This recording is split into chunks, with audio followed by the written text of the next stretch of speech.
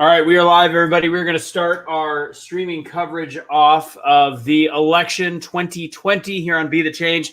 Start sharing it out. This is the picture that I wanted to start with because I feel as though 2020 has brought us to a place where we're running around in a burning city with a flag upside down in distress. I feel like that is a fitting start to the show. So I'm going to go and drop that, and we're going to get started. Let's see. I'm going to go ahead and throw that. We've got one guest already. I've got a bunch of people invited. Hopefully they'll be making their way over. We're going to chill. I'm going to have some stuff going up. I'll have Fox playing on the side. I'll have CNN playing on the side. We'll see where we're at. I'm going to tell you right now, Florida looks good. Florida looks like is going to go to Trump, but that was a must win for Trump. So that was to be expected. Go ahead and start leaving comments too. I'm not seeing any. So if you're leaving them, I don't see them. There we go. They're coming through. Florida had to be one. I am very concerned that Pennsylvania has very little numbers in right now. Also, Casey, who's going to be jumping up, our libertarian friend, is going to be hopping on very shortly. I don't know how the House and Senate, how it's looking like in Congress. It's looking like it might be a switch. If I want to give a early prediction, I don't think things look good for the presidency. If you are looking at Donald Trump, I'll be honest. I think we're looking at about, if you were to give my percentages, I just gave them to somebody at 65%. Biden looks like he might win. There's too much early voting. We don't know. We have no idea right now. So I'm going to go ahead and I'm going to bring up Casey, our libertarian that also is at least on the same path as me, that wants it. He doesn't want a full red wave, but he voted for JoJo, the jumping bunny, but all good. What does your shirt say, Casey? Make America think again. Brilliant. Who didn't think of that campaign slogan? All right, before I start bringing up the stream, what do you think, Carolyn? I'm in my jammies. Come on, Carolyn. Jammies are perfect. The news is it depends what news you're watching for Trump saying he looks good. Jamie, I cannot relieve your anxiety. Start sharing this out. I'm going to be on here all night until we probably still don't have a winner. I'm going to hang out. I'm drinking cider from Michigan. Casey, what's your look of the day so far? It's nerve-wracking, honestly. And I didn't vote for either of them. But overall, I do have to say I'm kind of surprised. Biden's carrying a little bit more weight than I expected. Other than that, I still think Trump's going to pull it out. There's a lot of states that still don't have anything in there. Florida is looking great for him. Pennsylvania doesn't have enough votes to say anything yet. And so it's like Pennsylvania doesn't exist. You're right. But Michigan's got more votes in than what we got in Pennsylvania.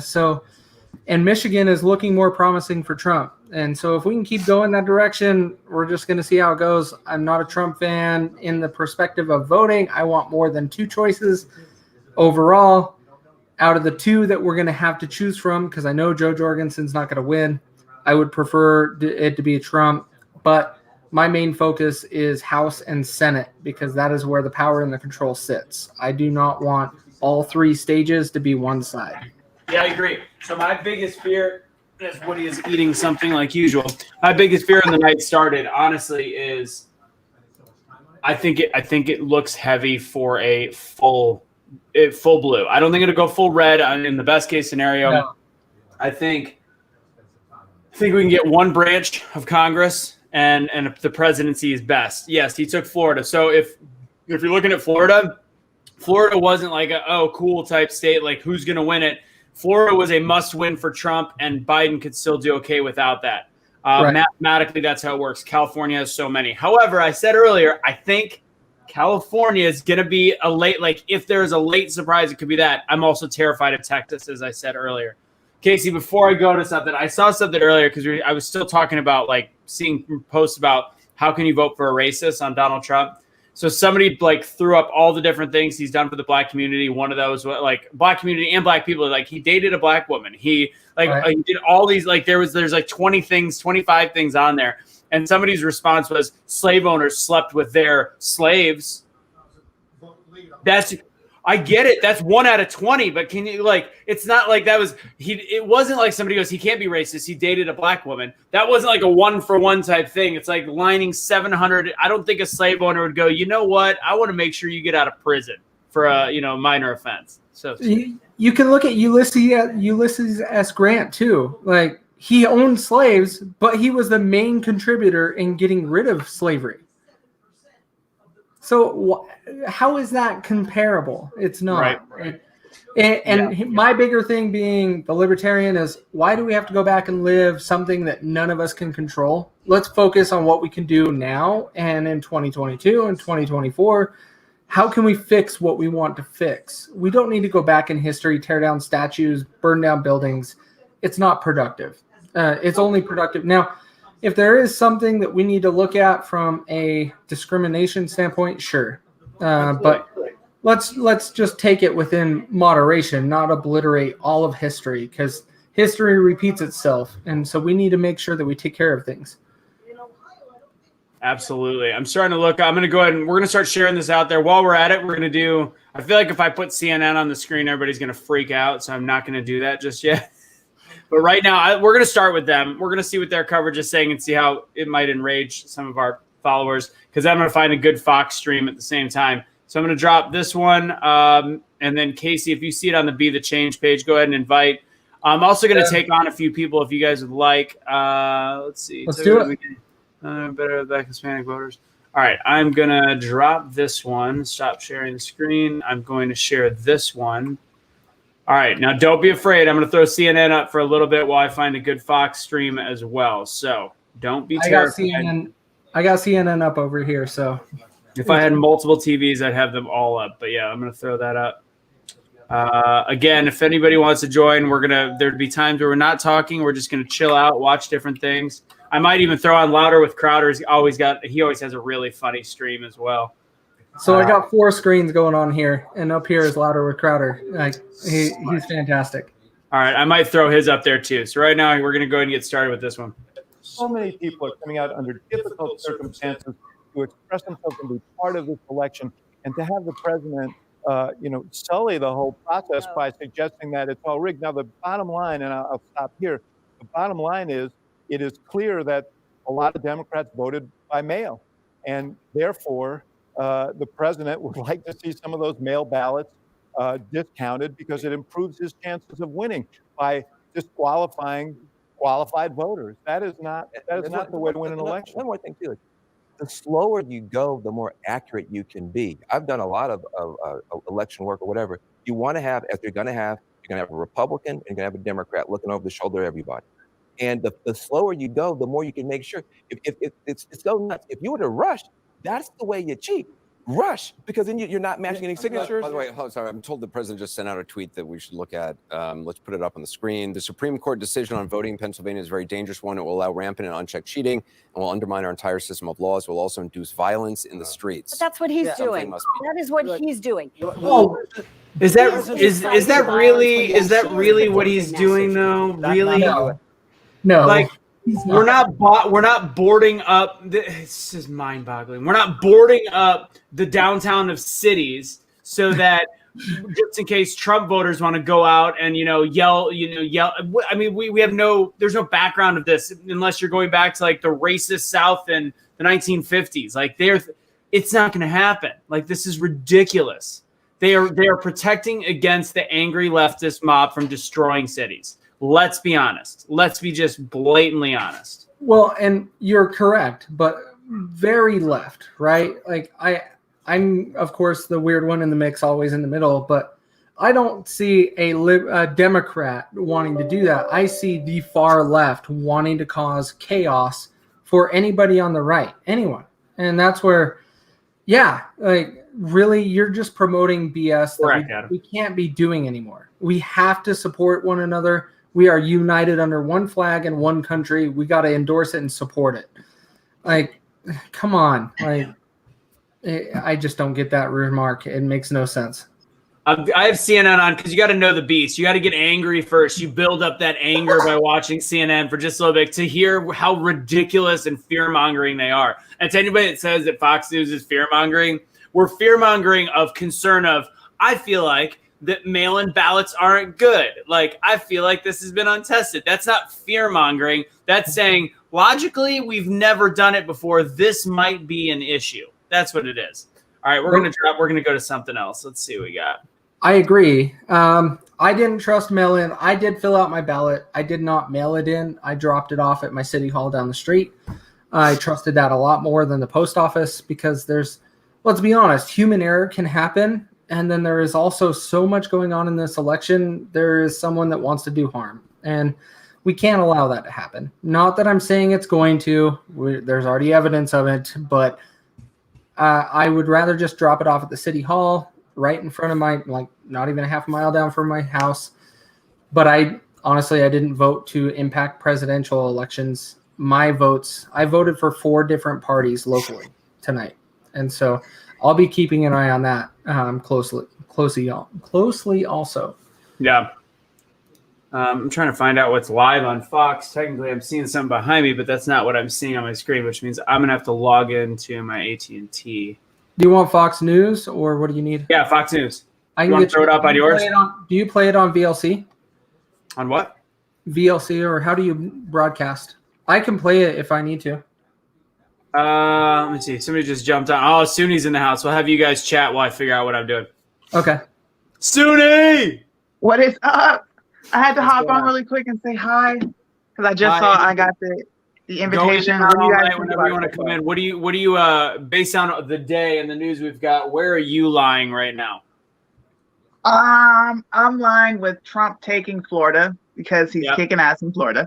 The Hispanic vote is definitely going to push him over the top. Texas, I think Trump is going to take Texas. I do. He should. I mean, there's no reason there. How can Texas become a full a blue? I don't get how it can become blue state. I don't know how it became a question. I'm curious. I'm concerned about what's going on in Harris County personally. Yeah. But And Pennsylvania, I think is flipping red. you think it's looking red. Pennsylvania's going red? Yeah. I don't think we're gonna know about. I don't think there's any chance we're gonna know about Pennsylvania tonight. No, we won't know about it tonight. But I'm from Pennsylvania, actually. I was born and raised in Erie, Pennsylvania, and I'm gonna have to say, just from how people feel up north in different cities, they're voting Trump. We'll see. I sure hope so. I hope you're right. No. Yeah. But it's getting tight. Go ahead. So far, he's got Kentucky, he's got West Virginia, he's got Tennessee, Mississippi, Alabama, Oklahoma, South Carolina. He's gonna take North Carolina. That's my home state. That's Trump. That is Trump state, Trump country. Looks like he's doing good in Oklahoma. I'm going to try to pull up a map. Also, another guy that I like that he's super wicked boring, but he always just looks directly at numbers, which is one of my favorite things to do. The Agenda Free TV. He's great. Yeah. I might throw him up there for a second. Let's see what he's got to say. Suni, so what time is it by you right now? It is 10:47 a.m. Oh, you're good. Pretty.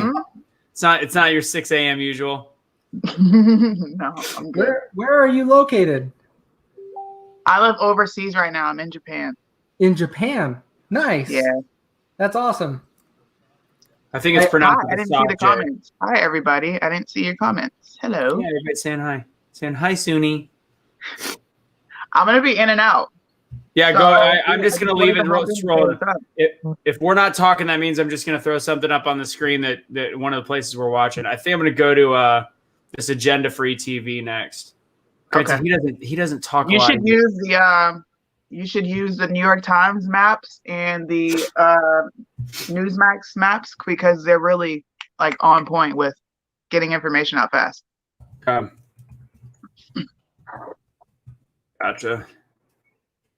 But I'll be Of back. course, COVID comes up first.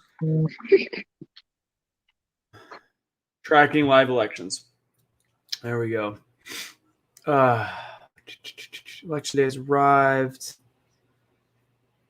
Yeah, I'm gonna have to be finding some live stuff. Why is Fox being such a pain in my ass? I sent you a couple links in Facebook, dude. Okay, got it. Looking for it. On it. Koopa Troopa. That page is not working. No, if you load it in VLC, do you have VLC? I don't know what VLC is. I don't speak that language. Oh man, I can play it if you need me to. Whatever, dark web. Yeah, go ahead and throw it up there on yours. I'll throw it on the screen because then I can find other stuff to switch in between. So that'll be our go-to since a lot of y'all like Fox. And, They really do believe that Okay, Ohio is going let to me go mute into the real quick. recall for them. But this Where'd it idea, go? if Sorry. Florida is called, I mean, Mute that. Hi, Suni.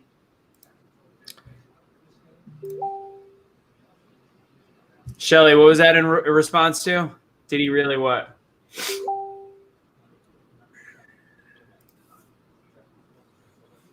I feel like I can't wear this until I have a better idea of what's Oh, going on. geez. Come on, man. Have some confidence. Have some confidence. It's just hard, man. It's hard to have any confidence when so much has been done against him. And the thing that should have made this a fair fight was the Hunter Biden laptop at least being something. And it just got completely squashed by mainstream media, which is mind-boggling.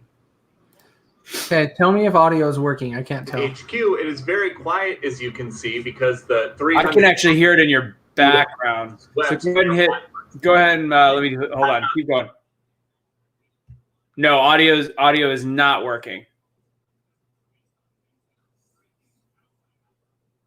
So go ahead and close it. When you bring it back up, when you do the share screen, when you bring it back up, there's a little button that says audio. Play audio. You're muted. Okay. I have Yes, never Carol. used this application, and I do not have an option for audio. So if you go to where are you watching it on? It's on a VLC player. It's not on a web browser. I can load it in a web browser. Is that what it needs to be in? Yeah, just load it in a web browser, and as long as it's on your tabs, it'll have the option to play it out. Cool. And yes, currently, yeah, Florida's good. Florida looks, for anybody saying that, Florida looks like it is a Trump state. Good. Should be. Melissa, you want me to wear it? All right, we're gonna rock it. Rock it. You got to do it, man. Come on. You got to support who you are. Like, man, I voted for everybody that lost for the last 4 elections. It's because you keep voting libertarian. That's okay. I want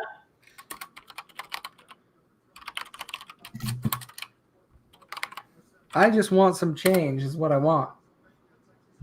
I'm pulling it up in Chrome real quick. You're all good.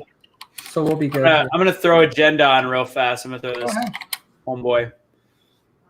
I could rotate between the two as things come up. Bum bum bum. Oh, What's up? 13%. New Hampshire. I was like, man, New Hampshire is bouncing back and forth, but Yeah, I think you know that. All right, let's see what this guy's got to say. And I muted him because I'm an idiot. Likely states he is seen to flip are Wisconsin, Michigan, and Pennsylvania. If he did that, that puts him over 270. But he might not. But if he did, it puts him over 270. However, if he won another state, like, you know, if there was an upset in Texas or Georgia or North Carolina or Ohio, then he wouldn't have to win all 3 of these states. So a lot of people have been looking at these 3 states. Hang on a second here. These 3, let me get back to 2016 actual. A lot of people are looking at these 3 states as the big states: Wisconsin, Michigan, Pennsylvania. So those are obviously enormously important. But another question is, can Biden, pull out some other state like North Carolina, Georgia, Ohio, or Texas? I think Trump's got Michigan to make his road easier to catching up with President Trump from 2016. So these are the states we're focusing on right now.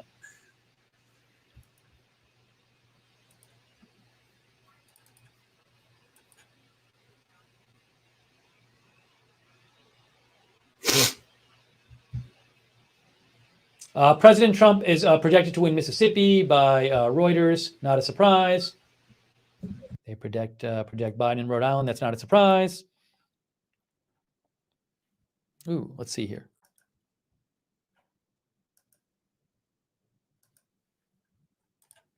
I'm gonna find my headphones, everybody, so we don't have an echo. Let's see here. Weston sent me this. Hold on. Hang on.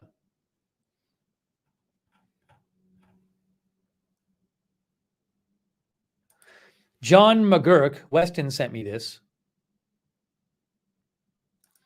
John McGurk said, this CNN exit poll would have to be very wrong for Biden to win Ohio. Wouldn't be the first time an exit poll was wrong, but still. GOP had nearly 10% more of the electorate, they say. Well, we will see. Thanks for sending that in, Wes. Casey, how's Fox looking? And I think I got to switch the app to Chrome is what I get a warning when I go to do it. So let me just log out real quick and I'll All right, come sounds back good. in. I'll be here. Chrome.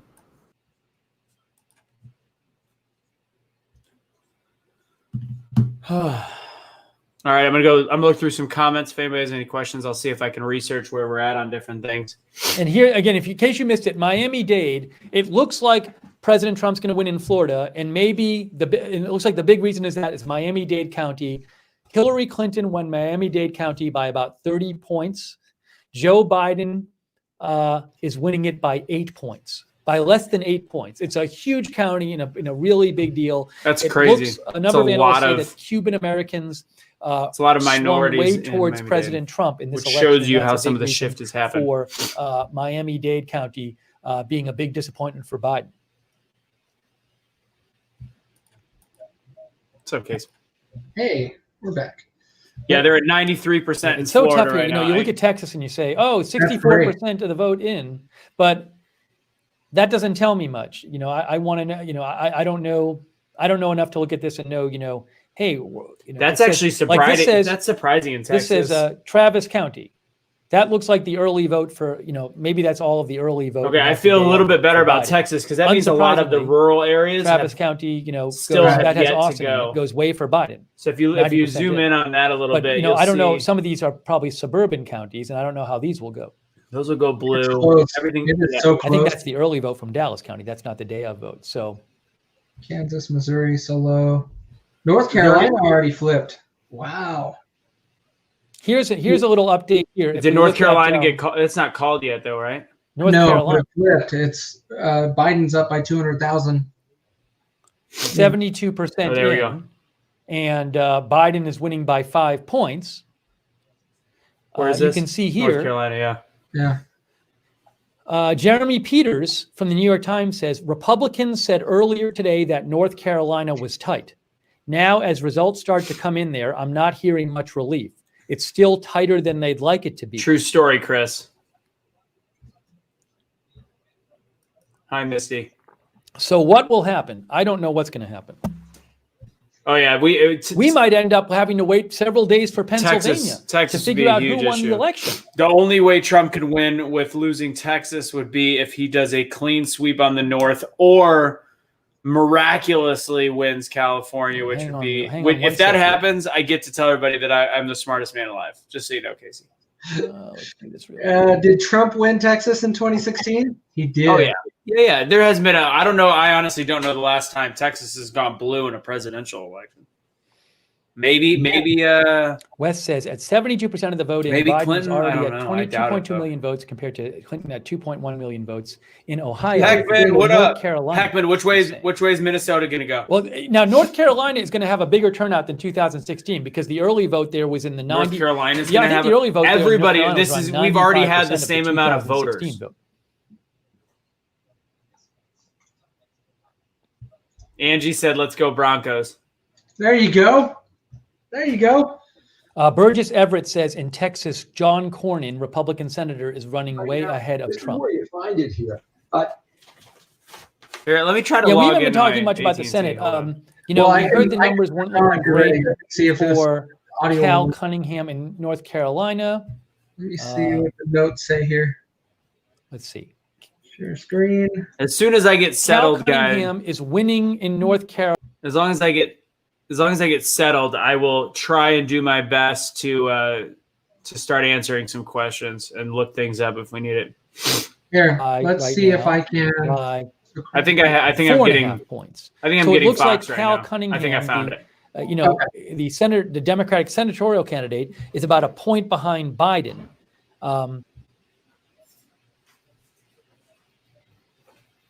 Where are you going, Mom? Mom. BT's okay. Shrimp or chicken? What are you doing? Okay. I was gonna go to sushi. I was gonna order Emily sushi. Yeah, it's up to you. Just talking to Mom, guys. No big deal. You're good. Mom, meatloaf. Well done, Sherry. We need Washington to be. Just when you got on, Tommy's here too. Hi, Tommy. If anybody wants to know what Anthony did today, after 1,200 miles of driving, he managed to get all the way there with an RV and a Jeep attached to it. And then he hit a tree in the last 100 feet. It was a tree overhang, and it hit the awning and ripped the awning. It has been a long week, and that was the worst end possible. But I'm gonna give it cheap, man. What's that? Awnings are not cheap, but I have one myself. I have a bumper pole, not a full RV, but a motorhome. But and I think some other stuff. I mean, there's a couple pieces of damage to it. I was not amused with myself, to say the least. All right, I'm gonna pull up Fox, guys. Live and learn, man. Live and learn. And it's literally brand new. It's a 2021. So mad. So nice. Mad. It's a motorhome, though, right? Yeah, Class A, 40-foot, 1.5 bath. Technically, only one bath works because Tommy's the guy that just clicked in. His service department is as incompetent as a group of wolves and sheeps. He's best salesman ever. Worst service department. Actually, the service people, because the service department is actually pretty good too. They're very nice. All right, I don't think I did that right. Hold on one sec, guys. Let me make sure I have audio. Dun, dun, dun. All right, let's do this. Let's bring it up. Coming in hot. Oh, Biden is taking New York. Is that anybody surprised? Now, of course Biden was going to take New York. Very soon, as we let me just pop out here, guys. Sorry, there it is. I would expect this number to tighten. Can you hear it, Casey? Hour or two. Yeah, we're good. In-person votes are cast and tabulated that came into Ohio today. Again, sticking there at 55%. I don't know what the probability. I'm feeling good. meter I'm says feeling in pretty Ohio decent right about now, Ohio. but I imagine it's pretty close, guys. I think Ohio and Let's Michigan are going to be Trump town. Popping into Georgia, and Sure can. yeah. No, we had that delay in Fulton County. I agree. That is right around Atlanta. That is really a place that Biden has to win big. Right now, Donald Trump's up in the overall vote. What are you looking at? Here's Atlanta right here, right? Fulton County. So They need to start showing. well They into need to the start north showing here. Congress too. We got Casey. a lot of votes to The House tabulate here is between definitely Biden, leaning Trump, and Republican. Fulton County. I 45, pop out 32, here to Cobb and County. Senate is 40, Joe 35. Biden with a lead about. Hold on. Go ahead and say that again. The House is 40-32, 45-32, when the Senate is 40-35, leaning left, Democrat. Got it. So from we might have a flip. County pop up to Gwinnett. Numbers are starting to get higher here, 2-1 for Joe Biden. But And again, then 2016? 2016, specifically in Gwinnett, it was 53-47. That was the margin from 4 years ago. Fulton County, I mean, that was a I'm going clear to go ahead winner and for share Hillary this on my Clinton. personal Pop over here page, to the guys. cab. If you I want just to share mentioned it this. and let people She know got what we're doing over 80% here, of the have them votes, join us. in 2016. So you got a long way to go here. Hey, but all these counties around baseball Atlanta, fans. Georgia, that's where Cubs the win. Democrats are going to pick up a lot of votes. Joe Biden tonight. Again, we'll be And on. We'll see how the rural area fills out. Personally, at least, I'll be on for a long time tonight. Good bouncing stuff. around We're as going to much dig as down possible. with you in all these counties in the big states, and we are getting ready for some big calls 39 seconds away from the next poll closings. And this includes a number of states and a number of possible calls that also affect the balance of power potentially in the U.S. Senate. Remember, we are tracking not only the presidential race, but who controls the U.S. Senate, which is a major question at this hour. Yep. We know Mitch McConnell has secured his seat in Kentucky, but we're waiting for a lot of big states to come in. Georgia, as we have mentioned, is probably not going to be known this evening, but places like North Carolina, where Tom Tillis has been in a tight race against Cal Cunningham, is one we're going to be watching for, hopefully over the course of tonight or the next couple of days as we get ready to make the next set of race calls. Trump just took over Virginia, per what CNN just Now said. 9 p.m. on the East Coast, and the polls have just closed in 14 states across the country. Several of these are where it considered gets crucial interesting. battlegrounds for whoever will win the White House. Let's start tonight with Arizona, a state that could make or break President Trump's bid for a second term, although the president spent the last 8 months trailing Joe Biden in Arizona's pre-election polls. He did manage trailed to the close polls? that Get gap outta here. in the campaign's Shut final up. days. For real? Still, as of this moment, Is there a poll he let in? decision to announce on the Grand Canyon state. Nor can we make a call in Texas. Democrats have been trying to turn Texas blue for several presidential cycles. A win by Joe Biden tonight would obviously be devastating to Trump's campaign. The Trump campaign thinks they can pull that out in Texas, but it might be close. And then there's the upper Midwest, which played such an important role in President Trump's upset victory over Hillary Clinton back in 2016. 3 states from that region are up for grabs at this hour, which Democrats are ahead in all 3 at this moment, according to the Fox News voter analysis, although it's too early to project the winners. In Wisconsin, where pre-election polls favored Joe Biden, although it should be remembered that they incorrectly showed Clinton winning 4 years ago. Michigan, where President Trump barely squeaked a victory than candidate Trump in 2016, and Minnesota, where Trump narrowly lost in 2016, and they invested some time in Minnesota this time around. We can, however, project that President Trump will beat Joe Biden here in Kansas based on our voter analysis tonight. And the Republican president will also defeat his Democratic challenger in the state of Louisiana. Nice. Okay. In Nebraska, I was one concerned of 2 about states Louisiana. that does not use a winner-take-all method for allocating electoral votes. Trump will win 4 of the state's 5 electoral votes there. Too early to project a presidential winner in Nebraska's 2nd congressional district, which represents the last electoral vote. Remember, Maine's the other Hold one. on. We still have Say that again. Biden, CNN saying Biden took New Jersey, which is not a surprise. Trump took Arkansas. Yep. I'll tell you, I was driving through Arkansas this last week. That is Trump. That is Trump 30 out there. There's more Trump signs In than New you York, possibly the imagine. Fox News decision. If there's desk 10 can miles project that between Joe each Biden house, will it's a Trump territory. over Oh, yeah. President Trump in a place that he used to call his hometown. He calls Florida home Oh. now. Biden Did Trump get Colorado last? No, he lost Colorado last time. It was Yeah, close. Colorado is so blue, man. I would be surprised if he got Colorado. Let me look. in pre-election polling. All right, let's turn now to the Senate races where polls have just closed. The first state, Colorado, where our decision desk can now project that Democratic Governor John Hickenlooper, the former governor there, will oust. All right, I'm settled, Republican guys. Senator If you guys Cory want to start Gardner asking some questions, in the I'll first look some Senate stuff flip up. of the night. Remember, Republicans or Democrats need 4 net or 3 in the White House to take over control. This is 1 net in the Democrats' column. Another closely watched Senate race is the special election in Arizona, where Republican Senator Martha McSally faces a strong challenge from Democrat Mark Kelly, a former astronaut. Kelly currently Crypt has a Keeper? lead Who over we talking about? Are we McSally, talking but about Pelosi? again, it's too early to call that race. Similarly, Michigan Senator Gary Peters, a Democrat, is ahead of Republican John James, although it is too early to project a winner in that race. How's he ahead? He's ahead, but the numbers are off.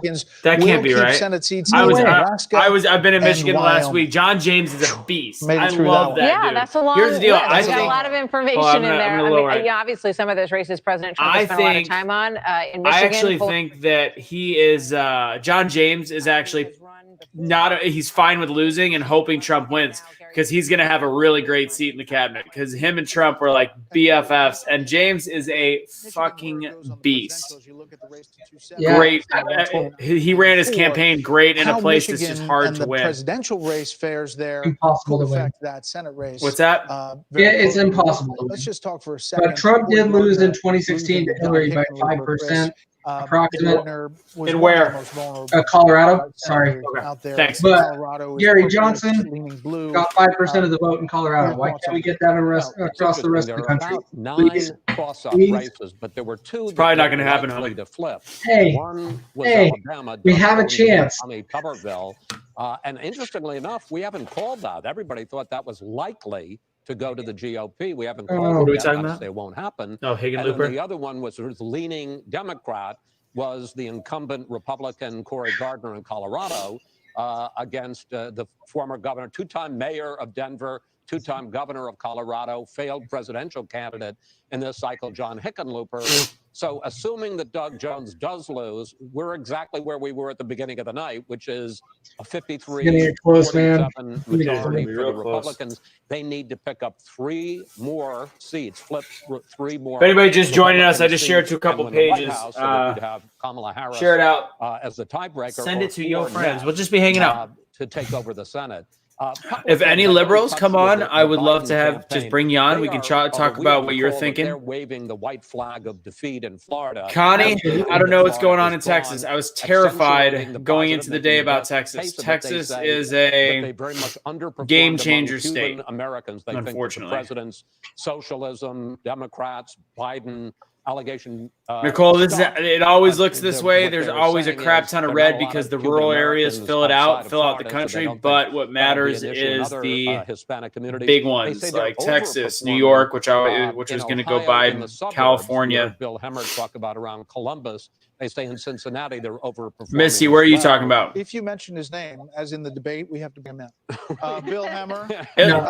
Bill Hemmer's at the board. By the way, Illinois cracks me up. Illinois, no matter how crappy everything's going. I want to know about Wisconsin. Hold on. Has Judge sent me an email and he says, does Hemmer really know all of those counties or is he reading off a teleprompter? And I said, do not tug on Bill Hemmer's cape. No, exactly. You tell him I said hello too, Chris. Okay? Yeah, but are you reading off a teleprompter or do you really? No, I'm just looking at this. Trump got right 4 here. in Nebraska, 4 of the 5. Don't start pointing at various points of my This is face. a perfect time to mention the race of Dude. 1876, where you and I hope we don't end up with another Bush war situation because, man, I'm seeing numbers everywhere. Brett and I covered the election of 2000 in Tallahassee, and Everywhere. I became friends for the first time. That is true. But You're at we've another got- network. We've got that on you guys, okay? But all right, so let me ask you about the Biden campaign. Trump claims only needs that they're 50,000 votes in overperforming the Texas, suburbs and there's of plenty area that available right now. matters a lot to you, Cincinnati. Is that true? It is true at the moment, based on what I can see a little bit. I would actually buy that argument more so up here in Franklin County, which is Columbus, and up here in Delaware County, where I talked about a little bit before. It's a growing part of the state. Also a lot of farms, too, up in Delaware County, too. But I can buy that part of the state a little more than I can the argument in Cincinnati. What I will tell you, You Chris, just joined however, us. so what Somebody are just we joined us. talking Hold on about one here with sec. 59% of the vote in Ohio. And this is Montgomery County. That is Dayton, Ohio. That is one of a few counties that the president flipped from 2016 to 2020. So what's Carolyn, be happening careful is- with Fox saying early numbers with Clear lead. anything 38% right now. regarding numbers. We already learned that 20 years ago. Oh, I didn't realize Curtis let himself in. Hi, Curtis. Probably another level, I would say, in Montgomery County. I would also say, since you're talking about the suburbs of Silent Cincinnati, Curtis. County is north of Cincinnati. Curtis, how you doing? Curtis, you're not allowed to talk. It's the mask. Curtis, did you die? Curtis, you there? Kristen's got a prediction about the red wave. I don't know. I think Curtis is in a silent place. So I'm going to go back to Fox News.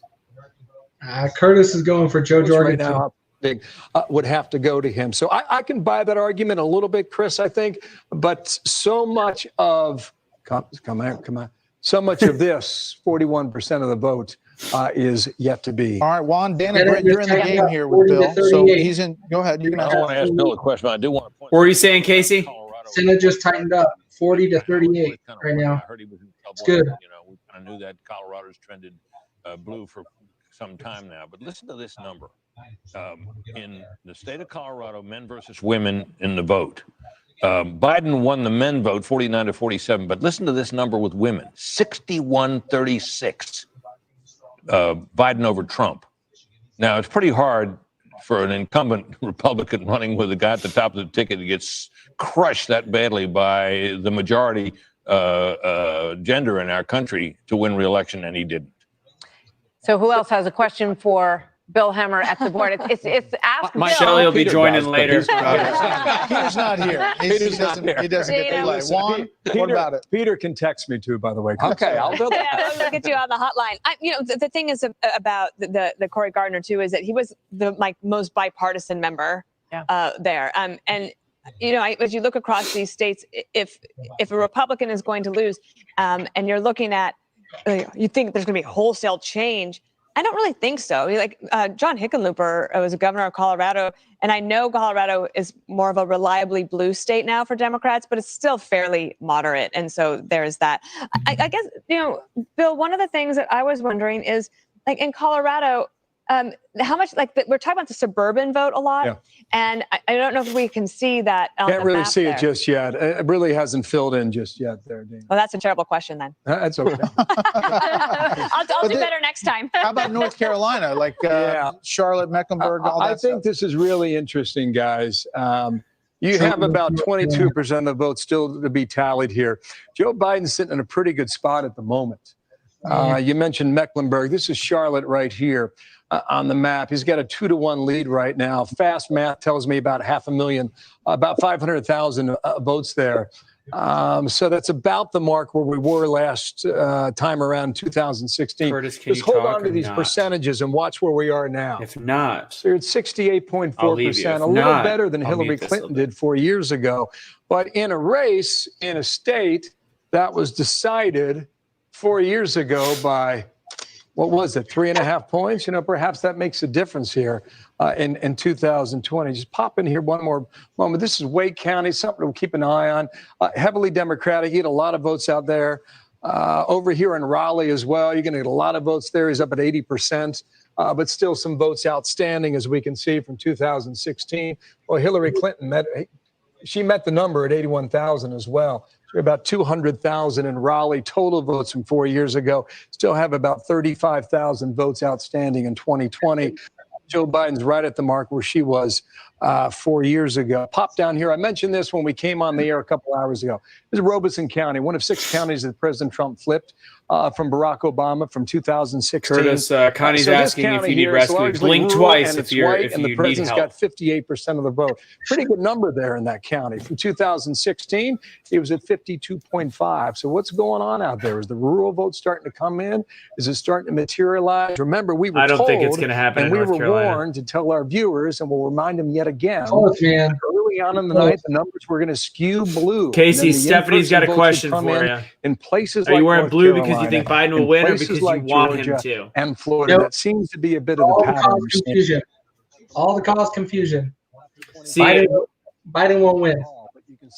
so what you guys don't realize is this was all planned since Curtis joined us right now. He's the only white guy in the group, and I've got red. Casey's got blue, so we got red, white, and blue. It's perfect. About Planned.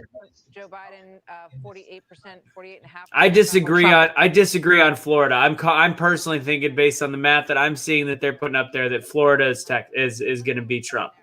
It looks like it's Trump. So the next My one. league, by the way. Let's hear about Texas. Carl, Well, what I do you don't know got? what that means, but I'm looking at the numbers. I've been playing with them. Right now, this lead is statewide is relatively close, about 105,000 votes. And you're right, about 40 some odd percent of the vote is still out. Bexar County, San Antonio is 88% in. Dallas is 81% in. Harris County is 82% in. Travis County, my home county, is 90% in. All of those are strong for Joe Biden. Tarrant County is 90% in. That's Fort Worth. And Trump leads there by 1,000 votes. So if you're a Democrat and you got 40 some odd percent of the vote out and the big cities are largely in, that 105 is going to disappear when Taylor County comes in, Abilene, when the East Texas, Piney Woods, Smith, Longview, others start coming in. If I'm looking at this, I'm happy if I'm in the Trump headquarters. I'm saying once again, it hasn't happened if I'm sitting in the Democratic. Carl, what do you think the margin is in Texas right now as you look at that? 105,000. Right, but percentage-wise, what would that compute to over time over the next few hours? Oh, it's over the next couple hours. Yeah. I think it's going to end up being a 3%, maybe 4% win for Trump. Do you believe that's tighter than you expected? Well, no, because we got a problem in the suburbs, and the problem that you're talking about in Ohio and some of what we've seen in other states, in North Carolina, Virginia, it's present in Texas. And look, one of the certainties of presidential politics is there are always changes. There is no continual certainty, no West Virginia is now reliably Republican, used to be reliably Democrat. Other states, Kentucky and Arkansas, they used to be reliably Democrat. They're now reliably Republican. I'm down, Things go Diane. Where both we get these ways, crab legs? and Texas has changed. Do you think that calculation puts John Cornyn in trouble? No, not at all. Cornyn has been consistently running ahead of the president in Texas. In fact, tonight I bet the big story inside Texas will be that the Republicans will keep control of the state house, even after tens of millions of dollars have been pumped into the state. See, this is a perfect opportunity, Curtis. So I haven't been able to ask you if you voted for Trump. So here's the deal: who you vote? I still don't know who you voted for. So if you voted for Trump, stay on mute. Perfect. I knew it. All right. Holder, who had an effort involved in What's this. I didn't hear you. You voted for Trump. What? You voted I for didn't Trump. hear you. I got it. Now, I've been wondering this whole time. I got it. Okay. I voted for Casey. Let's do it. You're my VP. Let's do it. 2024. Dynamic state that next year will gain 2 or 3 Casey, we can do this. in the U.S. As long as we House have of Anthony running the campaign. And, so Wait, did you vote We for have the network did you to- vote for Joe Jorgensen? We have the network to mobilize. Curtis, you went libertarian. I'm down with that. What? I'm down with that. I'm down I with can't say. whatever you I- voted. I I'm down can't with either say. way. Go back to North Carolina I'm really just quickly curious. because I've been that curious this seems whole like time. a race where Joe Biden, I for love all it. the I time love that it. he put in there, and they had Kamala Oh, you Harris voted down for there. Kanye. Joe Biden You got. We visited voted there. Yeezy. It seemed as time goes on that he's expanding that lead. North Carolina. I wrote in Ice Cube. The more we talk, guys, frankly, I mean, look where it's drawn in the time that we just came on a few I mean, moments he ago. for real You though. still have 20% of the vote outstanding. Remember, blue skews early, right? Then red comes in later. I think this is going to be razor tight right now as Did we you just say examine the blue remaining screws 20% early? of the That's ballots very that are still confusing out. message to send out That's there. North Carolina. Just pop down here to Georgia. Reminder of our viewers, this is real-time data now. So Got you're it. seeing it when we see it here. You got a large portion of the vote that's out here in Georgia. Fox News President's is sitting in the cat projecting seat that right now for a Democrats moment. are keeping control of We'll the see how House. much this changes. We talked about Yeah, Atlanta. I knew that. But did you see?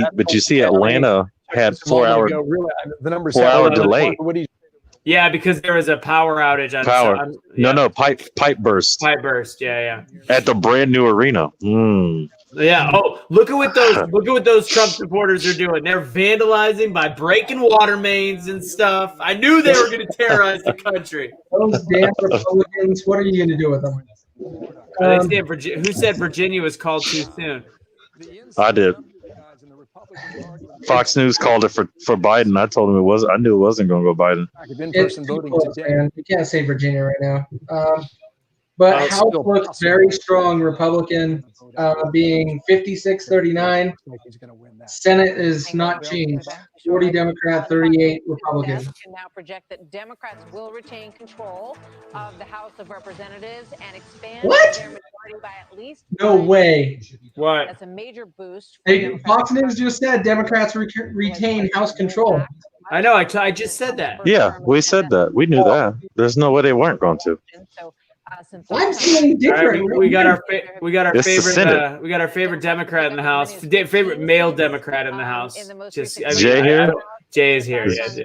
Jay, that's my man, dog. You guys are gonna like the hat. He's got a MAGA hat on, just not quite. Times, if you think back to 2018, Oh man, I love you, Jay. I love you too, buddy. such a hater.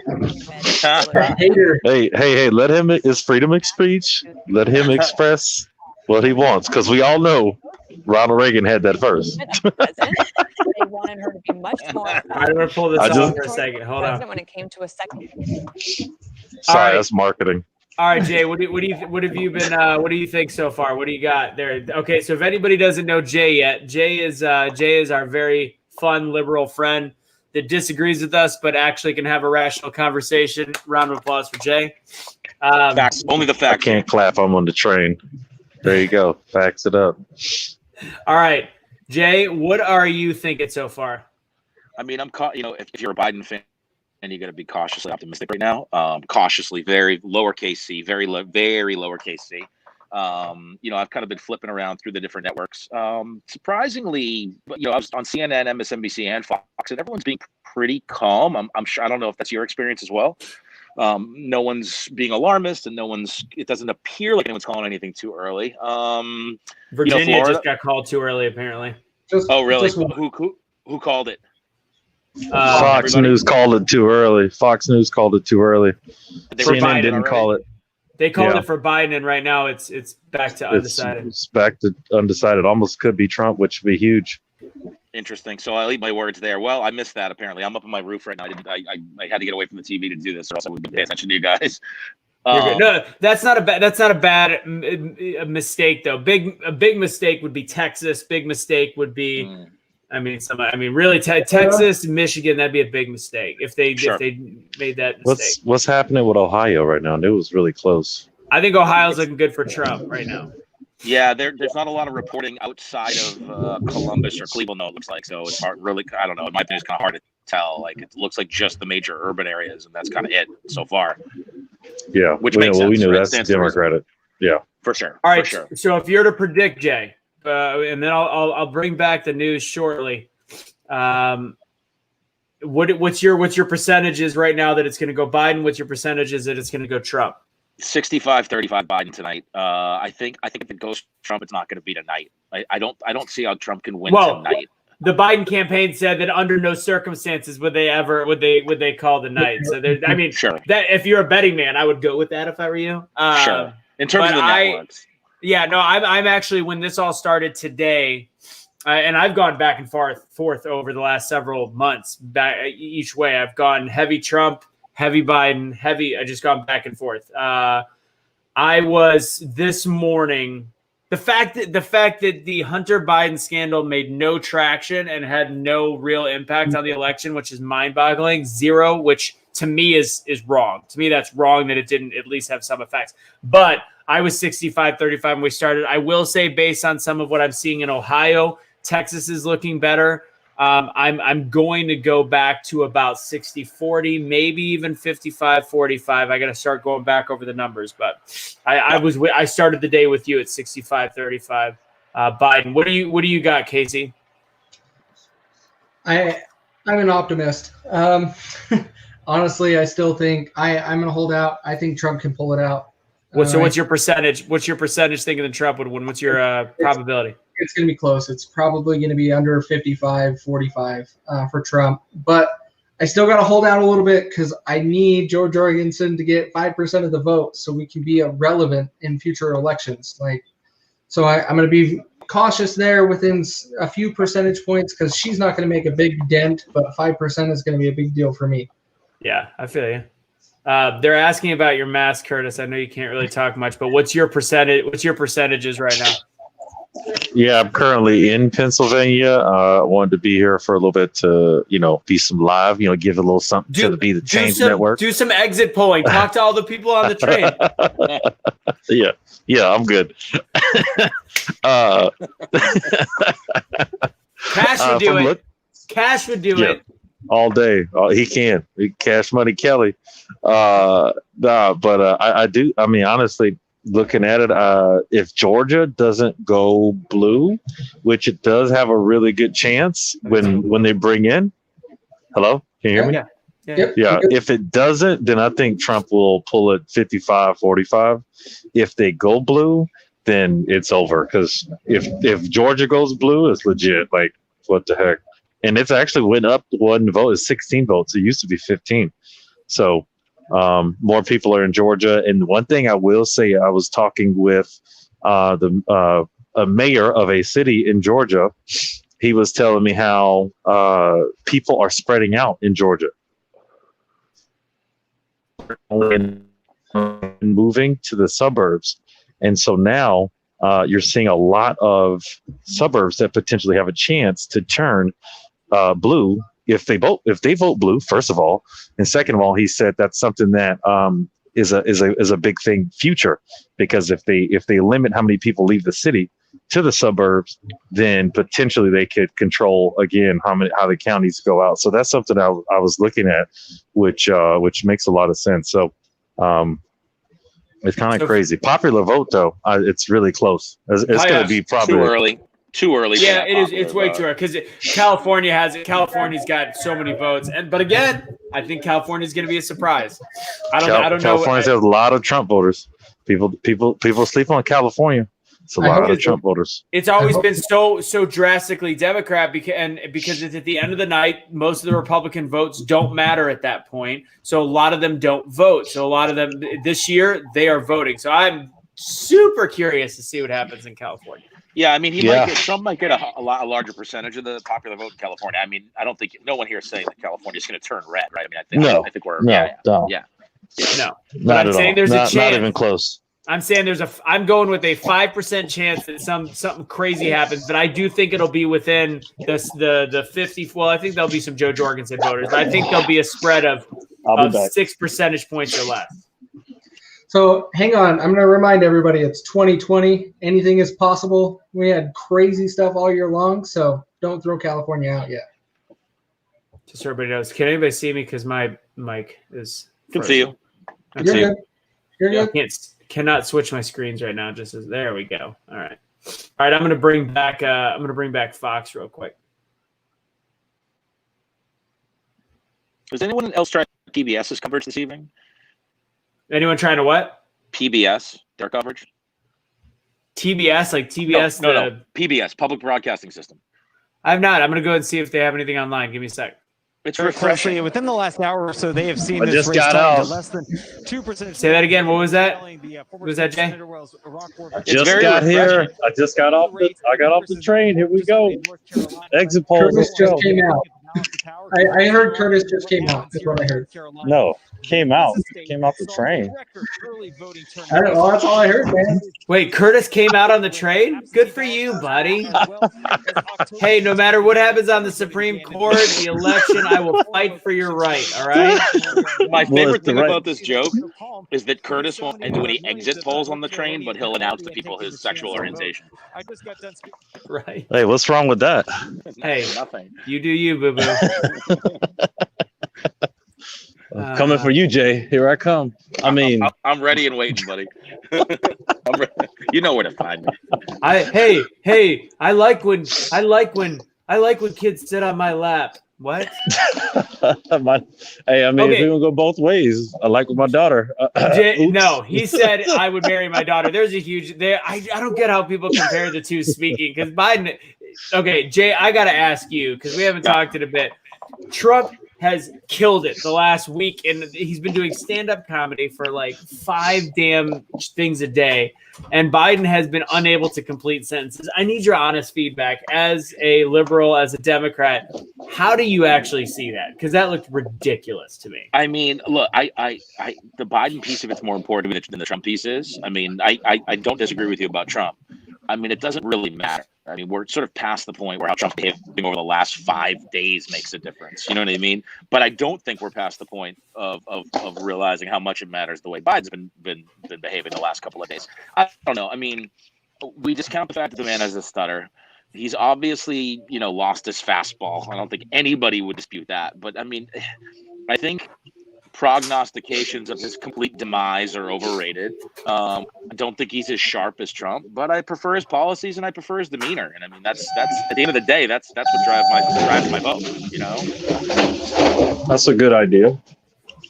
So when you say demeanor, though, because I mean, we just don't see the video. You don't see the videos of when he's yelling at union workers. You don't see the video where he's accidentally saying the word fat to somebody that's overweight. You're not seeing because they don't play it on anything except for conservative shows. Like losing a step, having a stutter, I get it, but we're forgetting that you can't not be sharp and be on a world global level. Like to me, this is a blatant Kamala Harris presidency.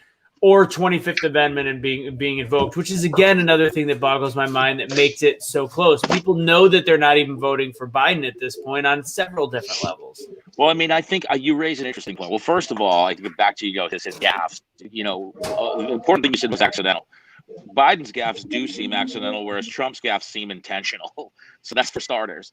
Secondly, I mean, what does that say about Trump? I mean, it says a lot more about Trump than it says about the Biden-Harris campaign, that people are willing to vote for that over Trump. Like what that to me, it says everything you need to know about Trump, that people are willing to vote for Joe Biden. And it actually, you can go back 4 years, and it says everything you need to know about Hillary Clinton. The people were willing to vote for Donald Trump. That's how much they hated Hillary Clinton. And I think we're just in the same position. Yeah, that was a big one. I know a lot of people voted for Trump because they hated Hillary. Right. Which was kind of crazy, but not really.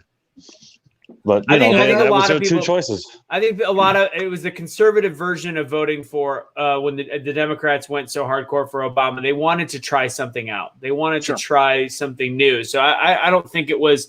It was a lot of anti-Hillary. You're right, but not anywhere near in the comparison of the anti-Trump Democratic voter. No chance.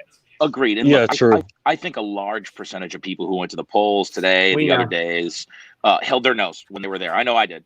And I'm sure, I would say probably 50% of the country held their nose when they voted this year. But that's where we are, man. I mean, I think it speaks more. I think, Casey's probably the only guy here with a great leg to stand on, standing for Joe Jorgensen so hard and, trying to beat this ridiculous system that we have, that we've got, that these are our two choices. Say what you want about, some of Trump policies are successful. He's a terrible human being.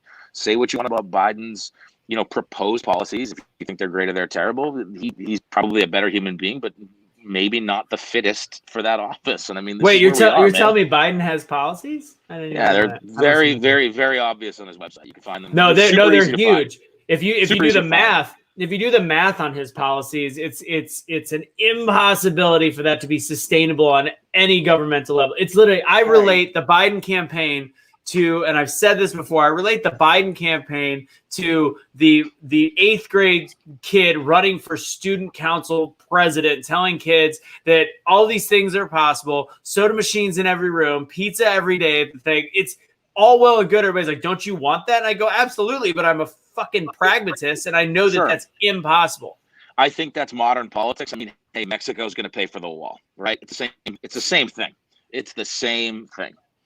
That's on a certain level, and there has been some things that Mexico has done in terms of giving refunds to money that had been owed in the past, and some of the NAFTA deal. There's been things where, did they fully pay for the wall? Has there been some chip in on their end a little bit? But again, that's a huge difference between, we're going to make sure everybody gets free this. We're going to make sure everybody gets this kind of college. We're going to make sure that we raise the taxes on wealthy people just so that we cannot raise I mean, it's mathematically impossible, and they're just so dishonest about it. Trump might have said Mexico is going to pay for the wall, and he tried, and in some ways he succeeded. Yeah, I mean, look, I think, and I don't even think Joe Jorgensen is this candidate. I would love to see, it's ridiculous for me to talk about 2024. Where is our let's cut the pork president? And you would think that that's traditional conservatism. Like, there's some middle ground here where someone's like, hey, like, maybe we should stop paying for this bullshit and everyone can go to community college. Maybe we should stop paying for this bullshit and we can have some semblance of universal health care. You know what I mean? Where's that fucking candidate, man? Like, why is no one talking like that? Well, no, I agree. It should be. Let me throw a couple things at you guys real quick. So first of all, yeah, I agree on money, right? Like, why we can fund other things if we can be realistic. I'm curious from both of your perspective, because I'm in a different state than both of you. Here in Utah, we're having our local elections rammed down our throat on TV. Every commercial is as a congressman or as an attorney general or our local county mayor. All of it. Do you think any commercials sway anyone to make a decision? No, but I think it's I think indirectly it does. Let me explain why. Okay. Because it shows the amount of, because the commercials have been overwhelming for Biden. So it shows the power of a campaign, and then they can use that on the news to say, look how much money we have in individual donors. So it's a herd mentality. So they think they raise more money from individual donors, therefore they're doing better. They're speaking to more people. So no, I don't think anybody watches a commercial and go, well, when I was in Michigan, the John Jay commercials got me, and it caused me to research. If I was voting in Michigan, that would have definitely won me over on John Jay regardless. But I don't think commercials do much on the surface, but I think underneath it all, it's a game. It is a numbers game where it has an effect on the psyche in the end. Now, I do want to bring this up to both of you guys. How is it that a candidate that has zero zero passion in terms of his base. His base is passionate about anti-Trump.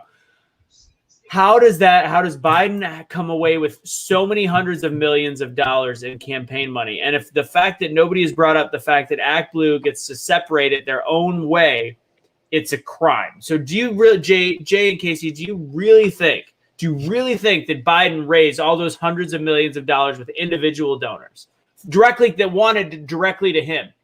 Jay, I'll let you go. No, I mean, of course not. But I mean, this goes back to this is a bipartisan issue. I mean, obviously it's pressing right now because of the point you just made about Act Blue. But this is not a left or right issue. This is an issue in all of politics, where the money comes from. Right. There's so much corporate money. There's so much dirty money. There's so much outsized influence of wealthy donors and things of that nature. Obviously, it tipped the scales, at least so far, in terms of advertising dollars and campaign dollars towards Biden this year. But this isn't a Biden versus Trump issue. This is a much, much, much greater issue, and we should look at it, a little more holistically. I know, obviously, Anthony, I take your point about Act Blue, but this is not a 2020 issue. This is a way. This goes back to the Supreme Court ruling: the corporations were people. This is, campaign finance reform. It's a way bigger issue than that. Well, I agree. But I think in this election, that shows you that right now there's all this money that have come in on the backs of the Black Lives Matter failed movement. That is, even though it's a failed movement, it is a absolute cash cow that has single-handedly funded the Biden campaign. I think I would think as a Trump voter, you're okay with somebody playing within the loopholes of the rules. I mean, yeah, I don't when I think it speaks to conspiracy. So the loophole of the rule, when you're talking Cambridge Analytica, which is what I'm assuming, there was no rule. I mean, Cambridge Analytica was a very targeted method to do something in a 2016 model that had not been done before. We were in a different world, and it was a little shady, but it was incredibly brilliant. But people are giving to this, people in this part of what is causing so much division, and people who think Trump is a racist and hate Trump. Part of it is because of the Black Lives Matter movement. This Black Lives Matter movement raises money into Act Blue. Act Blue then gets to disseminate it how they want. Act Blue then gives it to the opponent, to the person that essentially Black Lives Matter is fighting against. That goes next. That's not being smart. That's being criminal. And there's a lot of liberals, but not you, Jay, that still don't believe that this Act Blue BLM thing is connected. It is. It's 1,000% connected. So I do think it's a little different than Cambridge Analytica. Cambridge Analytica, they saw an opportunity. They took it. They found a way to manipulate views and manipulate algorithms and manipulate all these different things and all these different features by using what was readily available. Act Blue flat out is just completely lying. And these are for the people that care. These donations to Black Lives Matter should probably be going to Black lives and to Black communities. And it's being used to fund a political candidate. And I think that there is a drastic difference between Cambridge Analytica that was being smart and a little shisty, and something that is flat out stealing from the Black community based on a marketing campaign that's just full of shit and lies. I think it's different. So, no, it is different. But here's the part that I almost seem it's pretty close. And I recently watched a movie on Netflix called The Great Hack, which outlined everything about Cambridge Analytica. But it also outlined, and I forgot the country, but it was a divide between the Black and the Indians that held like almost 50-50 of a single country. And with that, the Indians created a campaign of don't vote. The Indians never bought into it. They did this. They created this fake campaign to try to manipulate the other side to not vote so the Indians will win. Turned out in 2008, the Indians win and took over the country. I honestly believe let me clarify here. Step back just a second. So when we're talking about Cambridge Analytica and social media, how is that any different than any other media source that we're paying attention to? It's almost identical, in my opinion. We have to start thinking and making logical decisions on how we want to do things. Now, again, I have CNN here. I got Fox up here, which you're also playing Fox. I also have another YouTuber over here that I'm paying attention to. Also, I can take things in. we got to start looking at things from every perspective and try to form our own opinions, not let the media tell us what we need to think. Cambridge Analytica and AI could change the world, and I honestly am scared of it. And I'm a nerd. I love nerd stuff. Because if we can be manipulated that easily for a single election, the first time it was ever implemented on social media, think about where it can go. So we got to start just uniting and talking about what we want to see as our country and coming together and voting how we want to see the direction we're going. We can't be just red and blue anymore. I'm almost to the point parties need to go out the window. But it's weird. But that movie opened my eyes, documentary opened my eyes dramatically on some of the things that happened in other countries before it hit the UK and the US. Yeah. And now I'm just like, all right, I'm done. Like, we got to start doing things for what we want to see individually and understand. Jay, I love you, man, but I can't be on your board. I can't be on your board, but I respect your opinion, and that's what we need to start doing. And we need to get in that direction and get everybody else on that planet. Okay. Yeah, I mean, so, oh, sorry, go ahead. No, let me go back to it in a second. To answer the question, the hat says "Make America Rage Again," and then to explain what they talk about, why are the percentages have Trump lead but a Biden check mark? So they're already doing a mathematical formula of the counties that have a high percentage of Democratic or Republican voters, and they're able to go, if there isn't a big enough lead, we already know that it's going to go 80-20 here. So that's why sometimes they're still able to go check marks in places that it seems as though Trump is winning, or in a place where Biden is winning and they go Trump. That's how they actually figure that stuff out early, is based on the counties that have not reported yet. Sorry, Jay, go ahead. No, I was just going to say, I mean, look, I take both your points on that point. I mean, like, Casey makes some very valuable points about how scary AI can be in terms of, driving information and changing people's minds. And Anthony, I'm right there with you. I mean, I think the Act Blue thing, look, a lot of that stuff is happening in the shadows. So some of what you said is hearsay. I know some of it's true. Some of it we know is true. Some of the hearsay you're saying is almost certainly true. I think it's just 2.0, and then in the next election it'll be 3.0. Someone else will figure out another game, and we're just going to keep having these other games. We're going to have AI bots and data-driven bullshit to sway certain voters. We're going to have probably some other fundraising shenanigans to potentially sway some other voters. In 2024, some shady people are going to come up with some other stuff to sway more voters. And then in 2028, it's going to be another thing. And so, look, I take your point that, what Act Blue is doing, depending on, how heavily they are. I don't know if it's illegal. It might be at some point. I don't know if it's illegal at this point. How heavily they are sort of gaming the system. I think someone's just going to up the ante next time around. So it's not an excuse. It's just, it feels like the natural progression of the gamesmanship of where we are now in 2020, not just for the 2020 meme-ness of it, but just the way things are going.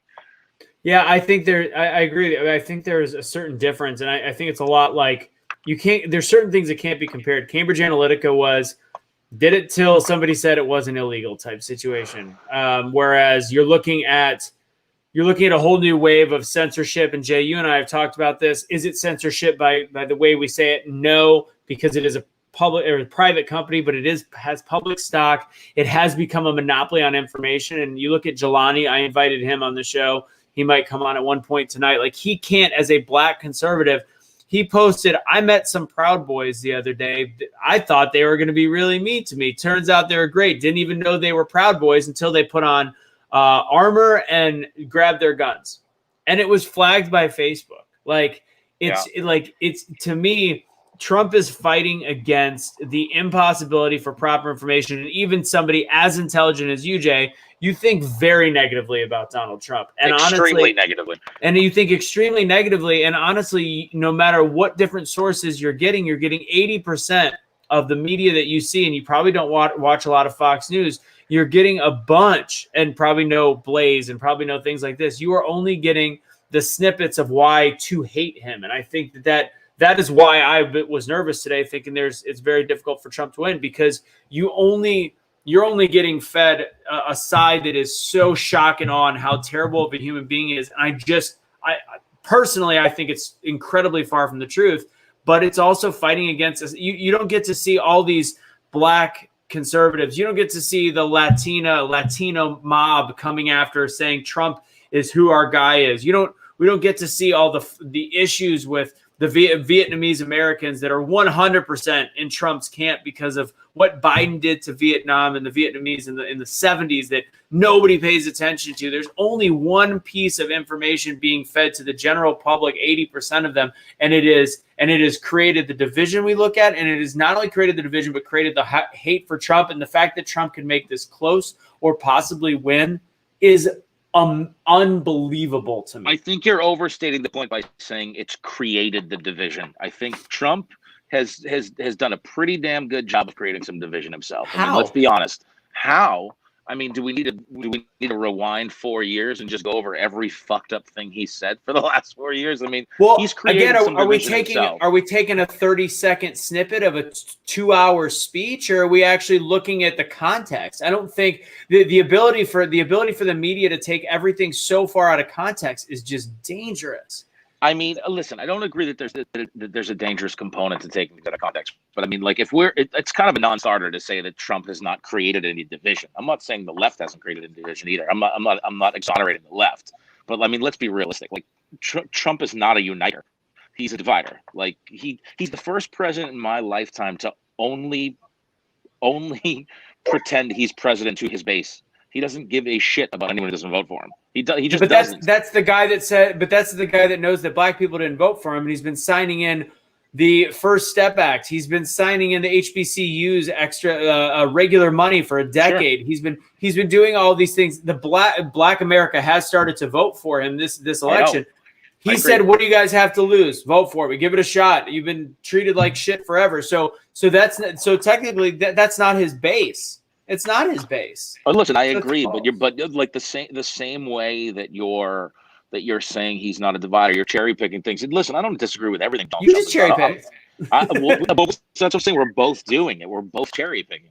That's exactly my point. Like, we're both cherry picking things. Listen, this is more of a holistic question.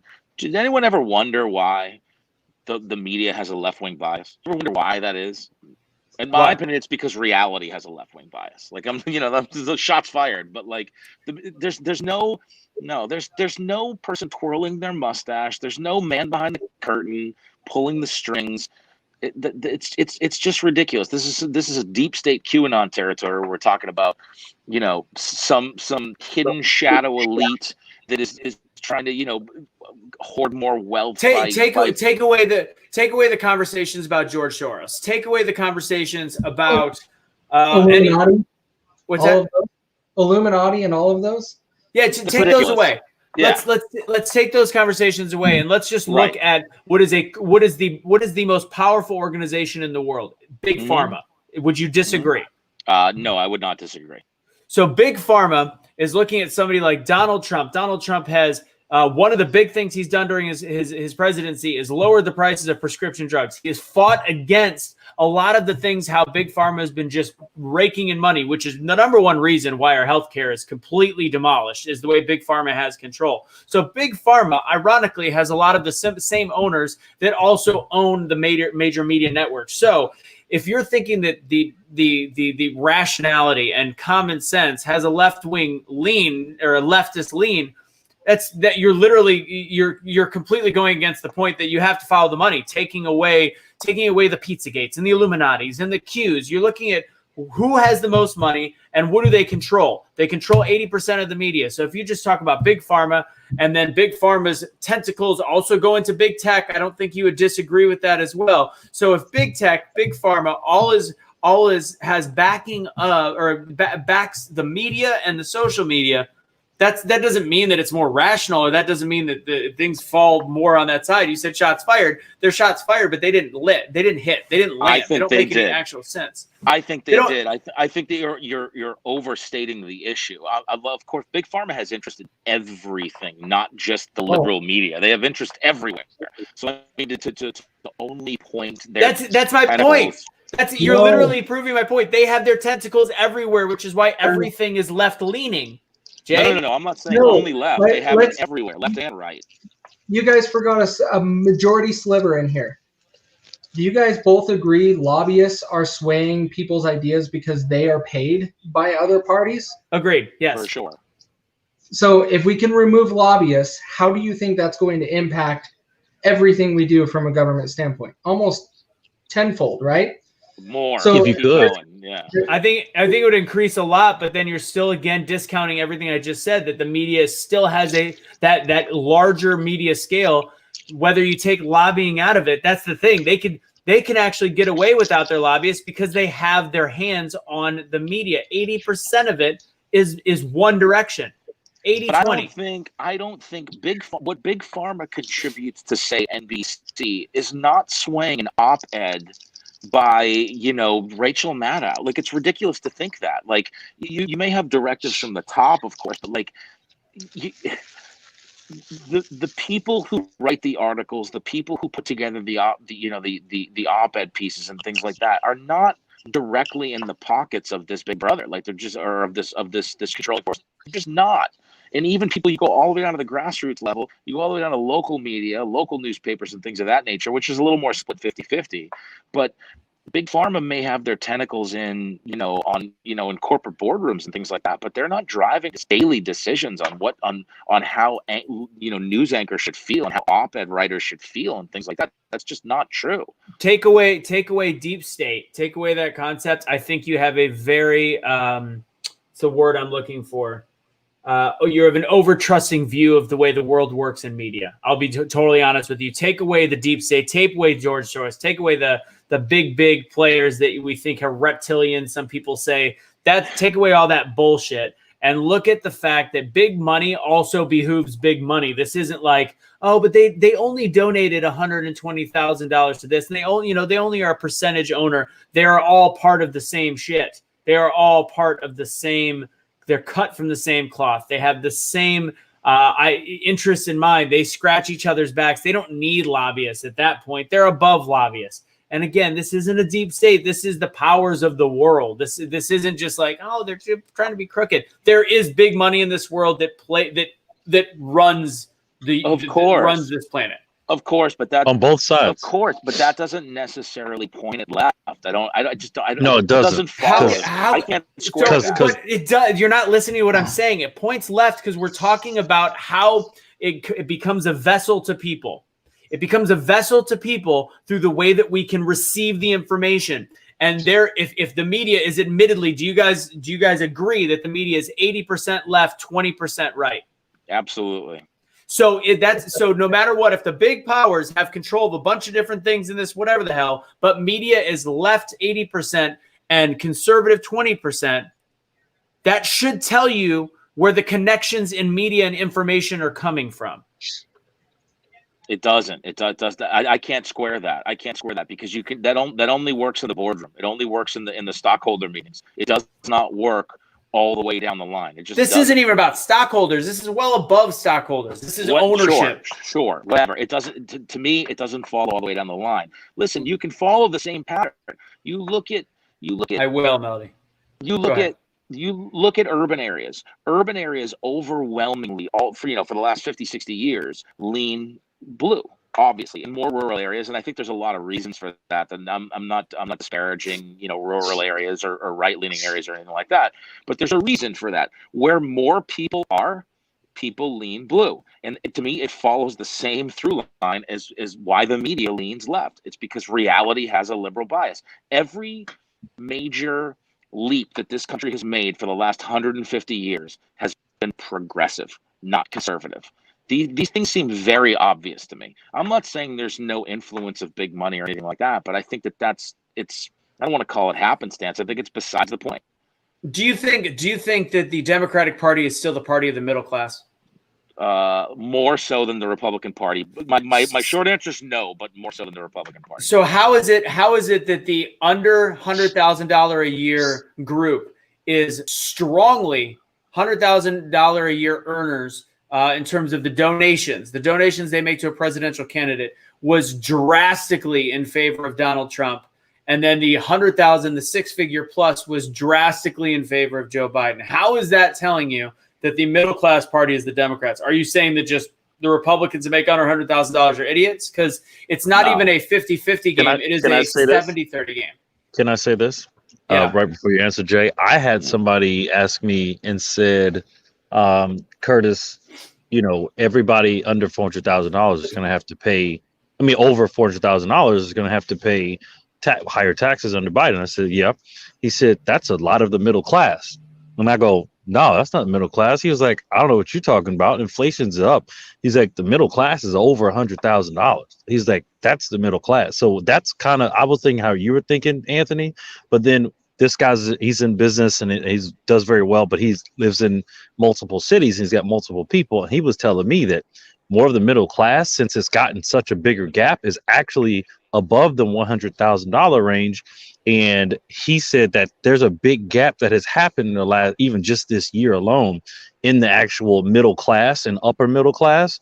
And he said that it's actually lower. $100,000 is not even middle class anymore. And I was like, that's just some people were telling me in business. And he saw think that. it's upper. I think upper middle class is over six figures. I would. That's agree what I with that. said. That's what I said. But he told me, he was like, Curtis, he said, literally over $100,000 is barely middle class. Because in New York, if you make $100,000, you're still, and this is just New York. That depends on the state. I'm looking up different things right now. U.S. population. What's the date on this? As of 2017, I'll try to look up new numbers. Median income changed this year alone. How has it changed this year? It's fucking COVID. Nobody's got a job. 40 million people don't have a job, but then the wealth has changed on the other side. There's not everybody's not making money. The wealthy have gained over $850 billion during the pandemic. That's not making a lot of money. So that money went somewhere. It just went to a different pocket. It went to Joe Biden's pocket. We all know that. If you think so, because I know you're because Donald Trump and Biden both have made some money during this time, and so has all these other senators, both Republican and Democrat. And people don't look at that. I'm curious. What do you think Trump has made in the last 2 years from this pandemic? A lot of his holdings are on pause. His holdings have been shifted. No. His holdings are on pause. He has not given up all of his everything. I have to look it up. He hasn't given up his investments. Every other president has given up everything of their business while they were president. That's impressive. So you're telling me Biden's got $17 million from where then? Well, he's not a president. But he was vice president. So you're saying vice president gets to continue their business?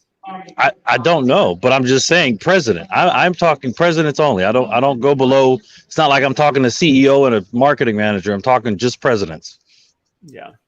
Straight presidents. Right. I would like. They're to both see probably a little dirty, guys. Let's be honest. I would like to see any of. I agree. Of course. I agree. I would like to see any proof of what your buddy quote unquote said, because I'm not going to lie to upper middle class. 150 million. If I'm seeing 2017 when the economy was on the uptick, where upper middle class started at 70,000, I think a 30% increase would be, to me, absolutely ridiculous. So, and again, going to now 2020, I think that's just incorrect and wrong. I cannot rationally say that makes any sense to me whatsoever. I want to answer the Virginia question real quick.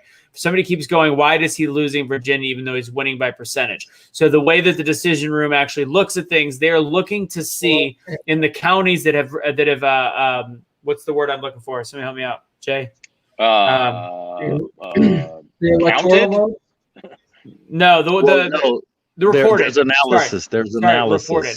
So the communities the counties that have reported, if they see that the counties that they know, like the cities, only have 50% reporting, the downtown areas, the more dense areas, if they've got that much reporting there, and they have a lot to go, and they know that historically and by polling is drastically on the side of blue, which is what they're saying in Virginia, it's just looking as though it will shift that way, is all they're saying. They have their own analysis. Was Virginia red in for 2016? Biden? No, it was blue. It was Clinton in 2016. Yeah. So they're historically going off that, but it could change. But as of right now, they don't think so. That's only Fox News, because CNN has not from my knowledge, has not given it to Biden. Last time I saw, but I'm watching this with you all right now. CNN has been shockingly pretty calm Super tonight. conservative. They are they- not they- giving yeah. Biden or Trump, and that's Yeah. something that I kind They're of like to always see. like that. CNN always takes longer. So Fox News was on the Trump is winning train in 2016, probably about an hour to hour and a half before CNN. Fox is a little more loosey goosey with their math. CNN didn't declare Trump president, I think, until I don't think they still have declared Trump president, to be totally honest. So you're saying once every 4 years, CNN is reasonably bipartisan? Maybe 8. I mean, I think they just want to be super slow. I think during Obama, it was like Obama, because he couldn't. Yeah, it's kind of sucked for anybody against Obama. No one wants to pull the fox of Bush and Gore, right? So Right. we're always cautious. And everybody this year is always like, I don't know. So CNN, I appreciate them being conservative a little bit. So but hold on.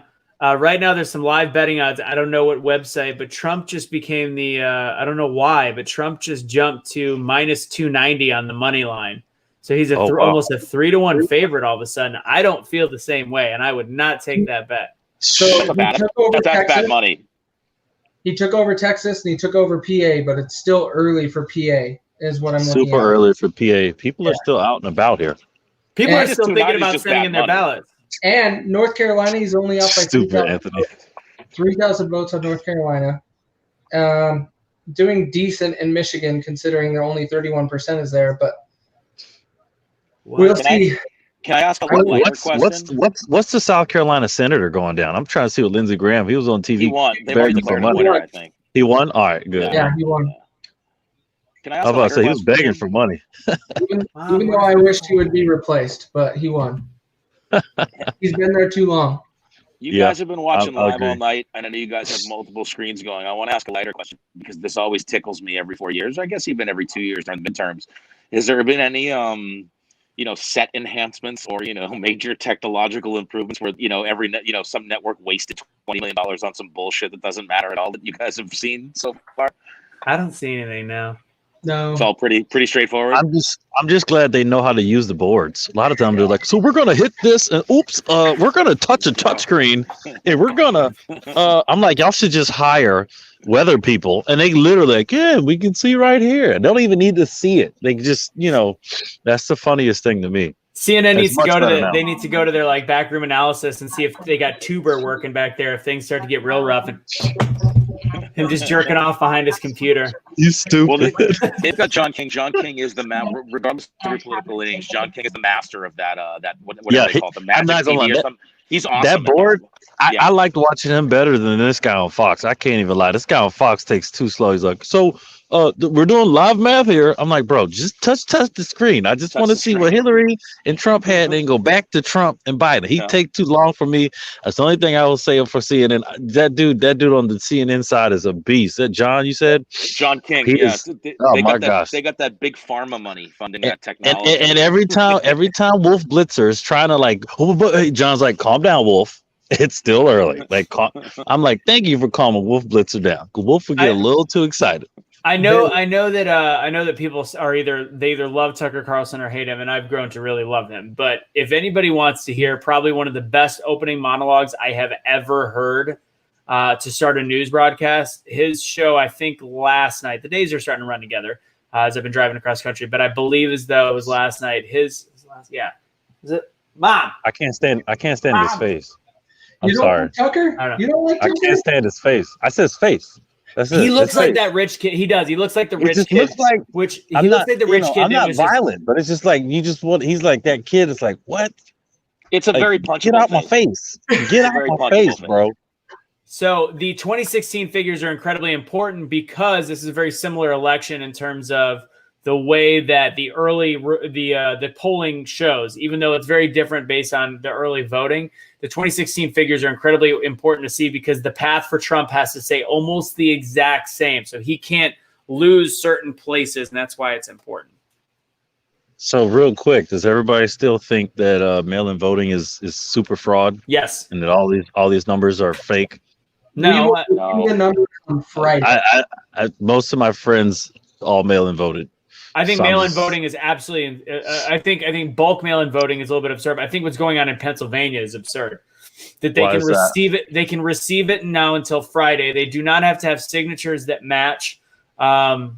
There Has this been does- the same in the past? No, they just the Democratic governor just made it a law a few days ago, and they're allowed an extension. They said it was unconstitutional to make people get their vote in early, and they said that the signature was unconstitutional, and they said that what was the other thing? Oh, and it doesn't even need to be postmarked, which makes me wonder.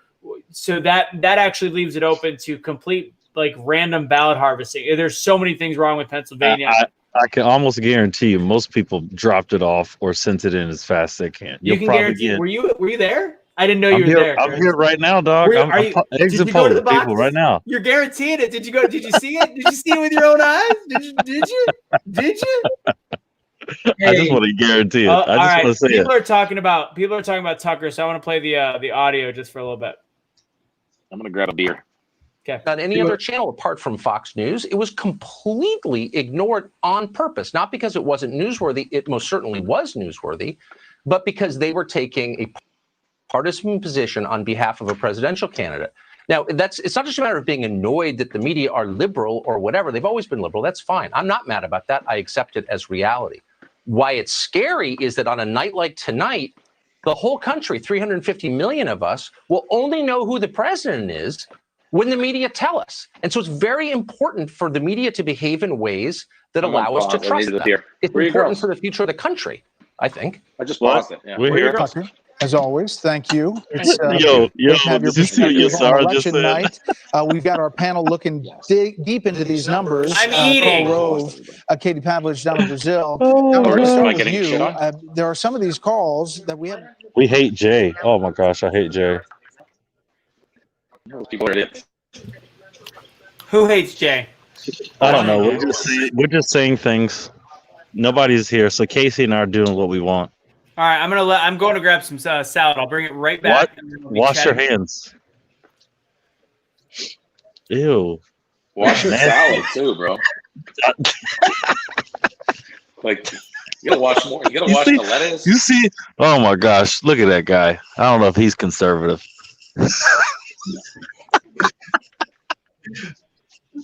Well, dude, I'm not gonna lie though. I love watching the voters that Fox News brought on earlier. It was so funny. It was like, and here's a white woman minister. She's a Democrat. It's like, oh wow, you're going super away. And it's like, here's a black lady from Atlanta. Like, there you go. It was like, oh man, you can't get more They're just trying to find unicorns. Oh, 100%. It was like black lady in Atlanta. I was like, we know what Atlanta's going. And we know this is a white lady somewhere that's Republican, that's a minister and a Democrat. We know where that city's going. You know, it's just nice that they have it, but, you know, it's just kind of funny to me. Very How are funny. you guys feeling any different than you were 20 minutes ago? Or is it all? Heck no. I am feeling much more comfortable. Trump is going to win. Really interesting. I'm Why? feeling much more comfortable that I will wake up and work tomorrow. Yeah, that's definitely a thing. We're not going to go to work tomorrow. It's just a president. Come on, guys. Like, I mean, some people going to party and some people going to get mad. You know what I'm saying? But I'm still feeling going to more work. confident. I'm feeling more confident in Trump as well right now. I'm with the Vegas change, because Vegas always knows more than everybody. Vegas change and also seeing that Texas is a definite. That was my biggest fear. Not a definite, but it's looking really good. I'm actually going to switch. What's Ohio looking like? Is that Trump now? Trump's looking like Ohio. I'm going over to. I might be almost getting to 50-50 right now. Not going to lie. Florida is still out. I thought Florida was It's- done. No, I they're like cannot 96% forever. Imagine if this comes out of Florida again.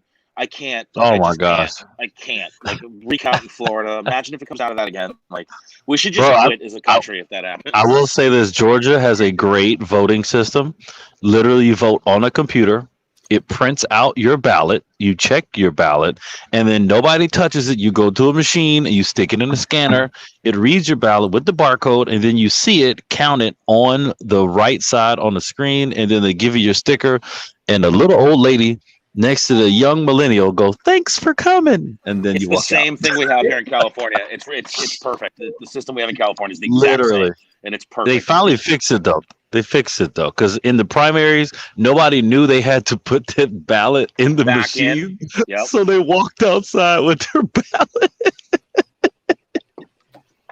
and then the guy who's over it, like the secretary of the elections or whatever, he was trying to blame the poll workers, and the poll worker was like, "Yo, I didn't even get trained on this thing." That was the funniest thing to me. I was like, "Golly, come on, Georgia!" I was almost embarrassed to be there, but they fixed it. They fixed it. Hey, which way did North Carolina go in 2016? That was a Trump. That was a right? red. That was straight up red. Yeah.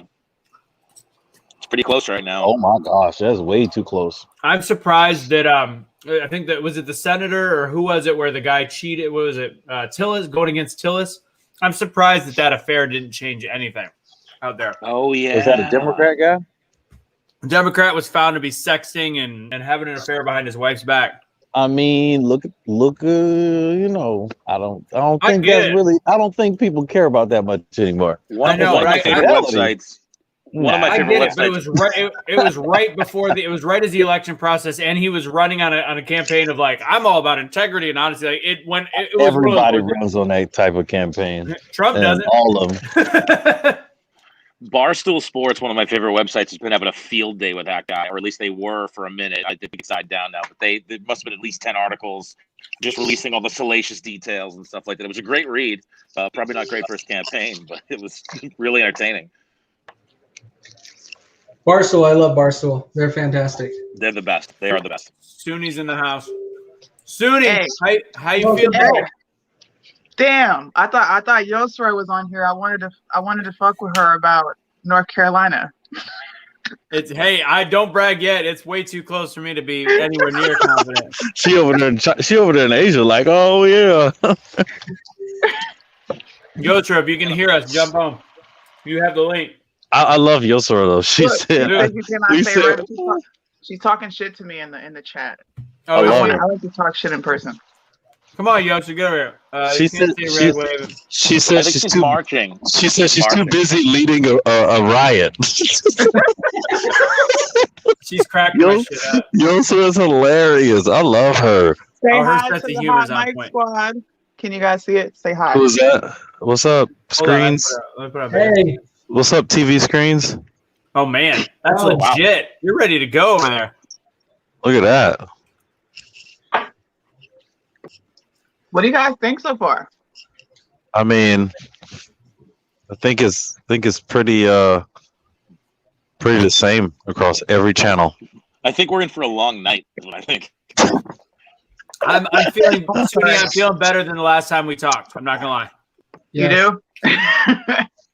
I'm All right, feeling first, almost 50. what time are y'all going to sleep tonight? That's what I want to know. You gonna stay awake for them not to tell you, or I you want can stay to. My awake? goal is to be done. I'm gonna be done by 12 or 1, which means we're not gonna know, but we'll have a better idea. I want I to like to wake up like it's Christmas Day. I'll still be awake. I just got to drive back to my camper, my damaged camper. Whoa, You whoa, damaged. What happened? Texting and driving? What happened? I'm tell your mama. Shut up. I made it 1,200 miles. I made it 1,200 miles, and then I hit a tree. I hit a tree right when I got. How did you hit a tree, dog? I didn't hit a Just tree. on the Trump train? What you doing? No, I was on. It was. Did on they the box top. you in? I was turning in with the Jeep, and the tree was up top, and it just rubbed the. It ripped the awning and ripped. Yeah, it's. I. Needless to say, I almost cried. You haven't drove a tour truck in a while. Jay, throw him a tour drive. I know. Bro, 1,200 miles driving at night in and out. I drove through Nashville with my 40-foot bus and my Jeep right behind it. I did it all through cities, did it everywhere. It made it 1,200 miles in the last 100 feet. I hit an overhang tree. Fuck. Makes me cry. Makes me cry. It's awful. That's the worst. Hey guys, with that said, if you notice the scrolling bar on the bottom, if you'd like to support our programming on Be the Change, we do have a Patreon set up. This week, we will be doing trivia for free stuff. So stay tuned. Join the Patreon. We have like 8 new Patreons this week because I put a post up, put some emails. Thank you guys for that. Thank y'all. $5, and I will be inviting everybody, no matter what the level is. But I really do actually need your help because I'm about to be giving hand jobs for whatever. I don't know. I'm kidding. I won't be doing that. You've been doing that. That's why Casey's on the show. Stoonie, what's your percentage before you go? Hey, you got Monica Lewinsky. She's looking for a job. I know, right? Ooh. Monica's actually kind of cute now. Stoonie, Hey, yeah, what? yo, What's your percentages right now? What do you think, Trump or Biden? What's your percentages at right now at 10:17 Eastern time? I'm going with the 89% chance of Trump because you know the Dems like to cheat. But Trump is cheating right now. 89%. He took Rhode Island. Look, he's up in Rhode Island. When did the last time a Republican won Rhode Island? How many votes do they have over there? 12. They have 12. 12? Well, there's only 15 people in the whole state, so.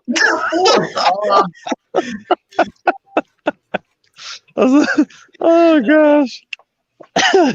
North No Carolina. offense. I love y'all. I love y'all out there, Rhode Island. No offense. Hey, I'm a New Englander. I shouldn't even be talking Family about guy. Yo, bro, what's going on? What's going on with the Patriots, dog? I don't want to talk about it. I don't want to talk about it. Shut your mouth, Casey. Shut your mouth, Casey. Shut your mouth, Casey. Wait a minute. Casey, we're about to shut you down. Casey, I'm about to shut you down, Casey. What's up there? Hey, I'm about to end this. I'm about to end this broadcast.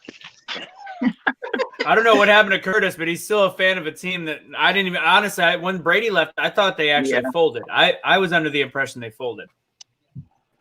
Listen, we got enough rings in the last 20 years to last me a lifetime. That is true. I'm a Patriots fan, so I feel you. Come on, Anthony. I believed in you more than that. You're not a Patriot. You're not a Patriot, bro. You're not a Patriot, Casey. I don't know what your team is. You're not a Patriot. It's the Broncos. A Bronco. Oh, you like to hurt animals. That's cool. That's all right. Where does Tom Brady have a losing record in the playoffs? There's Say only what? one stadium. Say what? Tom Brady only has one losing record in one stadium. I'm not worried about that. We got 6 championships. Yeah, you're I care about a losing record in a stadium, dog. I'm like, dude, you know who got the winning record in the Super Bowl stadium? That's all that matters. Who do you think's going to win tonight? I want to hear what What's Curtis that? said. Curtis? I said 55-45 Trump right now, but if Trump somehow loses Georgia, it's game over. That's all I gotta say. If he loses Georgia or North Carolina, I don't know. Correct. What if he picks up all the North? What if he picks up all the Northers? I think he's got Michigan. We haven't even seen that yet. I think he's got Michigan on lock. He's got Ohio too, and he's looking good in Ohio. I went from 65-35 Biden to start the night to 50-50 right now. I think the one advantage that Biden still has is he has more paths to victory, right? Even right now, he's got a lot more paths to victory than Trump. You talking about Biden? Oh, you like the Broncos? Yeah. How terrible. Mathematically, he does. That is a correct statement. Oh, let's look at Wisconsin real quick. I'm going to turn this up. Hold on. One of the high-ranking members of the campaign a bit earlier today, they had a split opinion, actually. One gentleman thought Pennsylvania was more likely to flip toward Trump. The other thought Wisconsin was. I don't know if either one is right. I don't know. Message him. Tell him to get on a bit here. earlier today based on what they were seeing from the results. I sent him the tonight. link. Mention Arizona. Martha, let's go check it out, okay? You know, this is Maricopa County. This is Phoenix. You've got about 71% of the vote tally. By the way, it's the first time I've seen it. I think it's the first time you guys have seen it too, right? Joe Biden with a slight lead here now at 54-44. This is Maricopa. This is, look, you win your elections here in Pima County with Tucson and up here in Maricopa. At the moment, 54-44. That's a 10-point edge. Let's see what they did 4 years ago. Donald Trump, pretty impressive, 51-48. So there's more votes to be had there as well. Come back to 2020, and we'll see how much more we get in here in Arizona in a moment. 11 electoral votes. We knew they closed at 9. They would not report until 10 o'clock. It's about 10:17 East Coast time, and they're rolling in, guys. So in Arizona, like those other states, the early vote we've seen from our voter analysis survey goes 6 out of 10 towards Biden in pretty much every state. but then the vote seems to fill in as we've seen in these other states. Yeah, it's the same trend, right, Brett? I mean, the skew is blue, and then it changes throughout the course of the night. I mean, that's been the pattern back here. I'm starting to be in curious Ohio. what CNN is saying. That's been the Kinda wanna switch pattern over. down here in North Carolina. And clearly in Florida. Yeah, Florida. And also, I would suggest at the moment, with a little more than half the vote in, Georgia's shaping up to be the same way. Yeah, I mean, this whole question about 2020 is just like that, isn't it? yeah, about whether there's a path through the Sun Belt or through the Rust Belt. You know, we're starting to see that Sun Belt area. That's why I wanted to take a look at Arizona, and I saw that there's a pretty decent gap right now between Martha McSally and Mark Kelly, in favor of Mark Kelly, at least at this point. I think we have about 71% of the vote in the state in. So one to watch as we get a little bit closer to that one. All right, Bill, thank you. Talk you back later. So the polls are closed in the biggest toss-up states in the race for the White House. We're going to bring you all the latest data from our decision desk as it comes in. Plus, Laura Ingram is on deck to join us as our Democracy 2020 coverage rolls on after this. Yeah, let's see another channel. I know. I'm going to go over to CNN. Heckman. I definitely don't want to hear Laura Ingraham. Sorry. I know. Yeah. Yeah, I can't tell her. she makes my skin. I can't even take a step.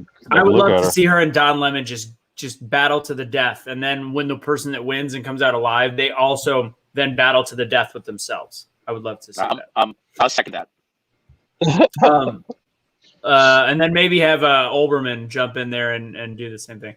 What am I looking? I'm looking for CNN. Give me a split second. And to Dave Heckman, yes, I remember Dave Heckman when Kirby damaged your trailer as well. However, he damaged the side of a trailer. Mine actually will affect how it works. There's a big difference. I'm an idiot. You didn't tell me that. What? That affects how it works? Well, yeah. If you rip the top, you can't. If you rip the top, then I have no awning. But it's winter, so I don't care about that. But the other thing that does one of the slides, it's a slide cover that, like, now it'll still go out, but at any given point, it's probably just going to snap if I don't fix it. So yes, I'm an idiot. Okay. Just don't come to Utah in the winter. Then you will care about some cover like that. Yep. All right, I'm going to bring up some more people. We got John T. and Chris in the house. Hi guys. What's up, Russo? Hey. Not much, guys. All right, Spotlight. Ooh, there's a little echo on your guys' end. Just a heads up. Oh, dang it. Hold on. Echo. Check. All right, it's better. So they'll have to get headphones. But I do want to see what your guys' percentages are right now. If we'll let you guys talk, nobody else will talk. There won't be an echo. So I'm going to unmute you. Go ahead and unmute yourself. Yeah. What are you thinking right now? As far as what state goes? Overall. It's our state, right? As far as California?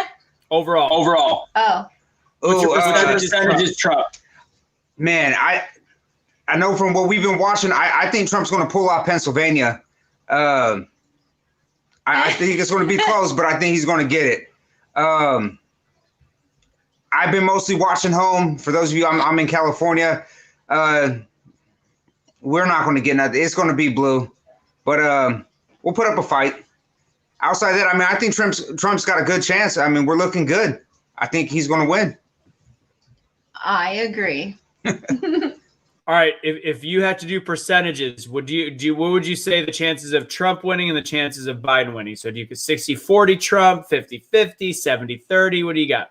Oh, like a 75. Nah, I was thinking like a 55. I give Trump 55. Yeah. Oh, well. I think he's going to pull off some surprises in a couple places, but I give him a 55%. Oh, well, I'm being super optimistic, and I think Jesus. 75, so.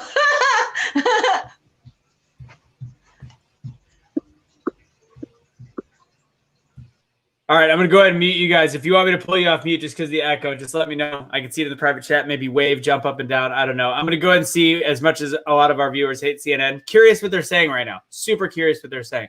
And I'm going to open it up right meow. His supporters, and obviously that has paid off at the very least in making this race so competitive. And again, we don't know where it's going to end up. We have no idea. We still have yet to hear from Pennsylvania, Wisconsin, Michigan, and we're starting to hear from Arizona. Yeah. But also, I think I just know that there are a lot of people out there who maybe paid attention only to the most Trump hating pundits out there who were Like you guys? saying for weeks, if not months, that this was going to be a landslide. And, you know, as they say, you can't get high on your own supply, right? You need Do to they say listen, that? You need to be able to listen to everyone and all the pundits, left, I right, feel like I'm center, learning and so look much at the about so data. much tonight, Jake. Well, I just think that there are some people out there who are disappointed No, because you're they right. thought this thing was going to be over when He's an incumbent president Right. who has inherited. But not just that, he has remarkably enthusiastic, loyal supporters all across the right. country. But again, we're still waiting to hear. We are. Pennsylvania, Wisconsin, Michigan, Arizona. Wolf? All right, Jake, thank you.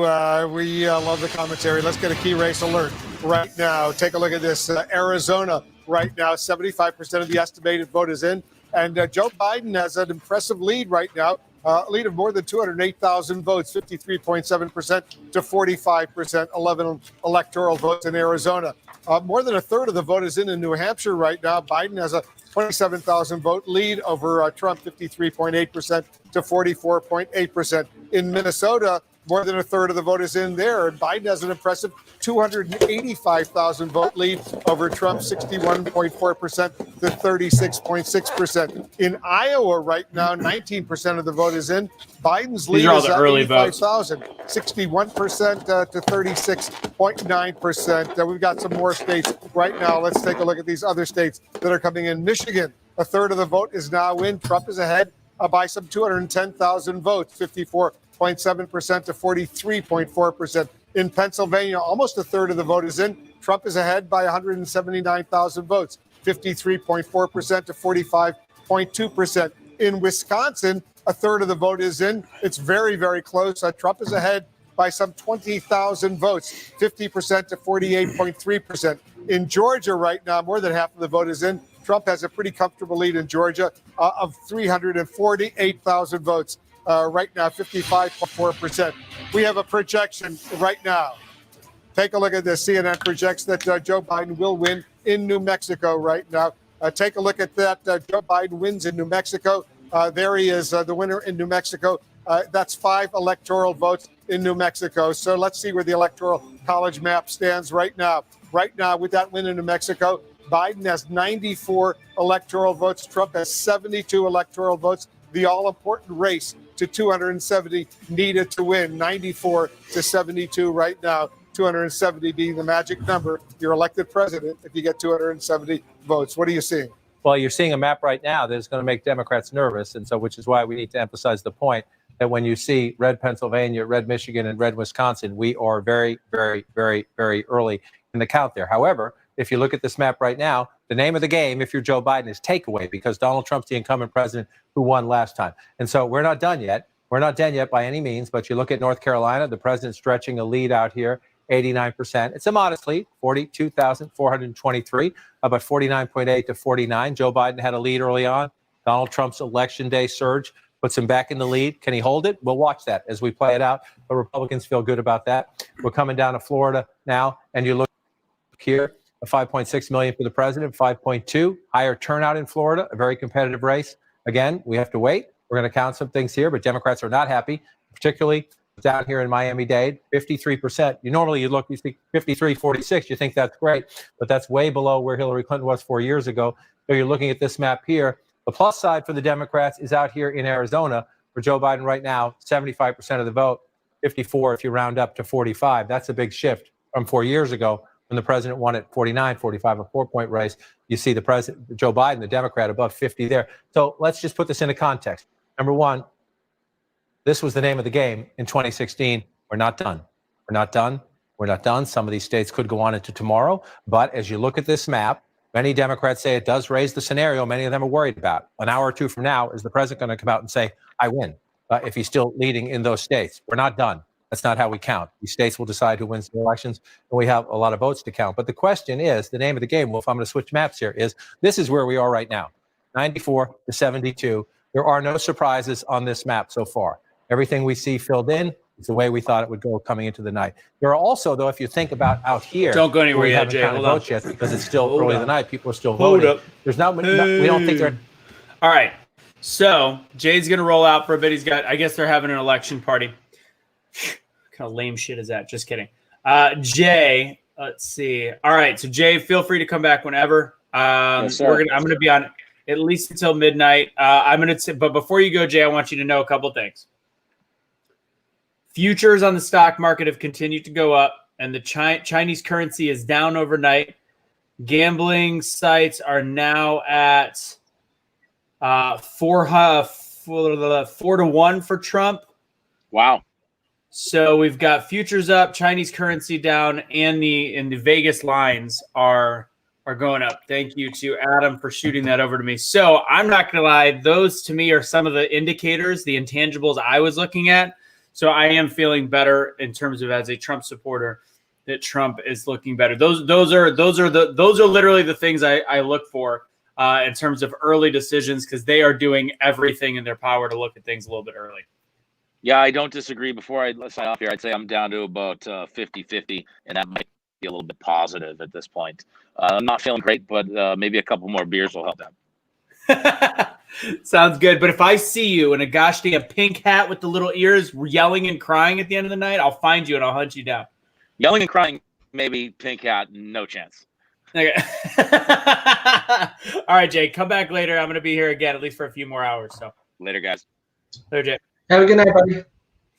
All right, I'm gonna go back to CNN real quick. They're doing their projections on how they can win. Even CNN didn't sound good for good old Biden. Like how he did So that. if everybody didn't see it, now both parties are tied at the Senate. Republican dominant in the House. Republican super dominant in the House. In the House, I thought they already called the House for. No. So Republicans 104, Democratic is 80. I don't know who called it, but it must have been a mistake somewhere. 104, but how many are up for grabs? There's still quite a few, but up 24 from one party to another is pretty solid stance right now. Yeah, it just depends on. But remember how many seats there are in California. Right. But still. Yeah. I was like, California alone's got like 50 seats. Pelosi sits on 37 of them. Only when she needs her haircut. Oh. Well, if we get really bored in the next hour, I think we just got to find some of the funny shit that Biden has said in the last week. We can do it. Let's do it. There's China. What? Leading in PA. I honestly, Nikki, nothing about. I'm not even going to pay attention to anything with like the PA stuff that they're putting up there. Is literally just it's nonsense. It's all nonsense. Mail-in ballots, baby. Watch out. What I'm going to tell you though, one of the reasons I'm feeling so optimistic is. One of the things I'm feeling so optimistic is because of the fact that a lot of these states that a lot of the early voting, a lot of the stuff that came out early and the mail-in that's already been in, it should have been a higher percentage early for Biden. So I think that's interesting and something to be said. Well, there's a lot, Anthony, that could not count them till today. Yeah, so they were saying that those are going to take longer to count. That a lot of people just thought that would automatically jump in, that actually might come later. So that's why I'm just, I'm not talking about Pennsylvania. You're talking about Pennsylvania. Most of the other states, a lot of the other states, they'd already counted them. So hang on for a second, though. Here's my beef with, we couldn't count to today. How many hours are we into today? We're into 20 something hours, right? And so 22 hours and 36 minutes and 47, 48, 49 seconds. If you can't count majority of your ballots that arrived yesterday, today, in those 22 hours, you are part of the problem. 22 hours is not hard to run a bunch of things through a counter. Like, we got to do better than that. Now, some places hand count them. This is true. Is PA one of them? I have no idea, but I mean, I'm Googling. So here in Utah, we mostly do hand count, but you got to remember our biggest. Utah. I was going to say Utah. Come on, dog. Well, this is why I'm saying, like Utah, we're small. We're small. Like our entire state fits in Pittsburgh, so it doesn't matter. The bigger thing is this just points we got to look for optimization overall and focus on improvements over the next few elections. Because waiting a week for a decision is unrealistic. Waiting a month for a decision is unacceptable. We can do better than this. And now I'm disappointed. Joe Jorgensen's still not over 1.5%. So that means we're not getting 5%, which means we're not getting government funding. Our last chance was the kind of the middle West Coast states, and we're not getting there. So it kind of sucks. But it is what it is. Now we just got to make a big push over the next few elections. Are they still? So SUNY just said something about Florida. Are they still saying Florida is not Trump's? I mean, I thought when I started an hour and a half ago, I already called it for Trump. Trump won Florida. Trump's gonna win Pennsylvania. Look at it. Look how far ahead he is in Pennsylvania. I don't know why they're not calling these states. He won Virginia. They still have it called for Biden. Yeah, but you must be watching. You must be Utah. watching Fox News. No, here's the thing. See, you know what? You just generalize because I'm not even Republican. But you're I watching don't watch Fox now, aren't you? That's the only one they call Virginia. Yes, you are. I mean, no, but Virginia called Fox News called Virginia for Biden. For Biden early. That's what I'm saying. But here's the reason they did. The reason they did, SUNY, is because because of the math behind the cities that have not fully. What's the word? Why do I keep forgetting the damn word? The cities that haven't reported are usually heavy Democrat. So that's why Virginia is probably not going to go to Trump. Yeah, I mean, Pennsylvania still hasn't counted. Pennsylvania's way too early. Philadelphia, yeah, and Georgia, the largest county in Georgia, has still not reported. Just to let y'all know, Georgia? Fulton County, and they had a water pipe burst at the State Farm Arena for 4-hour delay.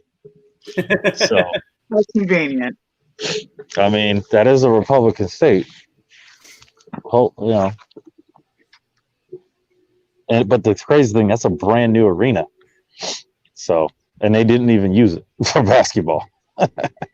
Everybody's saying Trump won Utah, which is a given. Yeah, but it's not valuable. Right. Like what you think? Mitt Romney gonna come out and say, "Don't vote Trump"? Oh, don't even bring up Mitt Romney. I told you that. Like he needs to go. I wasn't on here when you told me anything, dog. I don't know what you're talking about. That's your man. Oh. Well, last time we talked, I told you don't even bring up his name. He needs to go. Well, he gonna vote him in again. I guarantee. They love some Mitt Romney in Utah. We're gonna put some wagers on that. We will put some wagers on that. Hey, show both candidates, man. Come on, they're funny. I like to see both. Find me some funny footage of Trump because Trump's been killing it the last couple days. He's a damn stand-up comedian. You mean the last couple days or just overall? Because I can give you a couple videos. Let's show the campaign trail. Let's show the difference between the campaign trail. Let's go with that. Is this doctored video? Because there was some doctored videos going out. No, the doctored videos. The doctored videos are the ones where they said what he said and then they slowed it down. That was it still was hilarious at regular speed. But hold on, let's see what this one is. He was no loser. Trump's a loser. And all of you have served. All of you have served. I really mean it. Think about it. Think about it. Is it any wonder why? This is the first president. He was no loser. Hold on, what? Oh, is that doctor? What you doing? Don't doctor it. I don't want to get kicked off Facebook, dog. No, that was his incoherent thought. That's not doctored in any way, shape, or form. So let's see if there's any other good videos that people have sent me. That was a video. Come on, dog. I need better than that. That wasn't even funny. I need better than that too. I need a potential presidential candidate that knows what the hell a sentence means. Come on, man. None of these people can talk. You're looking for years until we can formulate a sentence. For real. Because the only president I heard speak clear was two presidents ago. I was about to say, and he spoke slow on purpose. He's like, I'm not going to mess up. I'll tell you right now, Because I want to make sure. Obama was the most well-spoken president we have had for decades. And Who was Obama? yes, Yeah. I have a lot of respect for him for that. I have A respect for lot. him as an orator. That's about where that ends. Curtis, what happened? I'm back. My 5G went down. Somebody told me that Biden said something again today. I got a question. Yeah. How are we calling Illinois and we can't even call Florida? The Chicago. Chicago hasn't reported yet. Come on now. Chicago's going to be 80%. That's how they, Ain't nobody living in Illinois outside of Chicago. yeah, that's how they're able to call it. Like there was when they called Virginia earlier, it was like 65% Trump, 35% Biden, but they called it based on the mathematics of what was left. So isn't Chicago looting and rioting right now? No. They will be if Trump wins. Black Lives Matter is out in full effect. It wasn't even black people. Black people ain't gonna have nothing to lose.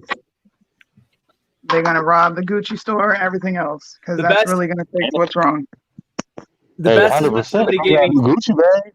I started Gucci gang. Who sings that? Lil Pump? Look at that. He all Trump. Let's go. Lil Pump is all Trump. The best is when somebody gave me shit because they were like, "Well, how could you be voting for somebody where the white supremacists back him?"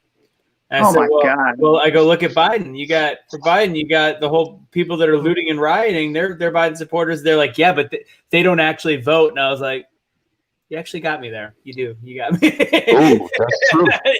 They're not voting. If they did Dang. actually go vote, they'd vote for Biden. What's that?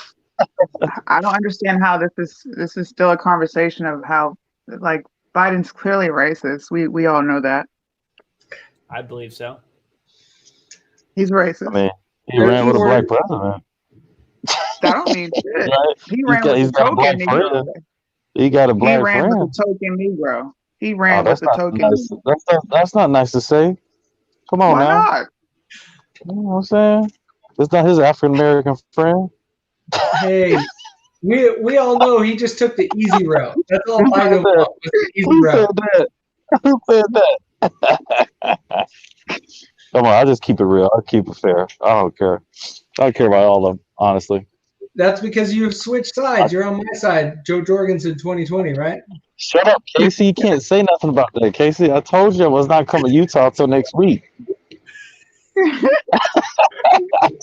We're gonna go ski in this Park City. Let's go. Let's go. We'll do it. Well, I got a snowboard. No skis. Let's play. I like this dude on the wall. I don't like the other guys. Well, let's look at Michigan. Hold on a second. Oh, here we go. That's What's what I going on? said. Rhode Island is nuts. I can't believe they flipped your head. 37% of the estimated vote is in Michigan right now. But here's what we know about the early vote, okay? Of that 37% that's in, 17% of that current vote is early vote. We expect the share of the early vote to go up. We expect at the end of the night 55% of the overall vote in Michigan to be early vote. And we know that Joe Biden is doing much better in the early vote. We also know we have almost no early vote in Wayne County, Detroit, big Democratic area, very, very little early vote in Macomb, no early vote at all in Kent. Those two have been sort of battleground counties. So as that share of the early vote goes up, the Biden campaign is hoping he can start to have room here to overtake that lead that Donald Trump currently holds in Michigan. Well, Very interesting indeed, John. Let's take a closer look at Michigan right now. That's a key battleground state. Trump won it very narrowly 4 years ago. The Democrats are hoping to win it this time. It's made, but let me start with your point. Trump won it very narrowly 4 years ago. You see that big lead right there. Even if the president wins Michigan, we have no expectation it would be by such a large margin. That's why, again, you look at certain things and you realize this is an election like no other. We're counting votes in different sequences, so we have to be careful as we go. If you're the Republicans, your Trump campaign, you're looking at the map, you think it's great. But remember, let's come in here. As David noted, Wayne County, about 28%. This is Detroit and the suburbs around it. By far, it's about 18% of the vote, 18% in a high turnout election. It could be a little higher than that. 147,000 right there. Let's just go back in time.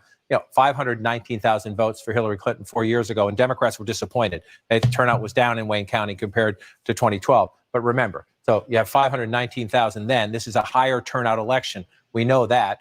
Maybe the president wins Michigan, but the numbers are going to go up from that. And so when you see that's where you are now, you know that everybody just needs to slow, and we need to count more votes here. So let's move up to Oakland County. Again, feels like the whole country is on more waiting to find out who's the father. But again, 233,875 leading. Let's just go back and look at it here.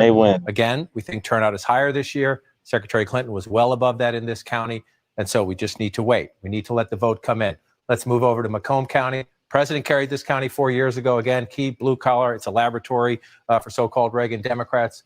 Political scientists study it. The president won it 53% with 224,000 plus votes. We come over here now. Again, he's leading. It's a higher turnout election. We're only at 143,000 votes. So we just need to slow down and let them count the votes in Michigan. And again, there's a possibility we don't get them all tonight. So you walk out through and just look at the map here. You come back to 2016, and you see over here, for example, Hillary Clinton won along the border here. It's a smaller county, but you just come back and look in 2020, the president's leading there right now. But again, 43% of the vote in. Just want to move around a little bit and see what the votes are. You come to Kent County. David mentioned this. This is Grand Rapids. It's red right now. Democrats think they can do some business here. Come back into 2016. You see it was 48 to 45. This is another one of those suburban battlegrounds we're looking at. The president won the suburbs narrowly 4 years ago. This is a textbook case of that, 48 to 45. Democrats think this time it will be different. In the vote so far, about half counted, 54 to 43. So we'll see. This one stays red throughout the night. That bodes well for the president in Michigan, but we have a long way to go. And it's the same story when you shift over here to Wisconsin, about 40% in. But I just want to come down to look at the major thing here. Milwaukee, you see Joe Biden with fewer than 100,000 votes. That tells us wolf. A lot of counting still to do. We all just need to be patient, relax, get through it. We certainly will. We've got some more projections right now. All right, let's take a look at this. CNN projects that Joe Biden will win the state of Illinois, will win 20 electoral votes in the state of Illinois, beats Trump in Illinois. Trump beats Biden in Missouri, 10 electoral votes in Missouri. Trump wins in Missouri. Let's take a look at the electoral college map right now. We knew both of those. And here's where it stands on the road to 270 needed to win. What are you saying, Casey? I'm saying we knew both of those. Anybody? Well, we were watching Fox. Fox called those a little bit ago. It's common sense for those two states. Like Missouri, of course, it's going to be more blue collar, more red, but you got Chicago and Illinois. Yeah, I don't get how a state that's so right now, like a city that's so broken, how they still go that. But I don't understand. That's, to me, mind-boggling. I mean, I knew it was going to happen, but to me, it's just like, your city has failed on every democratic level, being a democratic state and cities, and it's ridiculous. Which is why I keep saying all parties need to go away, right? Is we got to start finding loyalty to voting for the person for the right job. I don't care who it is. Let's vote the right person for the job on every level. And just because we're voting all red or all blue, we need to stop that. That's not the right position for our country and how we're going to make sure we make the right decision. Now, again, you already know. I see you, Shelley. I'm fairly on the Trump side, but it's astonishing when I see everybody all red, all blue. We got to start fixing that mentality. We do. I agree. But I think it's funny because somebody was like, why does it have to be about Republican, Democrat? And I go, well, because as a pragmatic thinker right now, that's the system that it is. Eventually, hopefully it'll change. But you have to actually, to ignore the gigantic, obvious elephant in the room, it is left and it is right now for the election purpose. It shouldn't be like that in your daily life. But when you're talking about the election and who you're voting for, it's red and it's blue. There's no way to avoid that. And if you look at the cities that are currently in a better financial status and better upkept, all these different things, they're red. I don't want to be a dick, but they're red. Are they major cities? What major city? What major city is? Well, most major cities are technically. Well, no, you got well, it depends on the state. Give me a major city. Give me a major city. You said major cities. Well, I said cities. Did I say major cities? If I did say major cities, I apologize. Cities. Most cities. You can't compare all cities though. New York Cities City to who? Yeah, well, I mean, compare Chicago LA to to What's They're all Fort Worth? Democrat. Here you go. cities. Here you go. Fort Worth is a typically Republican-run city, large city, and it is always booming. How many people in Memory Fort was Worth? affected by the recession. What's that? How many people are in Fort Worth compared to New York, LA, even Houston? I'll give you interstate. Houston's in Houston. Well, Houston's the 6th largest city in the country. It actually might be the 4th. I'm just Houston. So I'll give you Fort Atlanta. Worth is just under 1 million. What's that? How Fort much? Worth is just shy of 1 million. So is Dallas. I mean, How those are many is in so Miami? that's the greater Fort Worth area. How I'm going to many bring is in Shelly on Miami? real quick. Miami. I'm not sure. Casey, you're on it. Shelly, what's up? Hello, everyone. Hey, Shelly. Hello, how are you guys? I'm good. Happy Election Day. Happy Election Day to you. So that, and now I'm thinking. So you bring up a point. So most of these cities that are Democrat run are big cities, but most of them that are big cities that are being currently financially run into the ground. You look at the Baltimores, you look at the Phillies, you look at the St. Louis's. They are Democrat run. So yeah, big cities typically are Democrat. That doesn't make it right. So a lot of the small cities, the 50,000, the 100,000s, tend to be one direction. So why is it the big cities always go liberal and they always fall apart? Cash is reaching out to me right now, so I'm going to go and check on him. I'm going to mute myself real Go quick. ahead, man. Yes, carry on. So Curtis, to answer your question, Miami. So I looked up Miami as the city. Miami is 486,000. So it's half of what Fort Worth is. Fort Worth is a weird area in my opinion because it's kind of blended with Dallas. It's like right there. I struggle with saying. Sorry, I lost service. What was that? So I struggle saying Fort Worth is just shy of 1 million, and I look at Miami and we're just shy of 500,000, 486 to be exact. But it's weird to me to say Fort Worth is that larger. But I was there. I've never been to Miami, so I can't say. But it's interesting when you look at the population. However, you can't compare population to everything. Like every city is different on how it's managed and controlled and all of those things. Because here in Utah, prior to our 2002 Olympics, you didn't have high density housing here in Salt Lake City. Everybody had quarter acre, half acre, sometimes 5-10 acres of land. Now, just down the street from my house, you're putting 50,000 people just under 10,000 acres. And so we're packing them in big in here in Salt Lake. And so I think it all changes. And it's going to continue to grow. Population is a weird thing to gauge things by. But when you do start packing in tight, everybody feels, for some reason, oppression. And I'm saying with quotes because I'm coming from Utah, and Utah, we don't have it. I don't live the big city life. I really don't, even though we're growing. But overall, Utah's growing rapidly, actually, in Salt Lake City. You guys are projected to grow a lot of people. But that's, again, you look at the movement of people. And I also look at, what industries are there, what industries are able to provide people jobs, and Right. different things. So each city makeup is different, right? You look at Atlanta's a great city. Atlanta's doing very well. It's clean. It's a lot going on. Chicago, I mean, when I go there before all this right now, Chicago's much cleaner than New York. It's one of the cleanest cities I've been to, well planned with a lot of new things to do. I can't even lie. Like it's been a lot in the news. Yeah. But most of the cities I've seen, it's nice. But Detroit used to be one of the biggest cities, one of the richest cities in America until the industries changed. Business again changed. Hey, you do realize that was actually when the political parties shifted in Michigan. You do realize that. That's honest to God true. When the industry started leaving, it became a fully democratic. Industries left. Well, why did the industries leave under who was leading? That's the thing. Because they didn't want to work with the Democrats. The taxes were too high. Certain systems are like, you literally just proved my point. I forgot it, but Detroit's a great example. Detroit and Michigan was a red state. It was a red state. It was successful. And then regulations and unions forced, and then liberal policies forced that state through the or force that city through the ground, force the state through the ground. Michigan is a perfect thank you. Michigan is a perfect example of what happens. I was going to say, actually, the Ford, Chevy, Ford, GM, and Chrysler failed those people. They lost so much of their market share. Look at how much market share they used to What have. are you talking about?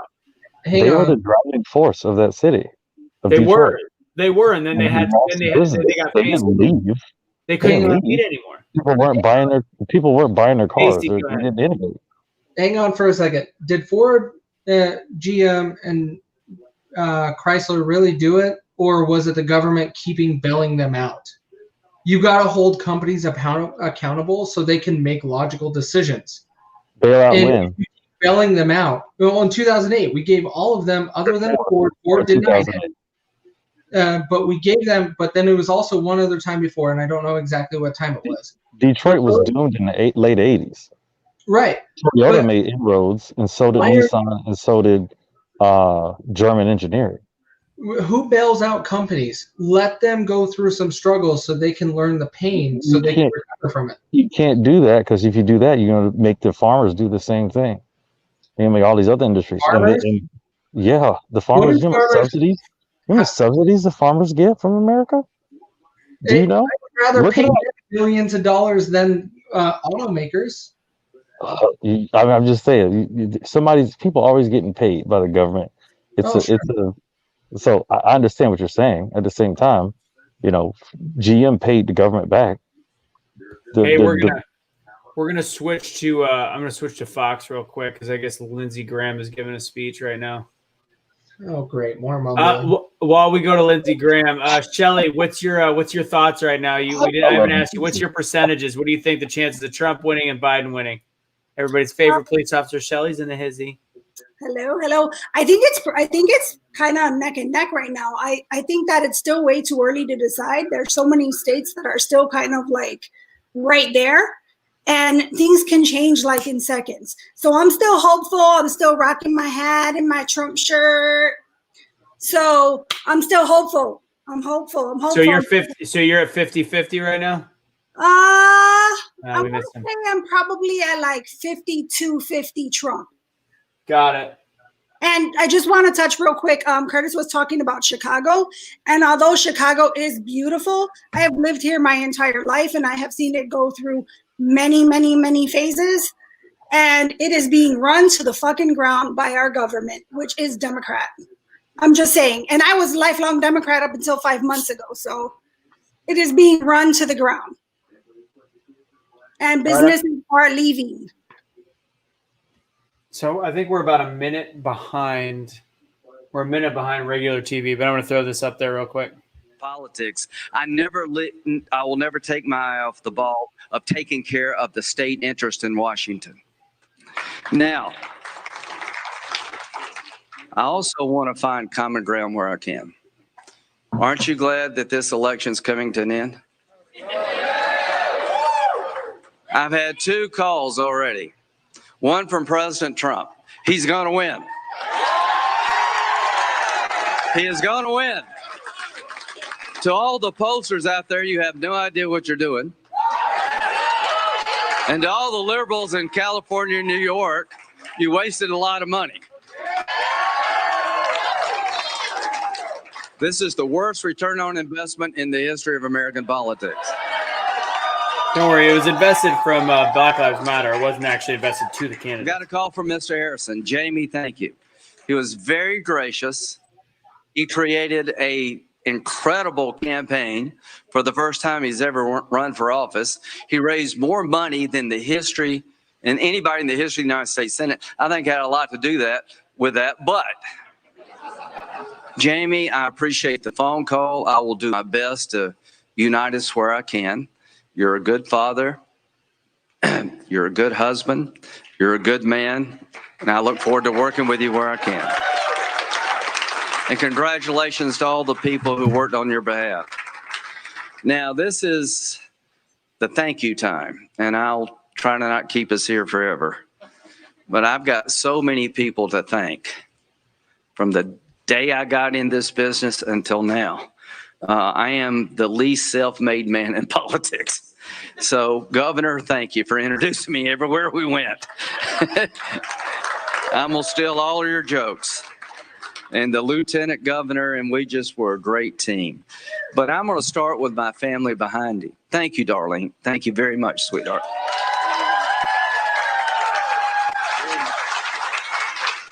Your ad made me cry. That's about the only ad that I would watch, but I couldn't get through that one.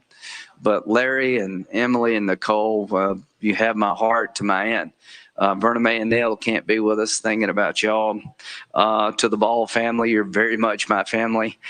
This journey started in House District 2 in 1992, where Denise. Okay, he kind of annoys me, so. Thank God, I was going to put earplugs in. So I just noticed you put 207 Biden. That's because all the West Coast just now reported. So you got Oregon, Washington, and California. Yeah, he's at 207 right now. But again, these are all it's all going to depend on. Well, they haven't declared Texas yet. Trump wins Idaho. Biden takes California, Oregon, Virginia. I want to see that is they literally just reported in California, so that means they've got 1% reporting. They're already 100%. Yeah. Hey, can you hear me? Yeah. Yeah. All right, we're good. Yeah. So as you guys were watching the video, I was watching my website, and I just thought it was crazy how as soon as our polls just closed at 8, and they already have the West Coast, and I know you just said this. Who is that? Who are you looking for? Right here. Casey. Casey. I know you just said they already got the West Coast showing Biden. It's all blue, even though no counts are red. But what I found interesting is as soon as it closed, Oregon, they automatically, I mean, their numbers are up. They already have 12,000, almost 13,000 votes counted. Or no, I'm not sorry. I'm way off. Over 1 million total. They had a lot of early votes, so they were allowed to count their early votes Yeah. and their mail in there. So they already had that all up. Yeah, that's Technology. I mean, that's crazy, but yeah, I was just surprised on how they threw this information. I mean, we know that California's going to go blue. I just want to put this out to everybody. Hey, not everybody in California supports Democrats. I mean, LA and the Bay Area hurt us so much, and it's a lot of people that move in, and it just sucks because you got a lot of Republicans out here, and we just don't make up the numbers because our state's so big, and LA does a number to us. Just LA alone does a number to us. They always mess things up. So yeah, they also bring in y'all the 2024 Olympics. About to get California a lot of money. We ain't going to It's the see exact that. same for Illinois. Somebody else is going to see it. We ain't going to see none of that money. Well, did you see the new? Do you see what they just built though? The new stadium. Oh my gosh. Where at? In Inglewood, that was 3,000 jobs. What are you talking in the LA stadium for the Chargers and the Rams? Yeah. Yeah. Yeah, I only know that because I did an event for them and I hosted, and it was all in there. It was crazy. It's kind of cool. Yeah. And that was just construction. All right, they finally just called Florida. Jesus, that took a long time. Finally, good God. Trump. Anyway, somebody said California just killed us. California was already blue. There was only a hope and a random, long thought that maybe everybody from California showed up, but I didn't. Literally. I was trying to predict it. I still think it might be closer. I want to see the final numbers. You close as in what? 70 to 2, 70 to 20? Come on, man. Yeah. Why are you gonna be such a Debbie Downer, Curtis? Because it's Man. California. It's California, bro. I don't even want to get my hopes up. Come on, man. The Trump train was I love you. I love you, John Tisha and Chris. I love you, but like he said, LA. Well, everybody that just joined us, we just tripled our numbers because Cash just shared. Cash is at a party with some, I think, ex or maybe current gang members, as well as who's the guy he's been trying to get a hold of? He just said it. He's at one of the political parties right now. So he's at the party. See what happens. He's at the party with the party? Party at the party. The hell's the guy's Is it a name? parking lot party? I'm drawing. No, it looked like a Is it legit a party. parking lot party? All right, I'm gonna go and turn this up a little bit. Populating as we Uh-oh, go is that the along. Senate? I haven't asked specifically for these races, so bear with us. John James in Michigan, let's take a dip in there against the incumbent Gary Peters. And he is closing, Chris. He's a really strong candidate that the NRSC, the Republican Senate Committee, believed he had a chance to pull that off. We haven't called the race yet, but he was leading early on. Yeah, that would be interesting. First of all, a lot of people think John James is a rising star in the party. He ran for governor and lost. Now he's running for the Senate against Gary Peters. So, one, if he wins, it would be a big new presence in Washington, Senator John James, if he wins. In addition to which, it would make the Democrats' chances of taking over control of the Senate that much harder. We've had an even split. Colorado went from Republican to Democrat. Alabama went from Democrat to Republican. So the 53-47. I'm going to interrupt you. Sure. We're going to make a big call right here. The Fox News decision desks can now project that President Donald Trump will win the state of Florida, 29 electoral votes, and he will win it convincingly. Absolutely. 51.3% and 47.8% for President Trump and Joe Biden, respectively. Joe Biden spent a fair amount of time in Florida. The president put a huge press in Florida, spent a lot of time there. It's his home state, as he refers to it these days, with his home there in Palm Beach. We've seen a great turnout for him among seniors, among Hispanic voters, very strong support for the president among Cuban Americans. A lot has been said about his effort to reach them with stories about socialism and the prospect for a more socialistic government in this country. Good Something question, that resonated Casey. quite a bit with Venezuelan and Cuban residents in the state of Florida. So, it's obviously a very interesting dichotomy, the state of Florida, Brett, as you take a look at it. And it is a real cross-section of Americans. So many people move from New York there. So many people move from all over the country there. And it's very representative in many ways. Well, in light of the pandemic, of course, in light of the pandemic, of course, we got a lot of people who went there to get away from never left. and never left. And so one wonders going forward how much the demographics of the state of Florida will change. But I think, we're looking at things tonight that we thought it was thought for a while that Trump might lose the elderly vote. That appears in a meaningful, big way. It appears that that's not happening. And I don't know how many people, everybody thought, I guess, that he would do better among Hispanics in Florida than he had before, but not to the extent that he has. And that may indeed tell the tale that he held his own with the seniors and did so well with Hispanic voters, which, may prove a trend that we'll see in other states as well. A word about the Senate here. Either way this goes for the presidential race, the Senate will be critical. And in fact, if Joe Biden wins, in my opinion, it will be a benefit to him if the Democrats don't get the Senate. And the reason I say that is that Biden will be under tremendous pressure from his party's left wing to act out the agenda that he agreed to with Bernie Sanders. Biden, by temperament and So now that we have a lot of new people watching, one of the reasons why I went from being 65% at the beginning of the day thinking Biden was going to win to the way I feel now, which is 50-50, possibly leaning a little bit in Trump's side, is some news from Vegas. So I was listening to this. I think it's worth noting that he's now in some Vegas lines. Trump is 3-1 favorite, 4-1 favorite. The futures for tomorrow, we're up about 30 minutes ago to see where they're at, and Chinese currency and Chinese stock market is down. So let me go to excuse me, it's not Corona, promise. Thank you. It's the futures. Futures are way up on NASDAQ, they're up on Dow, way up on NASDAQ, almost 3%. So futures are up, and Vegas lines are showing 3 or 4-1 for Trump. Meanwhile, China's stock market is down. I think that all points to a positive swing for Donald Trump. I'll go back up here. Hillary Clinton did 10 Those are the intangibles worse. that I do like to 10 look points at worse in cases like this. Miami-Dade. And tonight, And by Donald Trump futures, went you 10 mean oil points lower futures, than that. correct? What's that? Was that Curtis? By futures, you mean oil futures? No, stock futures. Gotcha. Yeah, stocks Okay. for tomorrow, like down on all of those things. But mostly China futures right now because they're going to pick up in a few hours. 39 Biden, women 64-34. And you might think, oh, well, gee, they went for Biden. But in fact, as I'm trying to explain, those numbers are 10% lower than what Hillary Clinton achieved. So they actually, Donald Trump did better here in this race than he did in 2016 in those races.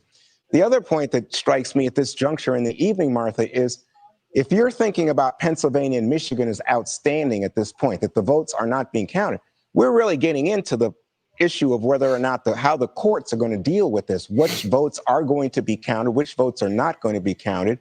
Previous court decisions that left Pennsylvania, for example, able to count votes 3 days after the election day. Can I pick up on that? Because Jackie Heinrich, our very able reporter covering Joe Biden, says that the Biden campaign is now saying this could well come down to counting the votes in those upper Midwest states. Get it, John Pennsylvania, Tisha, I see you. I kind of am taking it from the east to the Midwest, Michigan and Wisconsin. And Bob Bauer, who's the general counsel of the Biden campaign, is already beginning to talk about lawsuits and the fact that the Trump campaign has tried to block some of the voting post-election in Pennsylvania. They've lost so far, but the president talked about that a lot on the campaign trail. What he said was a terrible decision by the Supreme Court to allow counting of the ballots after Election Day in Pennsylvania.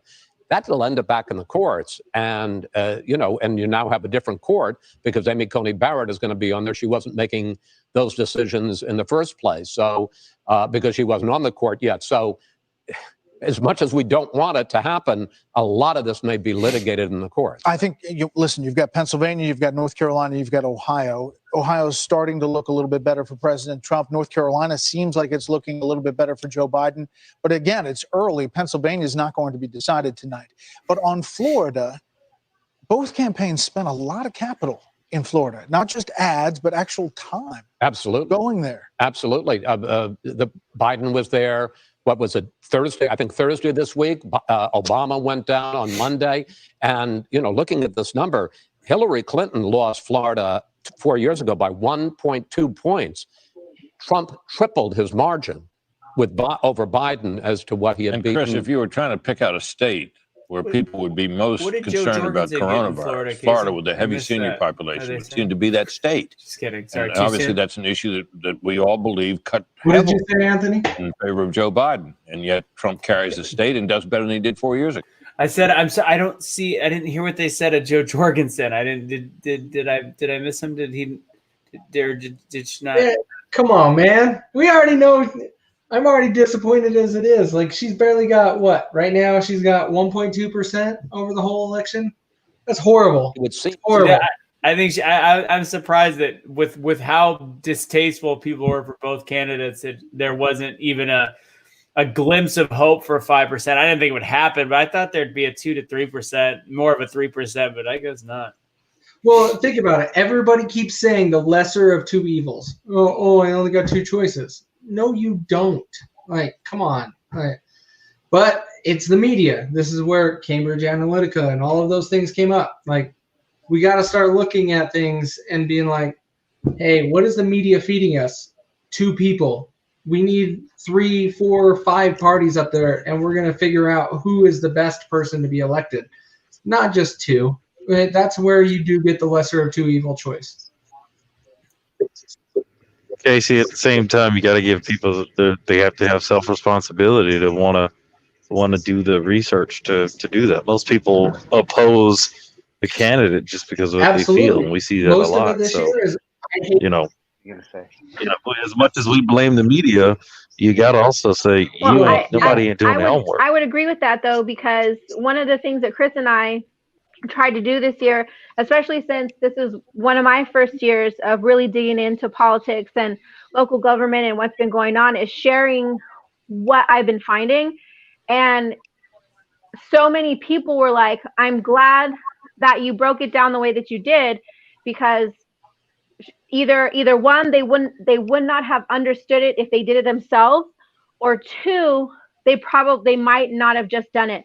And there's also some other people who are not in my area that don't get the coverage where they're at, and so they would see it on one of our lives.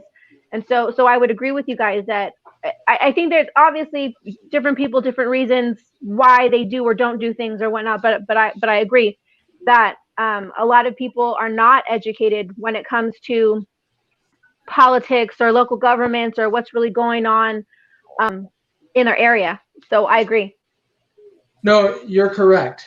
The part I had a lot of faith in is especially the first presidential debate. Like, I don't know how many people I've seen come out and be like, we got to have better choices. We got to have better choices. Like, I saw those all over social media and everywhere. And even people that I respect in other ways, like in sports and stuff like that, they're like, I'm looking into third parties. And I still thought we had a chance from a libertarian standpoint of getting 5% this year. And we didn't. It sucks. But am I surprised? No. I voted Libertarian for the last 4 presidential elections. I voted for 4 different parties this election locally here in Utah. I'm used to losing, but it's fine. The best thing I can do is try to educate people and spread the word, and then we'll get there. It can't change overnight. And so and eventually we'll get there and we'll figure it out and we'll get better people to choose from. Right now, unfortunately, we got Trump and Biden. 2 guys that Trump is super witty. He can pull out some comedy jokes like no other. Biden can barely formulate a sentence. So we'll just see what we get. And I bet it's all Trump still, like I said at the beginning. I will say, Joe, we looked into Joe, and she had a lot of good points. I think the only thing that turned us off, I think, was the open borders. And then I was like, oh, well, she did her best. She did her best. She did really good up until that point, but and then we just kind of stopped looking into it. And maybe that was, a mistake on our part, but no, but you're to be right. honest, that's for us. So you're correct, but let me explain to you a little bit. A mistake on my part. I could go on for eternity around this, but I will explain to you my position. I came from the Ron Paul and the Rand Paul family. Like, that is my loyalty and how I formed my position and how I have my stance in where I'm at in the political world. But you understand, I hope, right now, or if not, you're going to hear it today, is anybody that gets over 5% of the vote in elections get a federal funding from our government so they can actually support more in the future elections. Jo Jorgensen had 0% chance of winning, like 0. My goal this year was getting her to 5% of the vote so libertarians had more of a stance in 2022 than maybe 10% of the vote in 2022, to where 2024 we could be 15, and we can keep that going. You can't solve it overnight. You got to it's like, how do you eat an elephant? One bite at a time, right? And so that's where I come from. I want to make sure that we just tackle little things at a time. Now, people will say I'm throwing my vote away, but 24 million people voted last year, in 2016, and it had no effect on the election in 2016. And so if all of those people voted for Libertarian, we would have multiple choices this year. And that's where I'm coming from. Yeah, no, I'm with you. I agree. I support you 100%. And one thing I wanted to say to the whole, you're throwing your vote away. I get it, and I understand 100% what people mean by that and what they're saying, but you're not, because you're exercising your right to do that. Like, you're doing what you have the right to do. So I don't understand how that's throwing it away when that's what you believe and that's where you stand. Like, that's what you're supposed to do. I believe it's the people that don't go vote, like some of my family members, that's throwing the vote away. I mean, you got this right. You don't exercise it. That's a waste of a vote. And on the same token, those people have nothing to complain about. If you vote for Jo Jorgensen and she loses, hey, at least you voted. And then you can complain about the other 2 people or whoever wins. But at least you exercise your right. Yeah. You took accountability and responsibility as an American. Hey, Casey, I've got your best friend coming on right now, a fellow libertarian. I totally somehow in the group chat, because it didn't go through. I forgot Rachel. Rachel, the unaltered facts. We still have not come up with her name yet. We're gonna bring her on. She's the best. Hell yeah. I want to get her. I want to see where she's leaning right now, what she's thinking on the nights. I'm gonna bring Rachel up. I'm gonna Let's drop do it. Fox News for a split second. Rachel, what is up? Hey y'all, good evening. I can only be on in a minute because I'm with a couple of friends, but it's good to be here as always. Excellent. Well, while you're here, while you're with some friends, when the day started out, what did you think what did you think the chances of Trump winning, the chances of Biden winning in the beginning of the day? You know what? I always think that Trump is underestimated because I do think that the shy Trump voter phenomenon is somewhat accurate. Also, I think that a lot of Trump voters, because of their distaste and distrust for the mainstream media, when they get polled, they might actually be trying to trick the media a little bit. They might say, I'm undecided when they're actually a Trump voter. And so I think that there's, that possibility of those shy Trump voters. So I still thought that Biden had a better chance than Trump, but I was leaning more toward a Trump victory, I think, just prediction-wise, than a lot of people were. Because a lot of people at my university online were very, very optimistic about Biden, and I wasn't feeling as optimistic. But obviously, seeing these results, we're still waiting for the mail-in votes to come in. It's probably going to be a few days before everything is in. But it's looking a lot better for Trump than a lot of people, at least that I know, were anticipating. So, first off, if anybody knows, tomorrow I've got a show with Rachel. We're doing Changemaker. She's going to talk about the Wave Center. So join tomorrow night. What time are we doing that tomorrow, Rachel? I think 5 Central or 5 Eastern. That sounds right. I think it's 5 Central. So 5 Central. Make sure you join us for that. I know you got to go, Rachel. So the last time we talked, and you don't have to tell us which way you voted, did you finally make a decision? I did finally make a decision. And were you confident in your vote?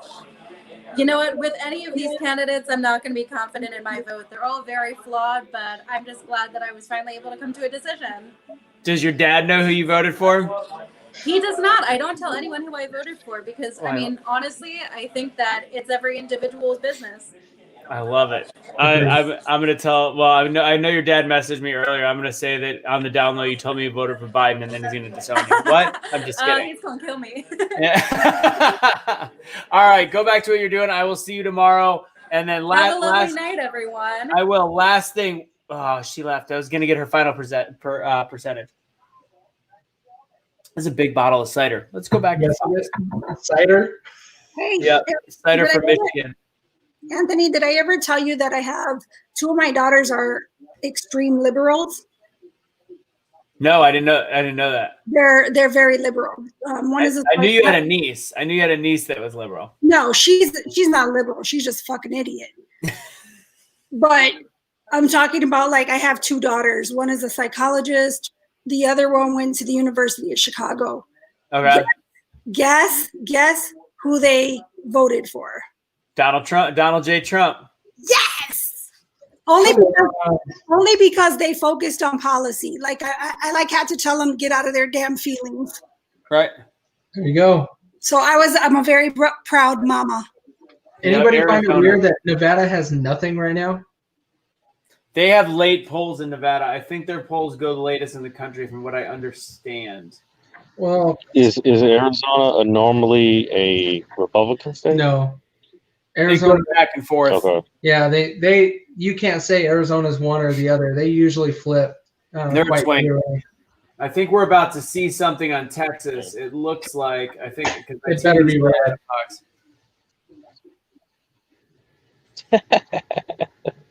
or what you gonna do, Casey? You go riot. In Salt Lake City. It's too cold outside. They boarded up all of the malls here in Salt Lake because all the Mormons. That's what we do. Why did they board up? Ain't nobody going out there to do anything in Salt Lake. What are you doing? Horrible. Started early this morning and last night, boarding up all the little mini malls. Uh-oh. They just lost an incumbent in the Senate. They're about to do some projections on what Arizona. they think might be happening. So when they get to that screen on Fox, I'm going to go ahead and turn that up. I know Cash is just partying with us in Vegas in California. What a dick. Just kidding. Well, Cash, we'll be back to normal hopefully later this week. Hopefully. Are we Hell ever no, normal? that's why we're doing this. We're gonna be. We'll have. I don't want to be normal. Avengers. For Yeah, real buddy. though. If you've never been, That's our logo for the Concert Vengers. What is show. that? You know, Avengers, but Concert Vengers, like conservative. Okay. Just a little biased. got you. No, that show is 100% biased, and it's a Just little bit a more little bit. comedy. But let's look at that eagle real quick. That's a badass. That's solid. That's solid. It also comes in color.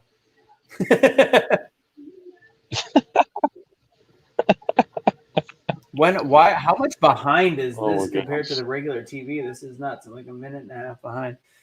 What was I about? Jay had a comment as he might not make it back, but he said he's fully 50-50 now and feel almost certain this will end up in the courts due to the mail-in ballots.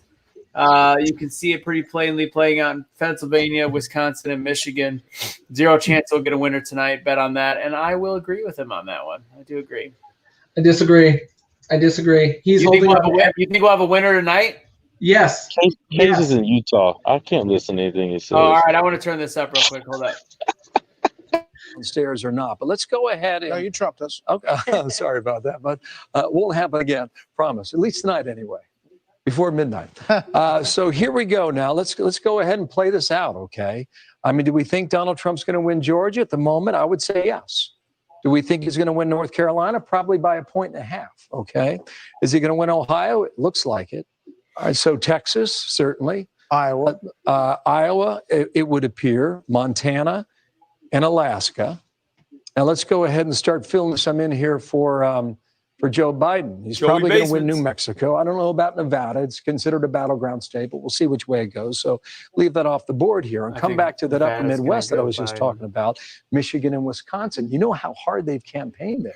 I mean, they've been trying to flip these states, well, and they did in 2016 and then hold them this year. And they're also working super hard in Minnesota. I don't know what gives there, but just for the moment, 247. If Trump goes into Michigan, he's at 263. And if he wins in Wisconsin, that would do the trick for a second term in the White House. I don't think he's going to win. But that's a Wisconsin. I big don't know. pull, Michigan and Wisconsin. You- So you- I've got you- my board here. Okay, all right. And do it. All right, I've go given for them it. Nevada. It's like Battleship. I've given them Nevada. Biden at The 6. battle of the maps. And then we've got Pennsylvania is really where it is, and he's going to come up short if he wins all of the 3 Midwest. So then it's Pennsylvania. But even if Trump wins Pennsylvania, that's 266, 264. You've got the other 2 congressional districts. So then One in each. Hawaii. Sorry, we got to get Hawaii. Oh, yeah, sorry. We do not want to forget about Hawaii, right? I would like to be there, right? I'm in the year of COVID for sure. Okay, so I have Minnesota, Wisconsin, and Michigan still not checked yet. Okay, so I gave him Maine 2, right? you gave And I who gave Maine? Biden Nebraska 2. Does that Okay. check out with you? Yeah, but Yeah, but what? well, if you give that's 270. Mm-hmm. He 260. gets there. Biden does. I mean, I'm giving him the 3 Midwestern states. Gotcha. Sorry, I couldn't see that. Thing. Yeah. So it's getting really tight. Sorry, Brett, just to be clear, you gave him Minnesota, Wisconsin, and Michigan. There it All is. 3. And then I gave Pennsylvania to President Trump. Yeah, there you go. 270, 260. We called Mississippi Senate yet? God, this is going to be I'll close. get back to you, Britt. they're playing Very Just close. Bill, punch up Yeah, like, hey, Mississippi. guys, Bill, I just take a look. Have we called the I Mississippi just want you to Senate? know, 20 years ago was the hanging Chad. Now we got iPhones in our pockets. Right. We've come a long way. And we're gonna be doing He's the kinda funny. fading postmark in Pennsylvania, is my guess. I still have to say it's a All right, stretch. Dana, to what do you say think? Wisconsin and Where do you think Michigan. we stand here? I mean, Hold this on. basically is going to You say it's what? I still say it's a stretch to say Wisconsin and Michigan are going blue. I don't think they do. I think Wisconsin might. I don't know. I don't know. I think Michigan is going to stay red. I think it's going to stay red. Yeah. Well, By the way, Wisconsin, can I just make a comment? She looks fantastic this evening. Why? so Wisconsin's got 64% already reported. Donald Trump's up by 5%. I don't see that. It I don't depends see on that the being counties. This is where I started. I was really doing the math in 2016 and going into what counties hadn't reported and realized that it really the 6% could be eaten up in an instant if you don't have Milwaukee County or Dane County for Madison. Those, if you don't have those counted yet, it doesn't matter. Like once those go in, you have your answer. If those go in and it's still like 1 or 2% for Biden, then yeah, Trump's going to win. But if a 5%, a 10%, a 20% doesn't mean anything right now until you know what parts of the state have reported. Agreed. But Yeah, that's what happened with Hillary because they did that for Philly, Pennsylvania. They already counted Philadelphia, and it was like, well, you ain't getting that if you already got Philadelphia. So definitely, that's where I just kind of sit back Based and on wait. what they just showed, I am in agreement with Jay. We will not have a winner tonight because Pennsylvania is going to mean way too much, and Pennsylvania will not be decided tonight unless somebody sweeps the top three. If Trump or Biden sweeps the top three, then we'll have a winner tonight. If Minnesota, Wisconsin, and Minnesota and Wisconsin, and what's the other one? Minnesota, Wisconsin, and Michigan are decided. I'll go one way or the other. We will have a winner tonight. That's it. Besides, if that doesn't happen, we don't have. There's no way to have a winner. so, Anthony, which way did Kenosha vote? Have they showed it yet? Kind of. Where are you watching right now? I have Google. I'm just pulling up Google. Kenosha. Well, are you saying what did Kenosha vote this year so far? Yeah. Curious. Because all of the disaster that's going on in Kenosha, right? Especially with Rittenhouse being extradited and all of that heading up there. Kenosha is red. It's Kenosha red. is red. Really? Red. Kenosha was never red before. No. That's a surprise to me. Very surprised to me. I just zoomed in and I was like, oh, cool. That's kind of interesting. But we still haven't heard from Nevada yet. And I know, because I'm in Utah, I know quite a few people from Nevada. They are upset. They do not like their governor, and they want to do anything they can to make their presence known. The only part is Las Vegas, man. I know a lot of people in the northern part of Nevada. I don't know what weight they carry, but Las Vegas has a lot of people. So Cassius went live. So I'm going to go ahead and throw Cassius live up real quick. Might as well, since we've got all the viewers. So hold on, let me pull that up.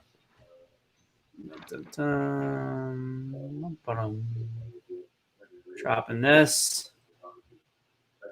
And then I'm going to go ahead and share that.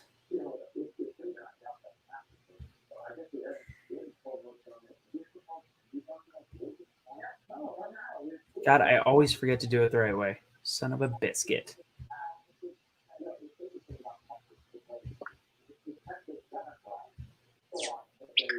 Let's see what he's got to say. History. I need y'all to get out there and vote Joe Collins. Straight up. This man is something amazing. And I'm not just gassing you guys up. Joe Collins is something special. Matter of fact, you remind me of a me when I do my thing in a couple years. All right? That brother did it. He's out here doing real big things, man. So everybody watch where we at. 600. I need all of y'all to share this out right now and tag Joe Collins. Joe Collins for Congress. All right? Hey, I appreciate you guys. Share this out. Y'all have a good day. God bless y'all. Unite, don't fight. Be a street light. Only you can be the change you want to see in the world. And when you get too stressed out, remember to pray. Peace. That was a short one. And we're going to go back to Fox News. We all know we need Cash on here for at least 2 seconds, just like you just did for 1 minute. You know, you got to have a little bit of cash. Got to have a little bit of cash. It's got to be. Kelly, how you feeling, girl? I'm good. I'm still hopeful. I still think he's going to pull it off. Who is he? Trump. I'm a Trump reporter. Okay. Just making sure it's clear. As if we didn't know. And there's so many people, how Chris was saying earlier about California. There's so many people in Illinois that actually, like all our suburbs, all of our suburbs are Republican. They're all red. Right. The only thing that flipped Illinois is fucking Chicago. Yep. It's awful. It's hard. It's hard when you have a major city, right? But the reason why the Electoral College exists, it does help the rural counties, but sometimes it gets difficult. It does. And there's so many more people that I know now from the inner city that actually voted for Trump than 2016. Good. That's how you start to make a change, right? And so we have a lot of Republicans now, or people that are just tired of the Democrats. right. To answer the question, Denise, again, Virginia, the counties that have not been declared, that have not gotten in and reported their vote are counties that are heavy blue counties. And that is why, based on the math, they were able to call Virginia a win for Biden because those areas have not reported. So mathematically, it's pretty obvious which way it's going to go.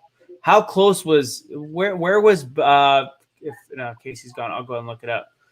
What was actually, Casey? Do you know? I'm still here. What's sorry, up? do you know what case? Do you know what Arizona was in 2016? Give me 2 seconds. I can tell you. Of the vote in. So I'm wondering when we'll be able to, when or if we'll be able to call that, because obviously if that goes the other way, it's over against Trump. I think it's I doubt that'll happen, but I guess we haven't called North Carolina. Have we ever called? Did we finally call Georgia? No. We have Georgia, North Carolina. Fulton County is not in and probably won't be this evening. So It's interesting about Texas because the Texas Democrats thought that they obviously are more competitive than they have been historically, and they really wanted Biden to come down, and they really wanted to spend a lot of money on advertising in Texas. And there was this real push on the Biden campaign, and I think they just thought, there are a lot of easier ways to get to 270. They didn't trust it. They sent Kamala Harris there, but the vice president didn't go down. They didn't put a lot of new money into Trump won by advertising 4% there. in 2016. A lot of Texas Democrats were disappointed. Casey. Beto O'Rourke among them. Among them, especially, or as Carl Rove would say, Robert Francis O'Rourke. But the fact is, it's one of those states. It may be a little bit like Florida for Democrats, that you push and you search and you hope. The Democrats did put a lot of money in Florida. They didn't in Texas. It looks like they were wise not to in Texas. I'll lower it. all right, let's bring in Sarah What were you Huckabee saying, Sanders, Shelley? who is Cash is live again, in case you're secretary and a Fox nice. News contributor. All Sarah, right, good to have you here tonight. I have a couple specific questions. Before we get to those, though, I want to just get your overall take on what you're seeing out there tonight. Well, I think we still have a long night ahead. Obviously, Florida is a big win for the president. I think one of the big stories there's out Joe of that Collins. is the way that the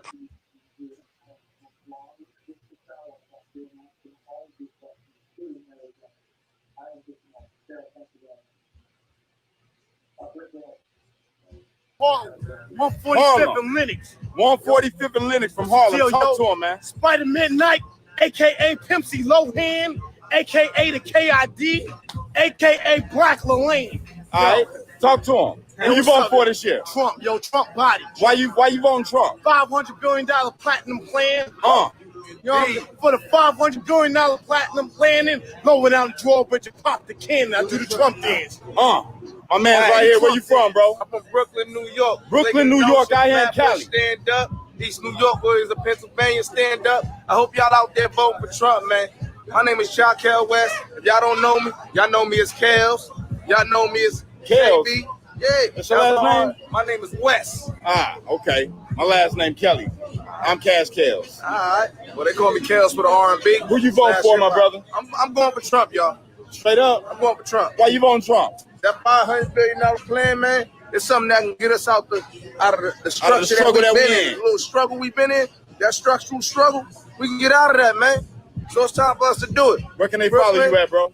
Y'all can follow me at Shy J West, Instagram, and Facebook. Bet 'em up. Feel me? Also, hit me up. I'll get at y'all. Straight up. I need all 700 of y'all, almost 800 of you guys. Go follow my man. All right? But this is what I'm trying to show you guys. The media stay lying. It's a whole bunch of beautiful black people out here right now, and everybody in standing in agreement on who we voting for. All right? And everybody from out here is from the hood, bro. Ain't nobody out here not from the hood. So don't let these people lie to you. And I know it look like something on the news, but you know you can't trust that. You can't trust the news. Watch. It's going to be a lot of liberal fucking tears being cried when it come out. When it say Trump 2020 landslide. Do you hear me? All right? So I'm out here representing for the Midwest, baby, all day. Got a whole bunch of Cali love. Got a whole lot of East Coast love out here. Everybody out here turned up. Midnight up out here, Jay West. Trump, yes. stand up. Do you hear me? Business owners. What's Trump 2020 trying to do? Create black business. Create Latin business. Create white business. All right? Ain't nobody going to be broke. That's what we're trying to do. You let Biden get in office, it's a wrap. Taxes going up for everybody. Socialism, new Venezuela. We ain't for none of that. All right? So calm down and look at what I'm showing you, because this is everywhere. This is everywhere. All right? I'll catch y'all later. Can you imagine if you'd have told those guys 3 years ago they were going to be Trump supporters?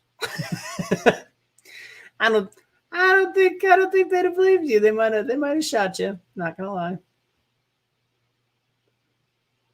All right, I'm going to pull back. Do we want to see how CNN's got us right now? I'm gonna throw up Fox for just a little bit, then I'll switch back to CNN. We're just looking at this Google breakdown of like the states and within them, and some of them are large portions of red, right? But because they're larger cities in those states are blue, that's how the whole country is. Yeah, right. Yeah, it's crazy. And I think for us, the reason why it seems. Well, have you watched it like this before? No, I've never. I think that's why, because this is the first time we've actually done something like this and really looked at it in detail and stuff. That it really is surprising. Like I knew California. So what I'm surprised with right now, like I knew California the last go around. A lot of the Central Valley, so from Bakersfield up to like the Oregon order, it was a lot of red. And this year I'm seeing a lot more blue. But then as I was looking at Oregon and Washington, man, I mean Oregon's like almost all red except for the major cities. Yeah. And I know you guys have brought it up earlier, but it's just it really just blows my mind on it for yourself. Seeing it for myself. Well, I'll tell you right now, from my perspective, coming from Utah, we're starting to see that shift. Like Salt Lake County, where Salt Lake City sits, it starts to make a lot of decisions in how Utah is ran, even though we are predominantly red. Yeah, we're looking at that right now. That's crazy. Like it's such a small portion of your state. But it's majority of the people in the state. Yeah, and that's crazy. It is very crazy, but this is where doing what we're doing and talking about our differences and being able to educate and spread the word is important. Right. And so there is a lot of bad stuff that goes around. The media, social media, especially right now, is not helping. But if we can start collaborating and really going over things and really spreading the word, that's how we're going to fix it overall. Right. Here in Salt Lake, I'm on the outskirts of Salt Lake. I'll be honest. I'm on the mountainside on the west side. Like I'm furthest from anyone practically, but all you need to do is just start talking to people and they're like, oh, okay, I get that. And things start to change.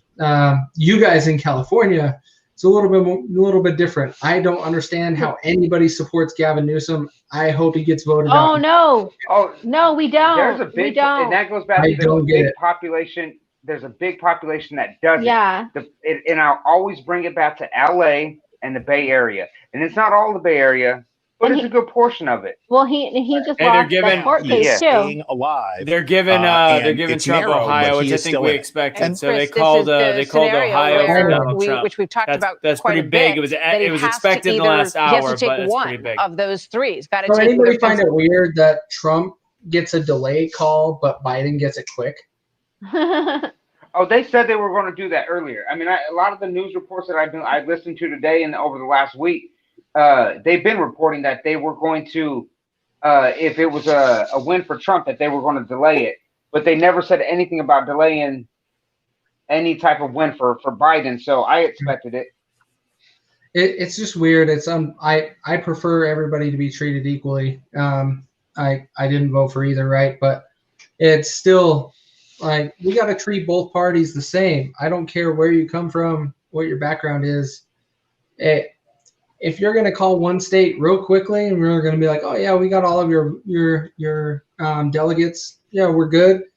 But then you have Ohio and Florida and PA just holding out all night. Like, come on. Michigan and Wisconsin are going to be big states for Trump. Like those are. Well, I mean, if Texas goes to Trump and he clears those top 3, I think he wins. I 100% agree. I don't see how Texas loses. How Trump loses. It's looking really good in Texas right now. What's Right. the math on those top 3? Iowa's looking Trump right now. Georgia, we still don't know. Georgia is looking decent for Trump as well. North Carolina is looking good for Biden. And PA is looking even better for Trump over the last few minutes. He's at 52% reporting, and he's up by 15%.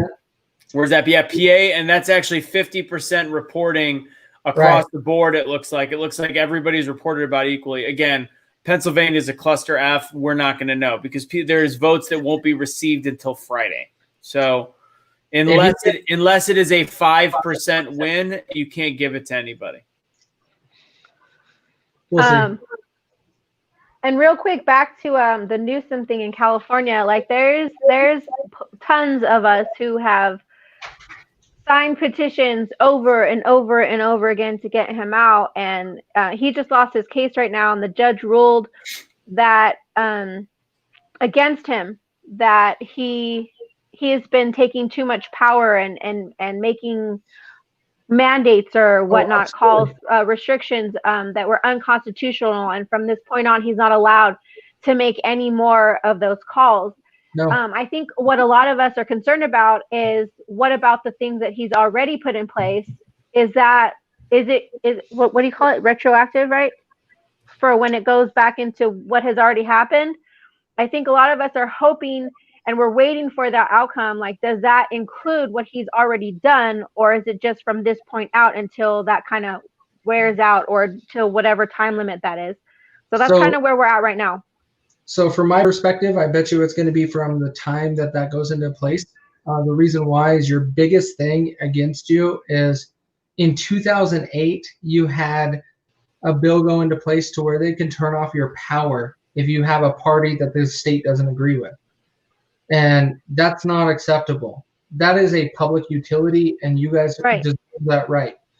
And it unfortunately was voted upon and it was approved. And that it's just that slow thing. Like I keep saying, how do you eat an elephant? Which is why I'm such a libertarian. They'll do it over time, take bit by bit by bit, and then all of a sudden, when you give the government an inch, they'll take a mile every time.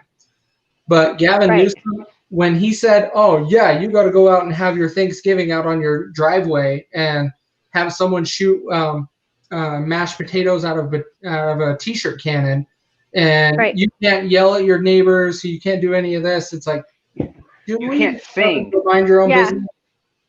Yeah, he came out and said, because I follow him. Anytime he puts anything out, I'm on it. And when he came out and he said, first it was you can't have 3 or more families, right? And then he recalled it and said you can't have more than 6 people, and you have to wear a mask, and you're not allowed to sing, and you put these dumb little rules in there. It's like, dude, you don't run my household or who comes in my house, but he's trying to do it. Right. Hey, let's go in here with let's really quick play what they're saying about Michigan right now. Also, do you guys know if Angry Viking has a channel anymore? Because I can't seem to find him. In Michigan, but I don't know, but I'll search to double check. He had a big rally there the other day. In fact, at midnight on Monday night, I've got my days right here, my calendar years during COVID times here in my head. It was midnight last night in Kent County where the president concluded his campaign. It was the same location 4 years prior where he did it as well. And right now, comfortably ahead there. 4 years ago. So he's running ahead right now of his margin from 2016 at 54.5% in Kent County. So, I mean, you think about the rallies on the last day, Traverse City, Michigan, not a ton of votes up there just yet, but he had a rally there. I just want to refresh my memory here. 47,000 real votes in this county. from 2016. In 2020, you're at, 34,000 votes. So it's coming in for Trump right now in this part of Michigan. So he concludes his campaign by up here in Traverse City, pops over here to Wisconsin, to Kenosha, which I showed you a short time ago. I mean, this is just a stunner, the way you can. It's almost as if the people who were living there got up and moved over a period of 8 years, right? 2012, that was the result. This was the state of Wisconsin, and that was the county and the town of Kenosha. In 2020, it's a very, very different story and a whole different makeup now. What was it during Hillary's? That we're looking at with his demographic. Last Bill, point, he can came you back to do midnight last night, us a back favor and forth over Lake Michigan. And just go back to Wayne County in Sure. Michigan there and show us what that looks like at this point. Yep. Joe Biden has about 56% of the vote. Real vote totals now. Trump's at 125,000. Joe Biden's at 164,000. Keep those numbers in your head, and I'll take you back to 2016. Hillary Clinton had there's half a a lot to million. be. Donald Trump had about 250,000. So you got a difference there of about 200,000 votes from 4 years ago. There's a lot still to be in counted out 2020, there. here we are. A lot of votes still out there. The margin at the moment, depending on which precincts are reporting, the margin is a lot less in terms of difference between Biden and Trump. So that's Martha, you're right. That is the place to watch in Michigan tonight. And if I can make the case over here in Wisconsin, I'd say that Milwaukee is the place to watch tonight. This is Milwaukee County. African-American vote there is about 37% demographic, I do believe. And Joe Biden has a comfortable lead, about 2-1. And what was 2016 there? In 2016, Hillary Clinton, she's up around 70%. All right, so just do the math, guys. 288,000 raw votes for Clinton, 126,000 for Trump 4 years ago. Just watch Just it over now. 400,000. Biden's at 128, Trump's at 84. Okay, do the math here. Listen, there's a lot more votes out there, but is the margin enough that we're overtake? Yeah, the Trump people are what we're bullish seeing right right now. now. They're bullish on Wisconsin, but we got a big call to make here. We do. Bill. Texas. Give me Texas. All right, we can now call Texas for the President of the United States. This is a state that I think nobody That's a big win. would be as close Big as it win. is tonight, 46% to 52%. But the president has now claimed Texas, which is definitely one of the states that he won last time that he needed to win tonight.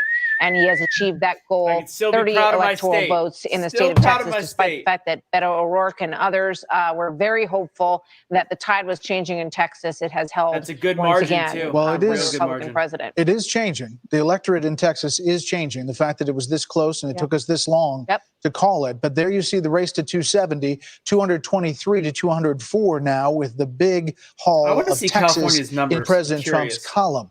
As we head to break here, let's check in on a couple of Senate races. One, Michigan, we just talked about, and we've been mentioning throughout the night, John James against the incumbent Gary Peters. Let's take a look at that board, maybe. We'll get it. And in that race, there you see John James holding a lead now. It's only half of the precincts in. He is not Let's wanna check expected one to more win on the either, so Senate that'd be races. huge for John James. Maine, Susan Collins at 52.1 and Sarah Gideon 41%. Obviously, a lot of money's gone into this race as well. Susan Collins trying very hard to hold on to her seat in Maine. That's a quick look at some of those hot Senate races as we head to a break. We'll be right back. Hey, so Russo, to answer your question, we were looking and it looks like the Angry Vikings channel's down on YouTube. He's been banned. So he got banned again. Yeah, Yes. but they're saying go to his website. Jeez. Is he live right now? No, he did a video on November 2nd saying everything's being removed. What did he do? I don't understand. He went against the system. What do you expect? That's mind-boggling because I'll sit and I'll watch some of his shows and they talk for a long time. And honestly, I try to pick them like, is there anything that's just not like okay? And there's not. There's nothing everything's fine. Like everything's just God. I sent you a link directly on Facebook. Thanks. And you can pull that up. It's only a few minutes long, but it goes into detail. All right, let's go to I'm going to try to let's see. Let's go back to More of that social media and shadow banning. That's crazy, man. It's horrible. It's not real. We shouldn't have that.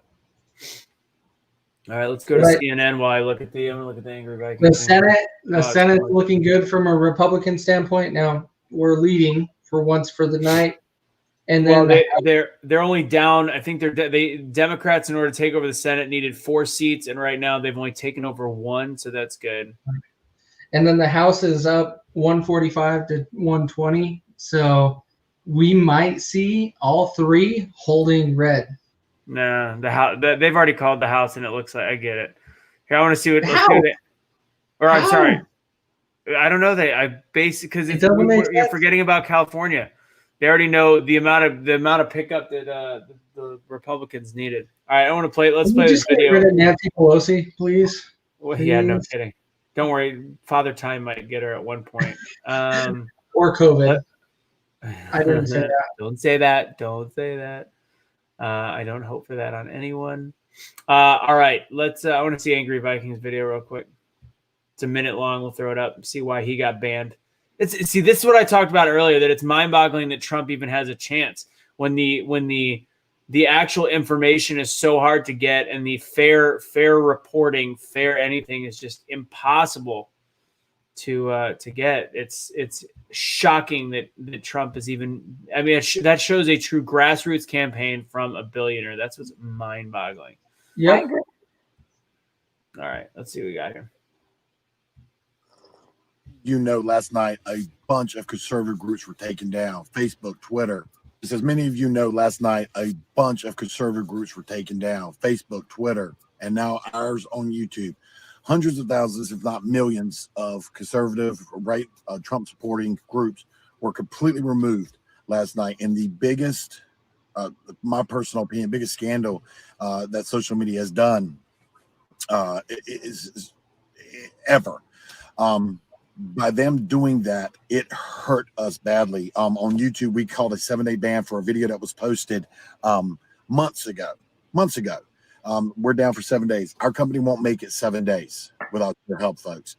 We won't be around anymore. We'll basically just be holding a talk show, our daily talk show, and selling T-shirts, because we can't go 7 days after we lost 12,000 at that Florida rally. We won't make it 7 days without your help, folks. Thank God for Wimkin. Thank God for there's men out there like Jason, creating a platform that we don't have to worry about being pulled down on, so that we can regrow to what we were, to the hundreds of thousands of people we had, and make this thing into something amazing, folks.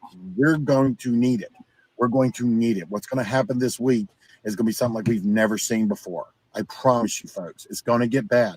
You're going to need people like us to hold the line. That's absolutely absurd. So I want to know what other groups. I just messaged them. I sent them a text to see if we can get them on to talk about exactly what's going on. But That would be amazing, because I learned about him when he came on with you like a month ago, and I started following him, and I listened to a lot of his videos. And as soon as you asked, it's not off. It's not like it's off base. It's not. It's No. nothing that drastic.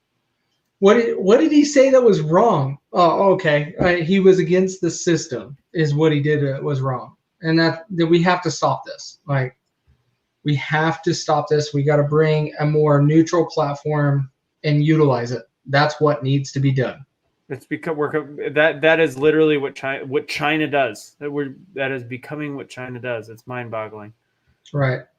All right, let's. I'm going to go back to see where they're at. I still haven't seen their numbers over at CNN, if they've called Texas yet or not. No, they have not. I have it up on my TV on the wall. Okay. They're super conservative tonight. Yeah, they take forever to So call. let's stuff. assume here, then you get Joe Biden to 209, right? And so we're from there. Again, we're not done here yet, and we're not done here yet. But that's what it looks like it's trending there. Hawaii is too early to call, by the way. Hawaii is too early to call. I'm just saying I expect that's where we end up, right? It would be a huge surprise. It would be a huge surprise otherwise. And if we have to go back, we go back. But so you do the hypotheticals now in the Biden campaign, and you're banking on that. You're banking on Nevada, and you like your lead in Arizona, and you think you're going to get that. So then you're looking around. And again, Minnesota is a state. We're not there yet, but you think you're going to keep that. I don't think I've ever been past 11 o'clock on a presidential election night and having not called the state of Rhode Island. That's Connecticut. We'll come back in there. It's a little small. My fingers don't quite get in there. I started my career in Rhode Island, and I never thought we'd get past 11 o'clock before we call it. It's just that's the year we're in, right? But we expect that goes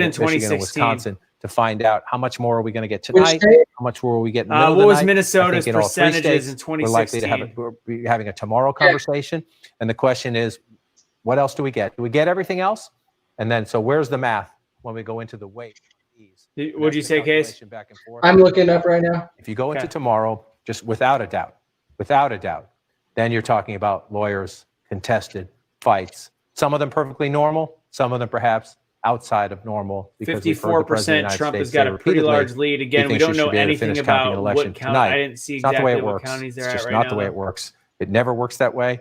It was not going to work this way from the beginning this year because of the complexities of the pandemic voting. 2016, But it Hillary- is one thing to watch. The Hillary president led signaled by he was going to do it.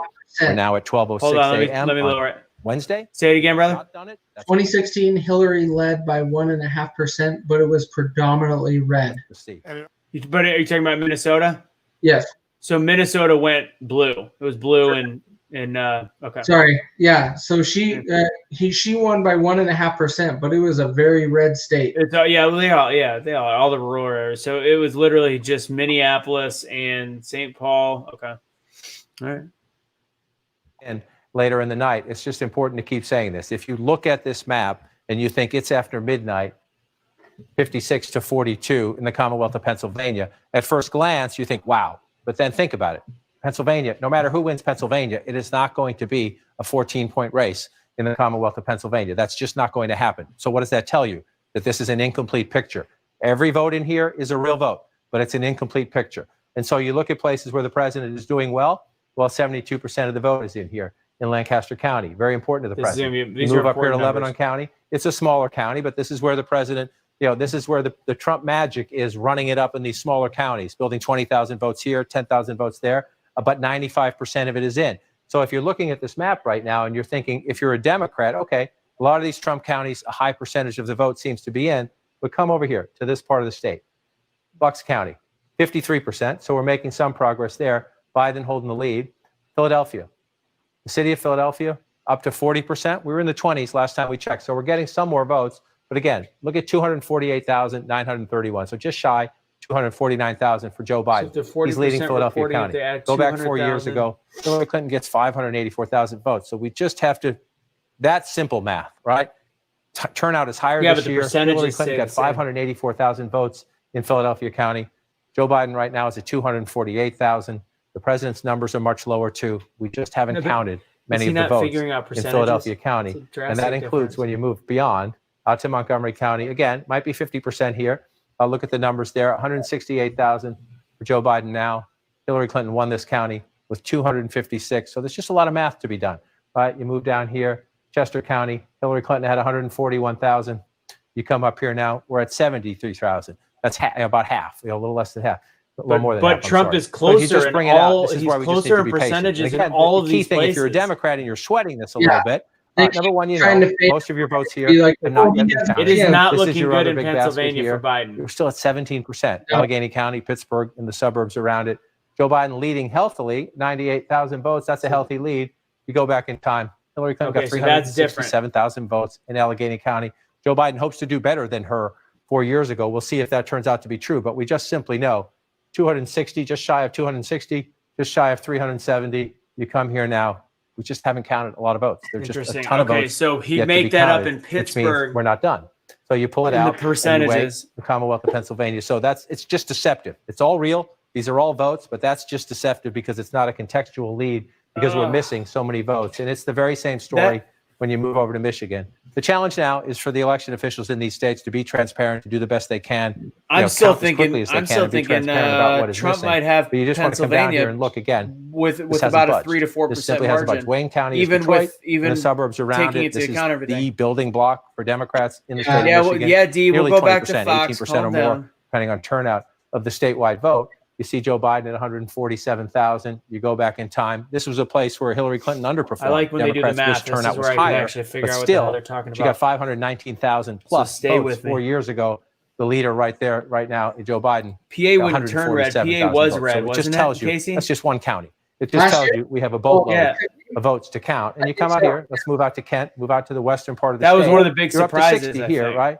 60% of the estimated vote, but 119,000. Donald Trump leading in Kent County. This is Grand Rapids and the suburbs around it. Democrats had hoped to make inroads here. Hold on, Let's let see me if it turn it stays red, but 119 at 54%. Say it again? Trump won by 1%. He lost 148. Philadelphia. So even in a place where they say they're up to 60, counties. we just know it's under the 26. But the state, we know okay. the turnout is up just He about won. everywhere in this election. So it tells you. So this is actually how I It's real. figured out It's a how Trump Trump lead, won but last it's year an is actually by incomplete watching these picture. kind That's of under things and 2020 doing as the we do that. basic It's a Trump math lead. behind It's the correct. places It looks that like, you, but you it's just keep the incomplete. percentages It's the way they are significantly incomplete. on And these we'll face the very places, same thing and then you just over in and Wisconsin. add to You this look at to this the as a actual Republican, cities that need it's to closer or here, the but still 5 districts that points need to when add you their look at it. numbers. 108,000 Absolutely. votes. It's But you simple come down math. here to Milwaukee, 128,000 votes right there. You go back in time. It's not Hillary looking Clinton great had in Wisconsin. 208,000 votes. Turnout was down in Milwaukee Yeah. 4 years ago. Heard Bill Ware say earlier, Democrats are worried about it this time. Oops, but it's didn't not mean going to to be do this that. much down. You're not going to have 288,000. Hit the wrong button. President, he was at 126,000 here, and you come back, you come up to 2020 here. He's at 80,000 and 128. It's just not a complete picture. There are a lot of votes to be counted, and so you want to, you want to know. It's past midnight. You want to know.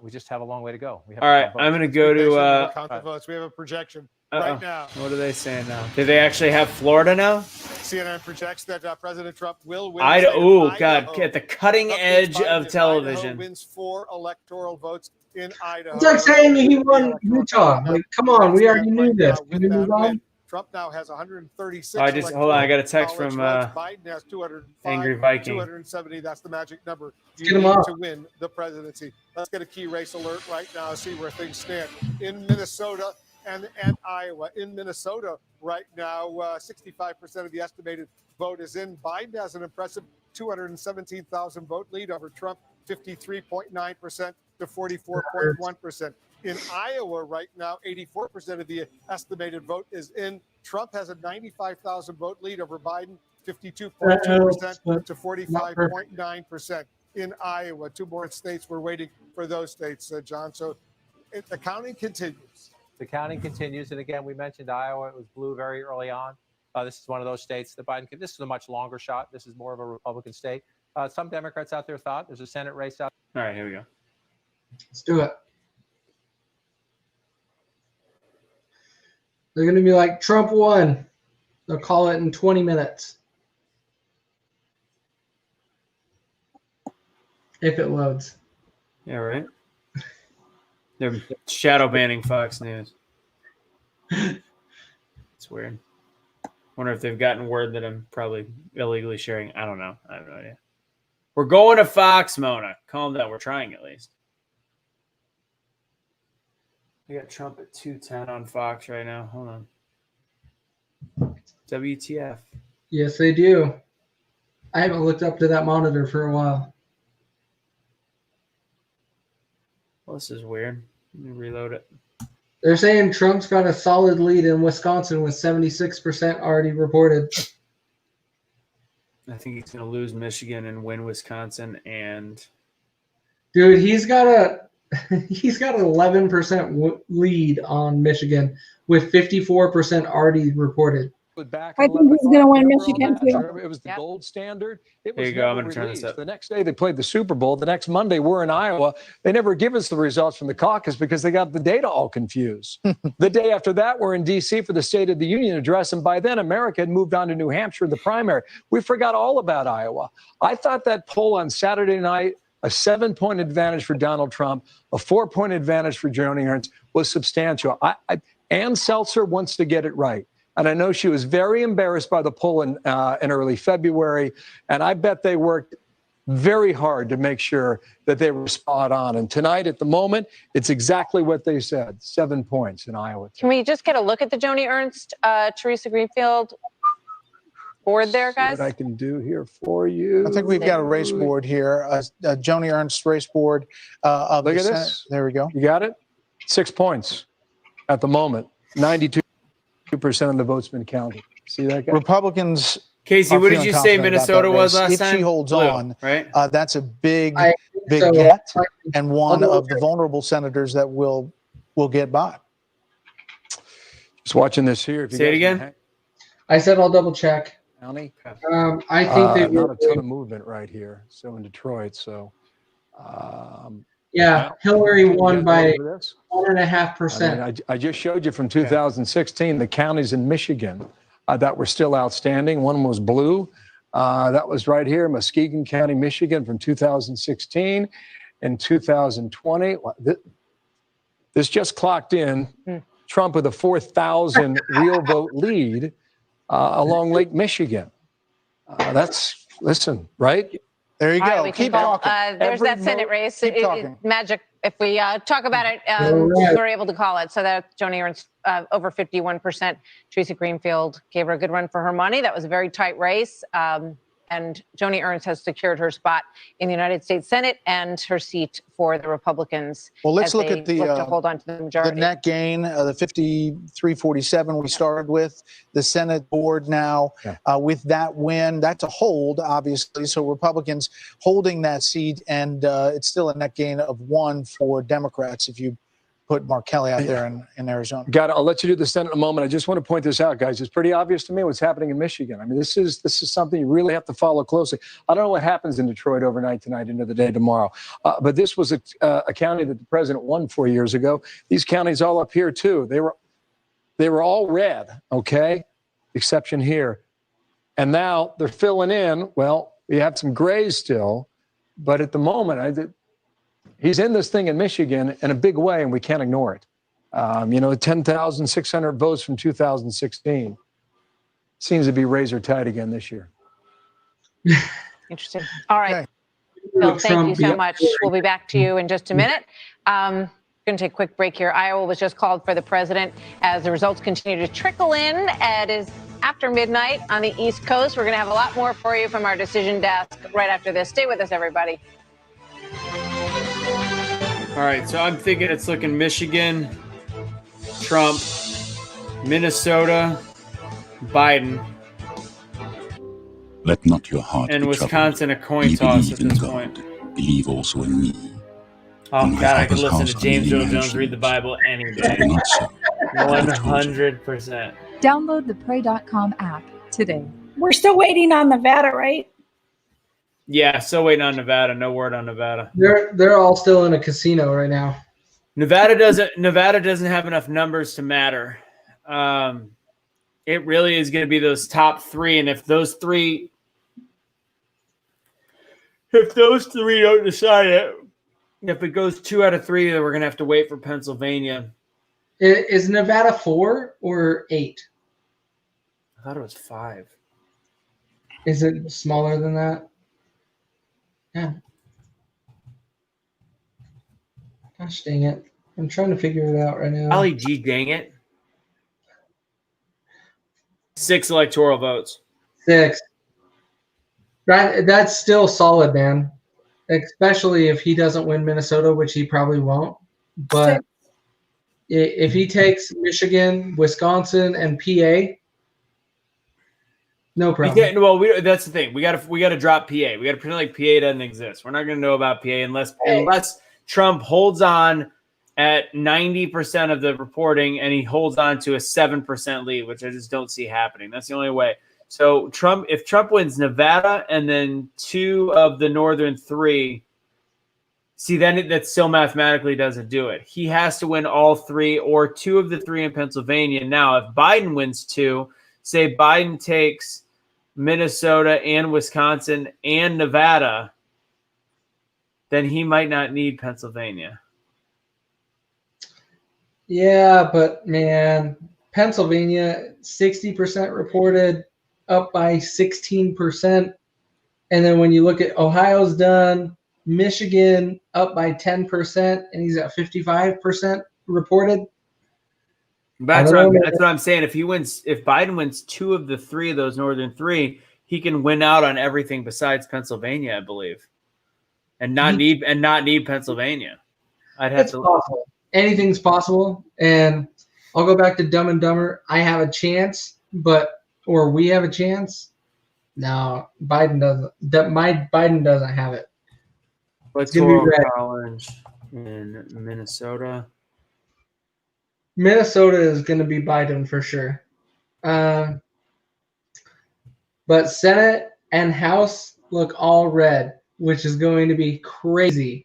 I don't care who gets as president. If you have red House and Senate, you have no choice. What you're hearing. Where are you seeing that?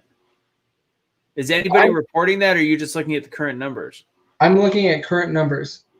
Just wait till they report that, because they're still forgetting all of the West Coast. So is it set? What's the plus minus from last year in this spot? It's or the last election. That's where the key is. The plus minus. Let me look. Here, I'm gonna go ahead and I'll turn the volume up on this one. Yeah, because that's what they know. The way you know, like right, like even when the Democrats were up in the House earlier.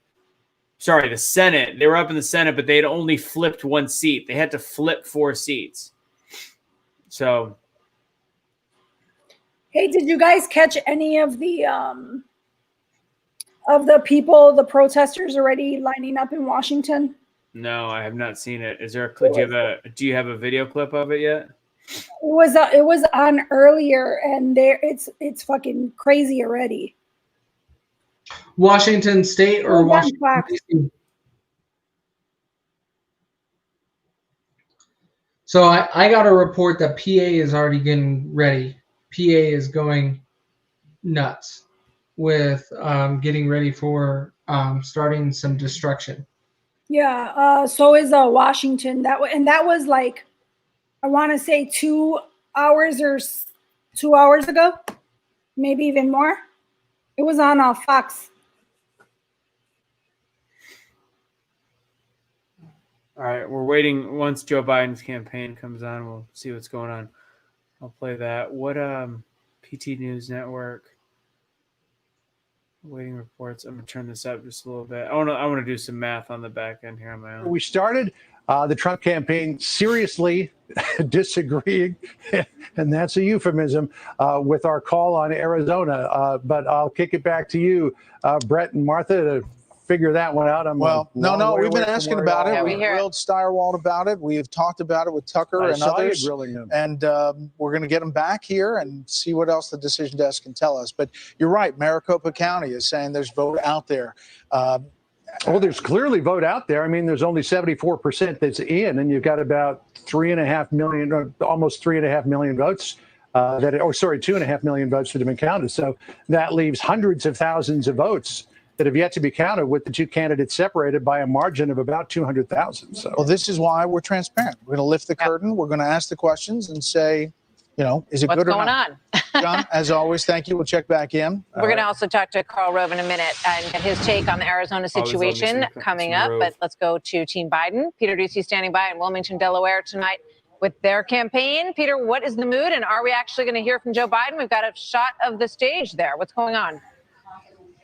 We are going to hear from Joe Biden now the day after Election Day, early Wednesday. The campaign started to advise that it was going to happen at 12:30, but based on the way that it works, it seems like it is going to take a little bit longer than that for him to get there. And what I mean by that is they take a press pool that's been waiting at a hotel nearby. They drive them over to the Biden house, where the Secret Service sweeps or inspects all the stuff that they've got. And then they roll back this way with a motorcade as part of a protective bubble. So 12:30 seems like a very ambitious time because they just left and he lives about 15 minutes away, even though there's probably not a whole lot of traffic at this hour. As for the mood at the Biden campaign, a lot of enthusiasm about the Arizona call, which is quite the opposite of the reaction that the Trump team has had. And one of a deputy campaign manager, Rufus Gifford, actually posted on Twitter a few minutes ago, "We're going to win," which is a different tone than I have seen with some of the Biden folks that I have had a chance to speak to in person. They have not been as chatty yet, just because they are waiting for more information to come in. Same as the folks here at the drive-in. They lined up about 300 cars nearby, and they slowly but surely, after a couple hours of waiting nearby, came in, and there hasn't been a whole lot of excitement. They're watching a broadcast. There's been one race call, Virginia, on that for Biden, that elicited some light scattered cheers, but that was brief, and now people are just sitting and waiting, and that's what we got from Wilmington. Martha? Familiar posture to some extent. Peter, thank you very much. Peter Doocy joining us. Let's go to our Washington panel and check in with them. Carl, let me see if I can bring Carl Rove up We're gonna here. listen to Talk Carl, us a and little then bit we'll go about to the your live read coverage in on DC Arizona. from PT Obviously, there's a News. lot of dispute about it, and it's becoming more clear than ever that it's a very important state to both of these campaigns and their path forward.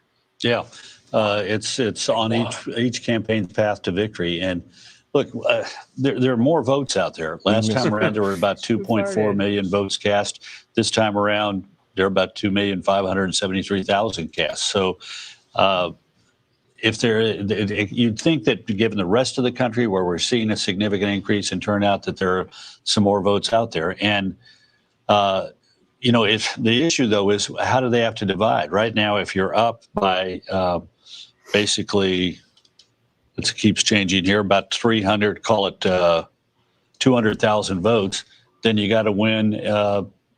You got to win about 600 to 400, and that's entirely possible. But I'm not certain I disagree with the call, but I think maybe it's a little premature.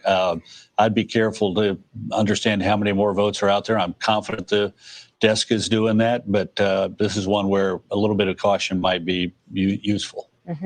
Okay, we do have another call to make, and that is a major call to announce. The Fox News Decision Desk can now project that former Vice President Joe Biden will defeat President Trump in the key battleground state of Minnesota.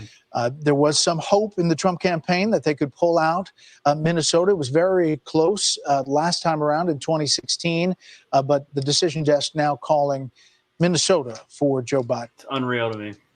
Yeah, that was one that Amy Klobuchar has obviously up. spoken a lot about, very near and dear to her heart, her home state. She said that she felt very The fact confident that that Minnesota Ilhan would can stay win the state in of Minnesota, the blue column, or and can indeed win it has. in So these are the Minnesota, numbers it that we're at shows how right now. broken 237 their now system is. on the path to 270 It's awful. for Joe Biden, and the They're not president is at engaged. 210 at this point, with a lot of states out there still to call. Brett, yeah. Just thinking, here we are 4 years later, and we've been through these 4 years of unbelievable turbulence and turmoil and all this stuff going on. And so far, one state has flipped from 2016, right? One state is all. That's all that's happened so far. So What was the flip? people kept saying to me North throughout Carolina? the fall that this is the most important election in our lifetime. My view kind of was it was the most important presidential election since the last presidential election, and it's kind of turning out that way, isn't it? Yeah, no, it's a good point. Donna Brazil tells you something about Arizona. Well, I told Katie if you called on me, she's a native Arizonan, so I wanted Katie to talk about Arizona. Go ahead, Katie. Thank you, Donna. I appreciate that. Yes, we are hearing from the Trump campaign, as John Roberts said, that they are livid. I've also heard from a number of people in Arizona who cast their votes who don't believe that Arizona is at least this far gone this early. You also have the Arizona governor, Doug Ducey, tweeting. He said, "It's far too early to call the election in Arizona. Election day votes are not fully reported, and we haven't even started to count. Early ballots dropped off at the polls. In Arizona, we protected Election Day. Let's count the votes, all the votes, before making declarations." There are a number of votes in red counties that President Trump visited and campaigned in, and people who have been working on the ground with the ground game there believe that with 2 million plus outstanding votes, that it's been too much of an early call. All right. Thank you, Katie. I just want to mention there's some suggestion that Joe Biden could be speaking within a matter of minutes. We'll obviously take you there if that happens. That raises all kinds of questions about what he might say at this point in the game. Why? He had said earlier that if he felt that he was ahead, he was going to come out and make that declaration that he was ahead. Donna, why would he speak? Go to bed. I have no indication that he will speak, but if he decides to, perhaps. Well, it's everybody, to I'm tell going to go to everyone sleep. be I'll see patient. what happened I tomorrow. can tell you that my Hopefully, I'll phone be your and president. all of my other devices are blowing up. I want I'm going to the just mention basement. about Arizona. I mean, if you look at where Donald Trump was, the president was 4 years ago, right. he won by 91,000 votes. Look at the votes coming in. Maricopa County, Go ahead and turn this Tucson. down. Maricopa County going for Biden. Anybody surprised? No. No. All right. We've got a special guest on. I want to know why this person was nixed, just like other conservative accounts. I want to know who else was nixed. Angry Viking is hopping on real quick. Man, the myth, the legend. I'm gonna pull him up real fast. Hold on, I'm gonna drop this. What's up? What's up, guys? How y'all doing? Doing good. What's up? Oh man, just trying to rebuild, man. That's what we're trying to do. How many times has this happened? You know? I've been banned 10 times on Facebook, 3 times on Instagram. Just caught my first ban on Twitter, and I have been ISP banned from Facebook and from YouTube. Do we know why? I know they give you community standards stuff, Right. but So we challenged it, obviously, for obvious reasons. Right. We were told it was because of hate speech. And anyone who knows me knows that that's not what I'm about. I've never used racial epithets. I have never, I'm actually the kind of the antithesis of hate speech. I actually, call out organizations that do that. But because I don't toe the line with these leftist organizations, I'm an easy target because I'm loud and my followers are extremely faithful. So, we're trying to rebuild right now. We're building our own platform. It's going to cost a shit ton of money, but it'll be worth it so we don't get banned again because we can't keep building up, hundreds of thousands of followers and then it gets snatched from us because someone doesn't like how we deliver our message. So yeah, it's wasted time and effort. What you said? Exhausting. You said other conservatives on the same day were banned. I mean, since October, it's just been one thing after another. My mom, she literally posted an article on her on the story, not even her wall or whatever the hell they call it on Facebook now. It was just written from Dr. Mercola that had a middle ground message of forget about the election, don't worry about Trump, don't worry about Biden, let's worry about our health afterwards. And that's what it was about. It got taken off Facebook. Just it's mind-boggling. And the thing is we're not just getting banned, we're getting ISP banned. Like people are trying to share our stuff on Facebook, and they've actually banned our website from being put on Facebook. Like if you try to put our website on there, it won't allow you to make the post. It says it goes against community standards. What's the website? I'll put it with a couple weird spaces. www.theangryviking1776.com. And when people try to post that, because they'll share our feeds, they share our message.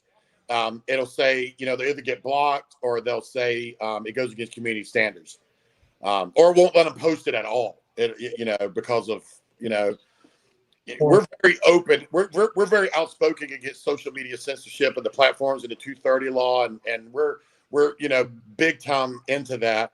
And, we believe that they should be treated as publishers and be allowed to be sued. And, you know me, man, how I speak out against Antifa and BLM and I call them out. What's funny to me is, we'll report someone who's like, we had someone from Denver who sent very, very obvious. They weren't latent death threats. They were clear and ominous death threats about our rally in Florida. And they didn't get pulled, that their channel didn't get pulled down. However, 2 days after my rally, we were yanked. We had a Google I knew we were going to be because the night before we had a Google moderator in ours. And you know me, so I started talking shit to the Google moderator. I had Hood Conservative, I had Hood Conservative, I had Free from Fetters Grove, and I had Gary Lamb, who President Trump is doing, ran an ad using his videos. Every one of these gentlemen are black. And I said, I was talking crap to the Google moderator. I was like, this is the way it's supposed to be. Conversation, talk, not I'm going to burn your city to the ground because I don't fucking agree with what you say. Or spitting false narratives to get what I want, Right. So, I'm passionate. Nothing's going to stop us. We're very passionate. We have a very, very strong, faithful following, and we're just going to rebuild. I'm not going to be quiet about it. As long as BLM and Antifa have a stance in this country and our politicians and companies and organizations in this country are backing them, I will stand against them. You can't. It's funny to me, these organizations cry for socialism, communism, Marxism, and at the same time, they're signing, multi-million-dollar contracts with Warner Brothers. The communities that they say they love are suffering and dying at a ridiculous rate because of defunding the police. I will, until the day I take my last breath, I will stand up against all that type of stuff. As you should. What did you say? Sorry, because I'm also watching the footage. Where did it go? I was just watching the footage from. Keeps disappearing from my feed. The actual footage going on in DC right now. Yeah, we've been watching a lot of that too. It's crazy. What did you say? Anybody else actually got banned on the? You said a couple other accounts got banned. A big organization. So every one of my moderators got banned. Every single one of them. A bunch of them had a bunch of Trump support pages, conservative pages. hundreds of thousands of followers. They were all banned, wiped out, given no reason. One that actually President Trump spoke out about was the women who support Trump page had 175,000 followers. They were taken out for no reason at all. It's a clear attack on conservative values and conservative. You know what I'm saying? Conservative. Conservative. Blah, blah, blah. In this country, and the problem is we've allowed it to happen for so long that these social platforms believe they can just do it, freely with zero consequences. And the problem is they can, because they're protected under a law that it was never intended for what they're doing. We've outgrown the 230 law. It was never intended for social media platforms to be the way they are right now. And unfortunately, I mean, even with all the evidence they have against them, that clearly they are censoring they're showing only one side of news stories. It's going to take years of city committees and judiciary hearings and all this type of stuff for it to actually help and work in the right way for this country. So how did Florida go? I had some family. I don't know if you saw, I had some family issues, but I was thinking about making it down there. But what ended up happening in Florida? It was a nightmare, man. So we spent $12,000, had a beautiful park, beautiful setting, everything was amazing. And then the day before, we were going live. We flew down Gary Lamb, we flew down Hood Conservative, we flew down Free from Fetters Grove.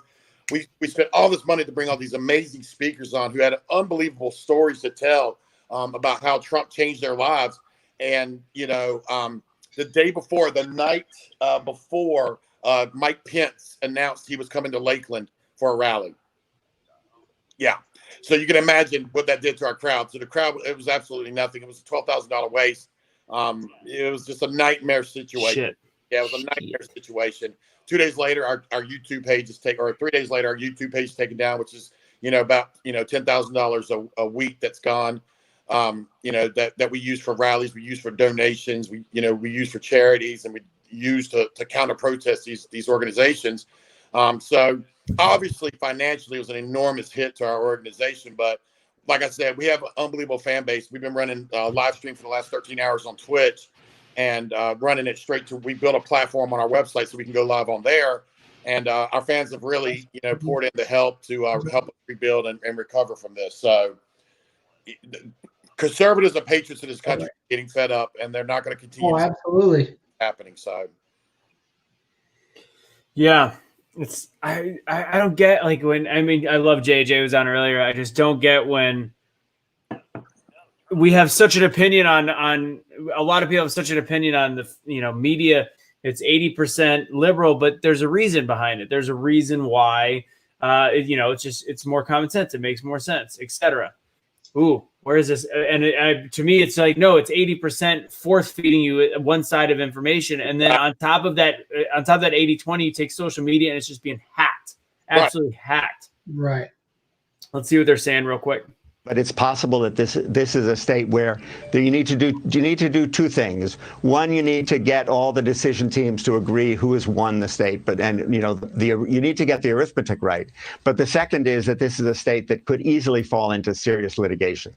But this is also a state where, this is one of those states where we knew from the get-go, and we talked about it at the 5 earlier today.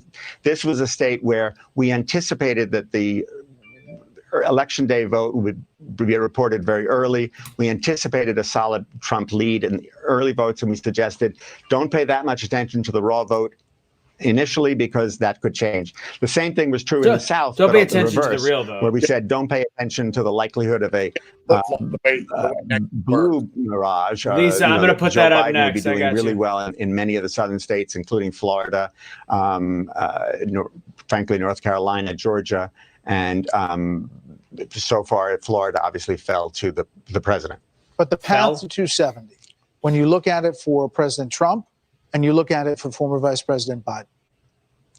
Anyone The know path what to is true? 270 for the president is to make sure he wins Georgia and North Carolina, the outstanding ones in the South, and then that he gets probably Pennsylvania and Montana. And I believe then he gets over 270. He gets barely, and then he probably also will need to win either Wisconsin or Michigan. That's the path. The path for Joe Biden is win Nevada, win Wisconsin, win Michigan, and I think that, and win either Nebraska 2, which is still outstanding, and where Biden currently has a lead, or win Maine 2, which is also outstanding, but where currently Trump has a lead. Can we finish where we started on Arizona? You're already Trump. % sure. Yes. And so all this pushback, you're going to say, we made the right call when we made it. We made the correct call, and that's why we made the correct call when we made it. I'm sorry. No, you don't have to be sorry. We just want to be. I love the Biden rally has the vehicles. not happy. I can't. Well, thank you very much, Arnie. Thank We you, Arnie. appreciate your time. Thank Get you for back having in me. there so we can make some more calls. Okay, I'm going to throw Yes, the Chief. other one up in a Thanks, second. Arnie. Angry. So I we're got a looking at the question scene for you. where Joe Biden is about all to right. come out, and to me, it's reminiscent Hold on. of what we saw in the. All right, so I've been doing this at the beginning of the night. How did you have it? How did you have it looking? How did you have it shaping up? What was your percentage chance that Trump would win? Percentage chance that Biden would win? And have you changed as of right now? Originally, I honestly believed that it was going to be a landslide for Trump. I believed he was going to score 330 of the electoral votes. I knew Pennsylvania, but I also believe I don't care about Pennsylvania. I don't believe Pennsylvania is a state that he actually needs to win. As long as I believed in my heart he was going to take Florida. I knew he was going to take Texas. I knew he's going to take Georgia. You can't argue with the numbers and the way the turnouts have been. Pennsylvania, when they first started dropping numbers on that, it was 86% to 4% or something like that. It was a ridiculous.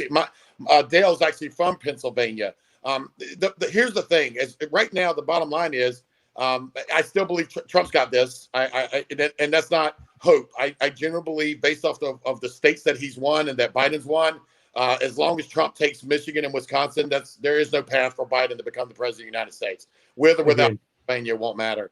I believe that Trump will he's already taken Florida. I believe he will take North Carolina. I do believe right now he's still in the lead, Wisconsin. And I believe a big part of that, if you remember in 2016 in Wisconsin, it was actually 50-50.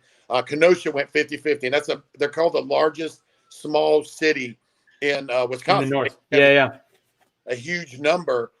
That actually goes towards the polls, and he's actually in the lead right now, 70-30. And yeah, he was killing it. He's killing it in Kenosha. Right. So I believe. All right. What is your percentage right now thinking that Trump will win? And then we'll go to Biden. What do you mean percentage? How confident am I? Yeah, I'm 100% confident. I believe Donald Trump is going to. I believe it's going to be announced within the next 24 hours that Donald Trump. I don't believe Pennsylvania is needed. Okay, I got you. All right, let's listen to what Biden's got to say here. This should be good. We're feeling real good about Wisconsin and Michigan. How can you be feeling good about Michigan? And by the way, it's going to take time to count the votes. We're going to win Pennsylvania. Thank you, Doc. I've been talking to folks in Philly, Allegheny County, Scranton, and they're really encouraged by the turnout and what they see. Look, we could know the results as early as tomorrow morning, but it may take a little longer. As I've said all along, it's not my place or Donald Trump's place to declare who's won this election. That's the decision of the American people. But I'm optimistic about this outcome. And I want to thank every one of you who came out and voted in this election. And by the way, Chris Coons and the Democrats, congratulations here in Delaware. There was a lot of choppy Hey, signals. John, the Gov, the whole team, man. You've done a great job. I'm grateful to the poll workers, to our volunteers, our canvassers, everyone who participated in this democratic process. And I'm grateful to all my supporters here in Delaware and all across the nation. Thank you, thank you, thank you. And folks, you heard me say it before. Every time I walk out of my grandpa's house up in Scranton, he'd yell, "Joey, keep the faith." You lost and in Scranton. Grandmama, so far, she was by the way. laughing. You'll know, Joey, spread it. Keep the faith, guys. We're going to win this. Thank you, thank you, thank you. Your patience is great. What the fuck is he talking about? He doesn't even.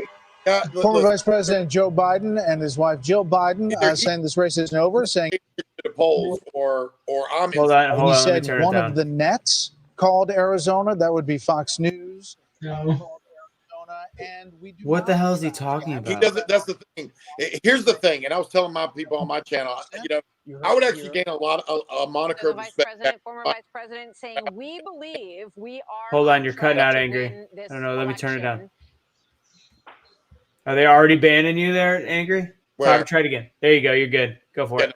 I believe I would have a moniker of respect back for Joe Biden if he would have actually, at some point tonight come out and concede. It is very clear. It's very clear. Everything I'm seeing, the numbers I'm looking at, he's not going to take Michigan and Wisconsin. I don't know what he's looking at, but the numbers I'm looking at, there's just no way for him to take those. He lost Florida. We all know not a Republican president hasn't won the election without Florida. Trump took that convincingly. North Carolina is close, but agreed. Usually in Pennsylvania. I mean, everything I'm seeing right now points to a very, very strong Trump victory. To keep the violence away from, fighting this election, I believe that within the next few hours, 2 or 3 hours, I believe that Biden needs to come out and concede this election. Everything I'm seeing right now, Trump's pretty much got this sewn up. I mean, it would have to take a huge number of votes to sway in Biden's favor for the Electoral College to go in opposite direction of what I'm seeing. So, I don't know. I mean, I could be wrong, but I don't think I am. You're on point, man. Like, I honestly don't see any of these states changing. Right. Nevada, maybe. Maybe. North Carolina. Those two, maybe. I still believe in North Carolina. They're all in. Same here. And so all in that, I'm like, Trump's going to win. It's not as much of a landslide that I was expecting at the beginning. I expected him to be like high 300s. Same here. But it's not there. Who knows? That could have been the mail-in ballots that were dumped in the dumpster. Who knows? But I don't care. That's not an excuse for me. If he gets to 270, that's fine. Again, I'm disappointed. My party, Libertarian Party, I wanted 5%. We didn't even come close. 2020 will do better. But overall, it seems like Trump is getting a little bit of the shaft in the reporting. Like, they just don't want to give him the credit. And so they're not, we're going to hold out tonight. We're going to do this. We'll do it tomorrow. And it's like, can we just give this guy some credit, please? Like, what does he have to keep doing to gain the credibility to be like, okay, we believe in him? But we all know we already boarded up a lot of malls, a lot of big stores, and said, hey, we're gonna destroy them tonight if Trump gets elected. Right. That's unacceptable. Love and peace and acceptance, right? Right. It's Heather, just so you know, fully respect you being in this group. She wants Biden to win, and you are completely fair to do that. And the fact that you're even hearing me talk and make little jokes means you've got thick skin, and you're more than welcome to be here, Heather. Anybody is, so you're good. Absolutely. Thank you, Heather, for voicing your opinion. There's nothing wrong with that at all. Not a single thing. I am very openly, I'm extremely passionate about this election because I believe it's history making. I believe, and this is, not a slant against, those who did vote Biden. And this is my personal opinion. Like I said, everyone's entitled to theirs. She's entitled to hers. I genuinely believe anyone who voted for Biden, either one, did not do the research and actually look at what he stands for and what he will do to this country. I believe I've watched a lot of people on screens comment and say, when they're asked, why aren't you voting for Trump? And they always fall back to the standard shit. He's a racist. He absolutely is not a racist. I mean, he's done more for the black community than any president since Abraham Lincoln. He has, the GDP, the Historical Black College Foundation, 7.9% increase in median income, the First Step Act, everything this man has done, the opportunity zones, to bring large corporations into, low income areas. Everything that this man has done, he said he was going to do, and I can support that. But before I placed my vote, I went and looked, and I did some serious before all this Biden laptop and crackhead Hunter and all this stuff came. I went to his website and I actually looked up what this man stands for, and the biggest thing for me was his taxes. His tax plan is going to would destroy the middle class. It makes absolutely no sense to me why someone would vote for Biden, especially if you make anywhere between $175,000 or less. He is going to do away with the Trump tax cut, which immediately takes $2,000 away from you. Then what he's going to do is, and I explained this to people very clearly, whenever you tax these large cities and you tax them at 60%, and in New York City, 68, almost 70%, if they make over $400,000, they will flee that area.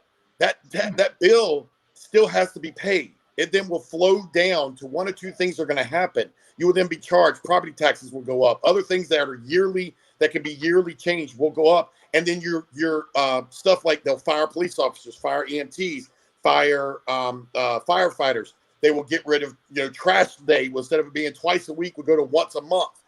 Anywhere they can to make up all these multimillionaires fleeing these extremely high taxes, which will actually cripple the middle class.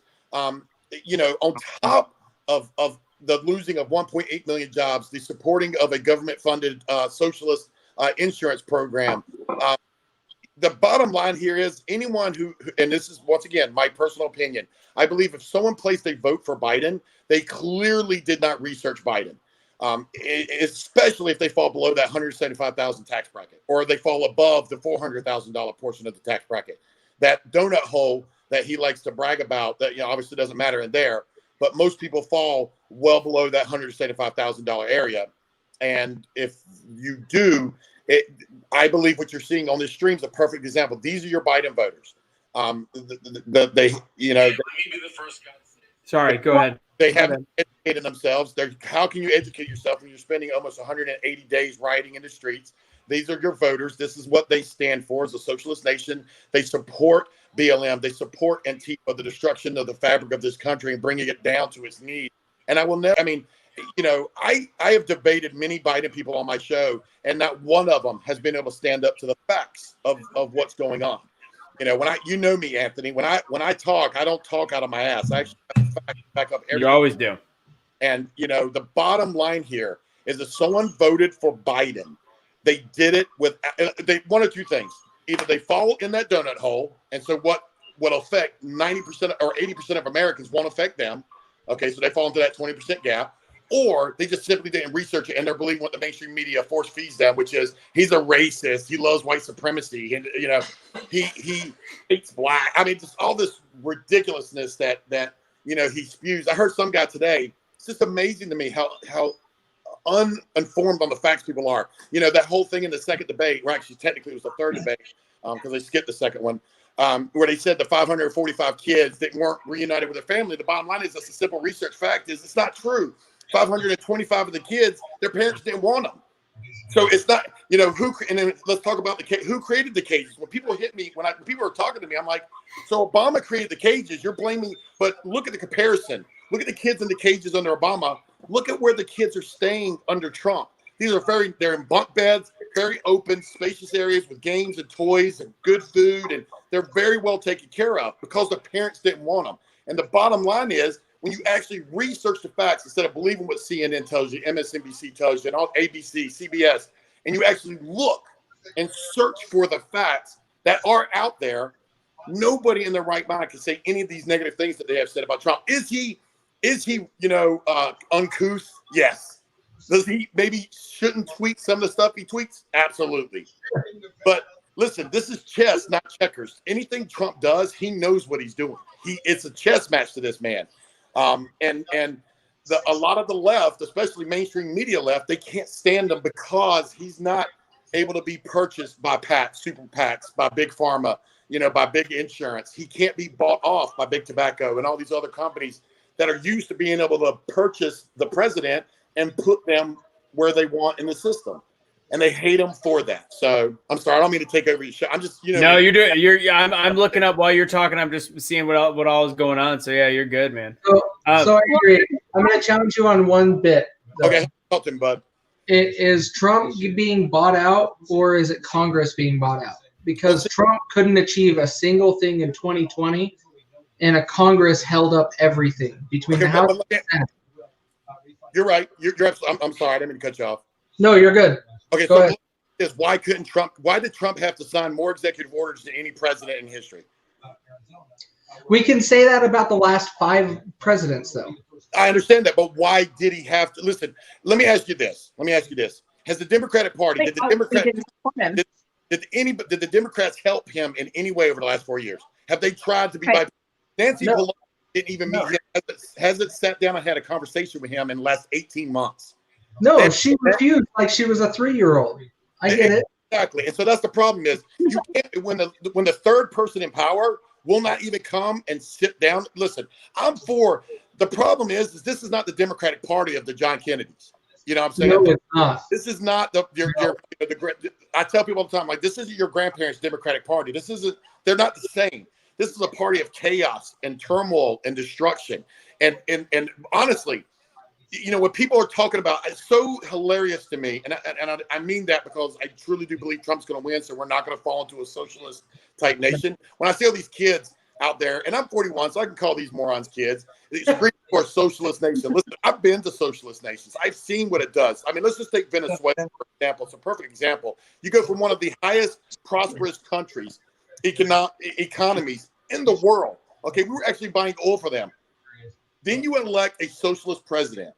Since then, they have turned it back into a third world country. Their money is literally worth nothing. The average Venezuelan has lost 25 pounds.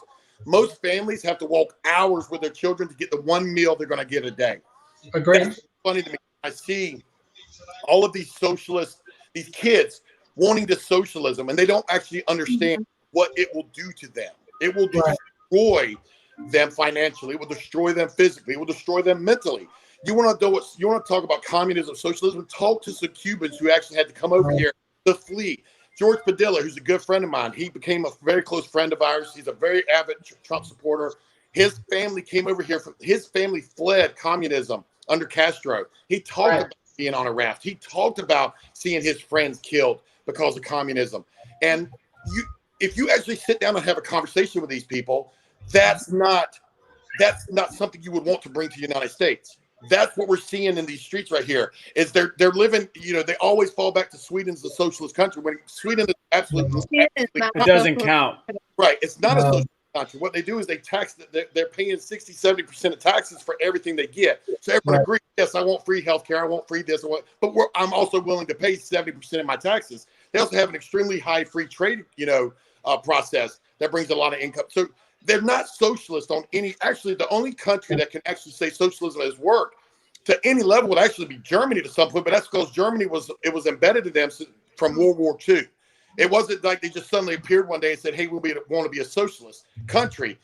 That's what happens to Venezuela. They just woke up one day and elected a socialist president. Next thing you know, they fall into the turmoil.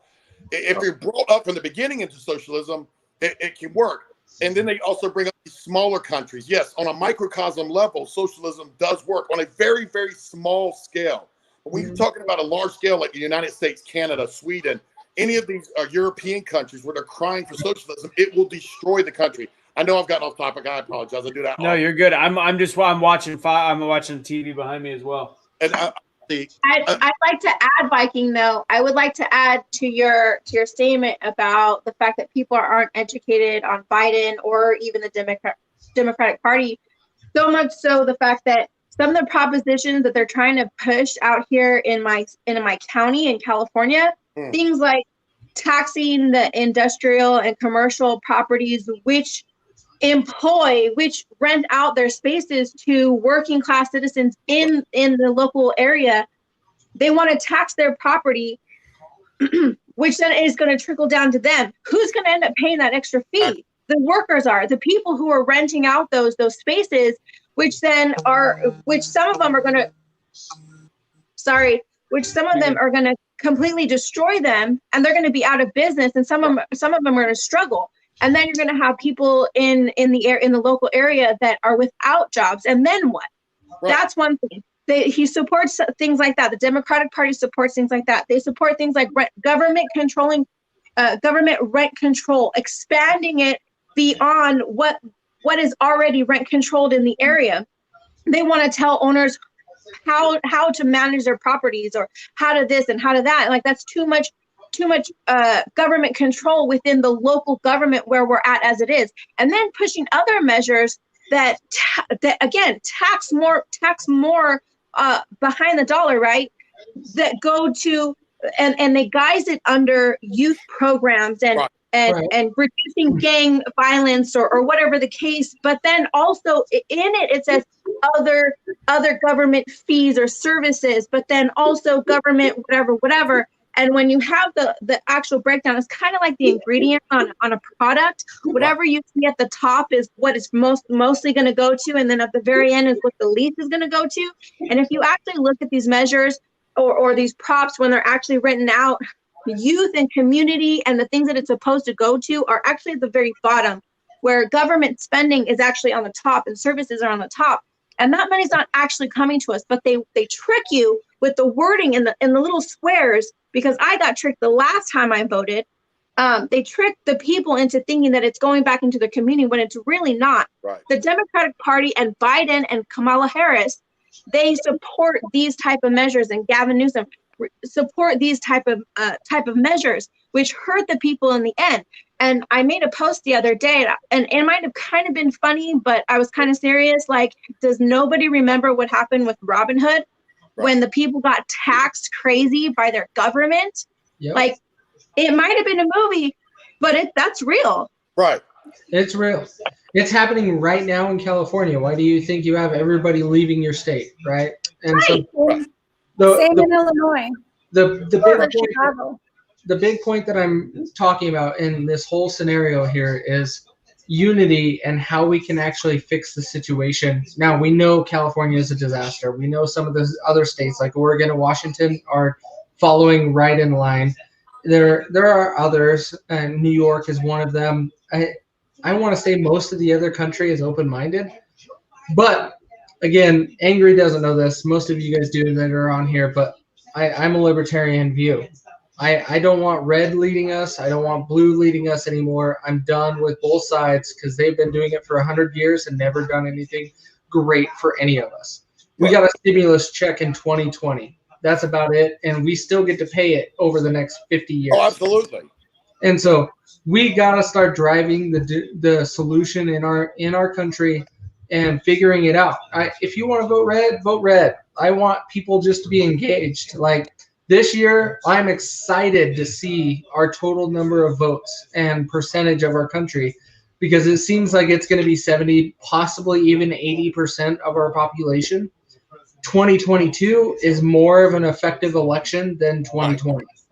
Right. And so we got to be engaged, and we got to make sure we're doing the right thing. And so, Angry, I agree with you. I was just trying to challenge you and see what your thoughts were on that, just to make sure I can see where you're coming from there. That's And all. honestly, I agree 100% what you're saying. And honestly, me personally, I believe that Trump, take religion out of the equation and pro-life, pro-choice. I believe everything. I believe Trump is actually more of a libertarian than anything, because he can't be bought.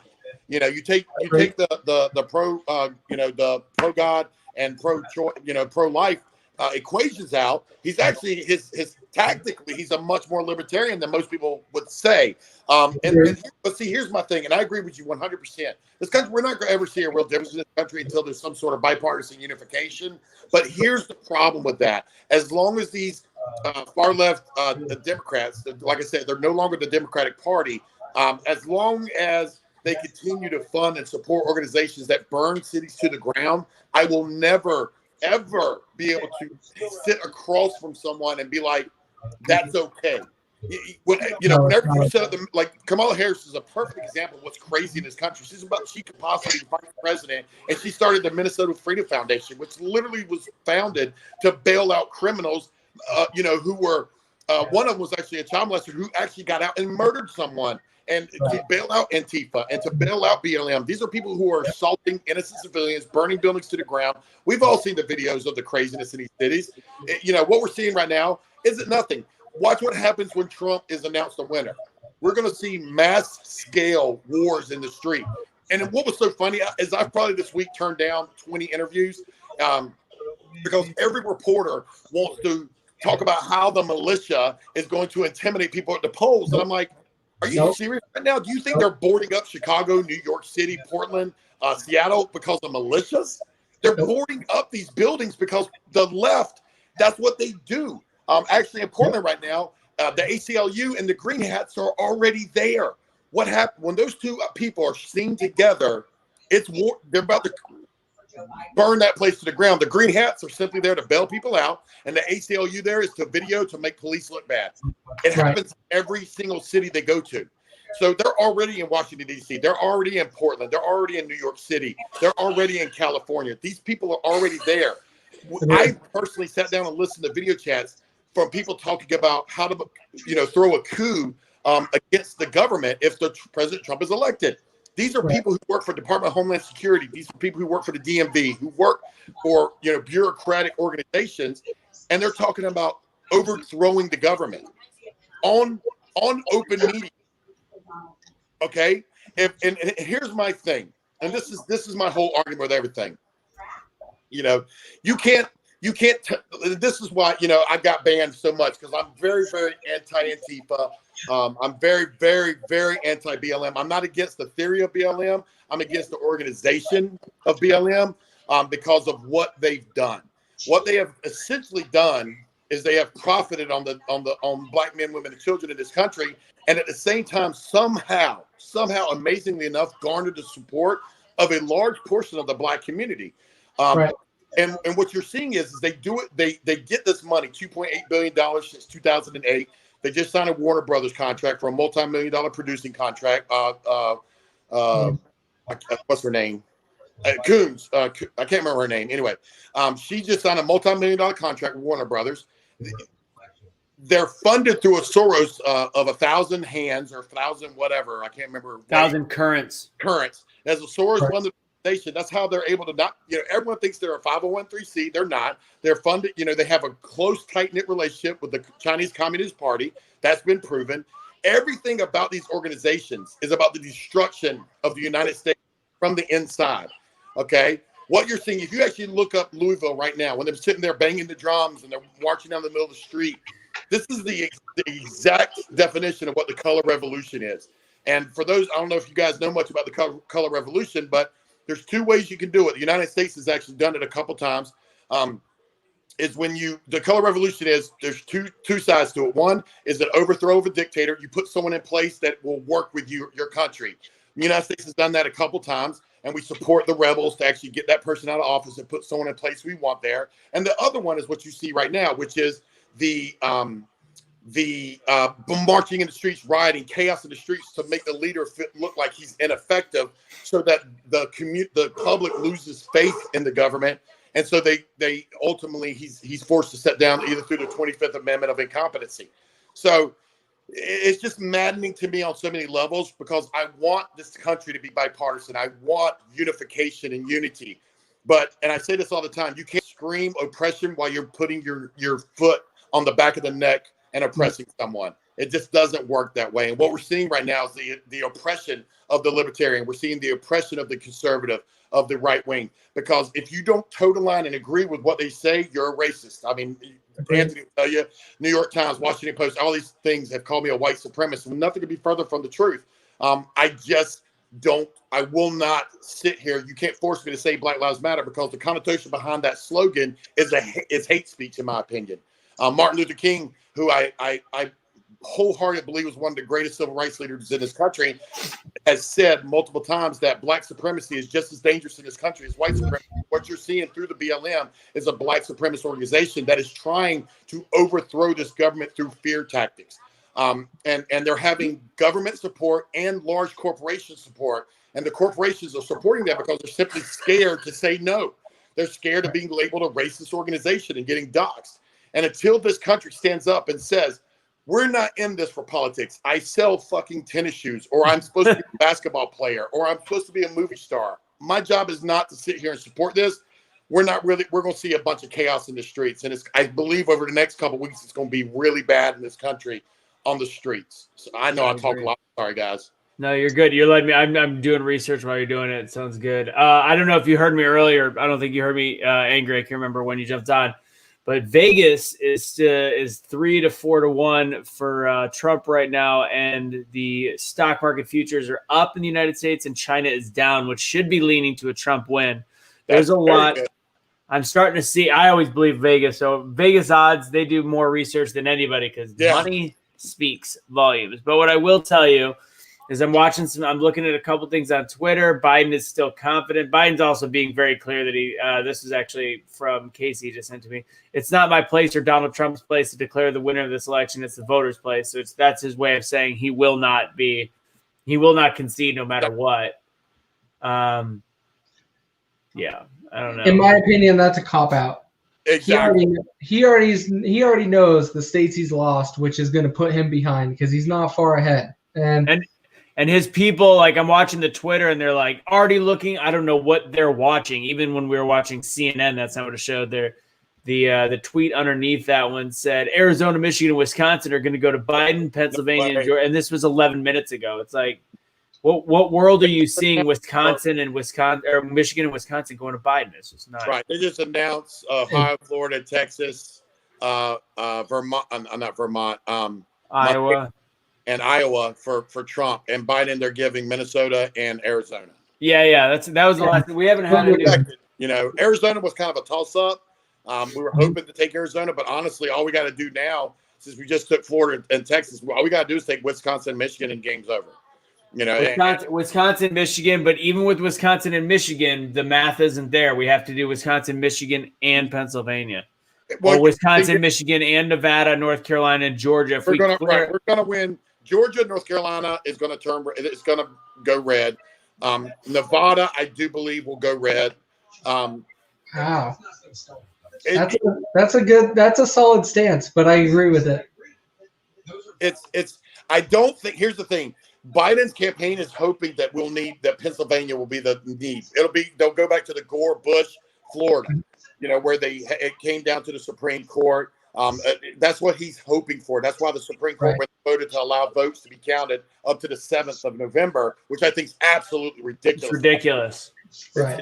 Absolutely ridiculous. I think that was a horrible decision made by Kavanaugh. I think, you know, that was ridiculous. I don't know what his logic behind that was, but that's what Biden is going to hang their hat on, is that they get 2 extra days. So he's not going to concede for 2 days until Pennsylvania comes in. That's why, in my opinion, it's important that we take Wisconsin, Minnesota, North Carolina, Georgia, and then Nevada, because then Pennsylvania won't matter. But didn't we know that Biden wasn't going to concede prior to like today? Yeah, but he pretty much just made it. I mean, he just now made it super clear. Yeah. I already knew about Ohio. Both of them have pretty much said they're not going to concede. I mean, you know, to be fair, you know, Trump has said it. I mean, they've had for the past 2 months, the Biden campaign has had 17,000 lawyers working on documents to prepare to take this to the Supreme Court. They're not going to. I don't know if you heard the other thing. You pretty much rattled them off, Viking. The whole thing of when you bring up the racist comments today. I got a real funny doozy one. When somebody else posted it on the page talking about, gave the line items of why Trump's not a racist, starting all the way from he had a black girlfriend to the Rosa Parks Award to like just it rattled off like 20 things. And somebody's response was, yeah, well, slave owners used to sleep with their slaves too. See, that's the mentality of what we're actually facing. If people actually look at the bottom line here, Trump was not a racist until he ran for president of the United States.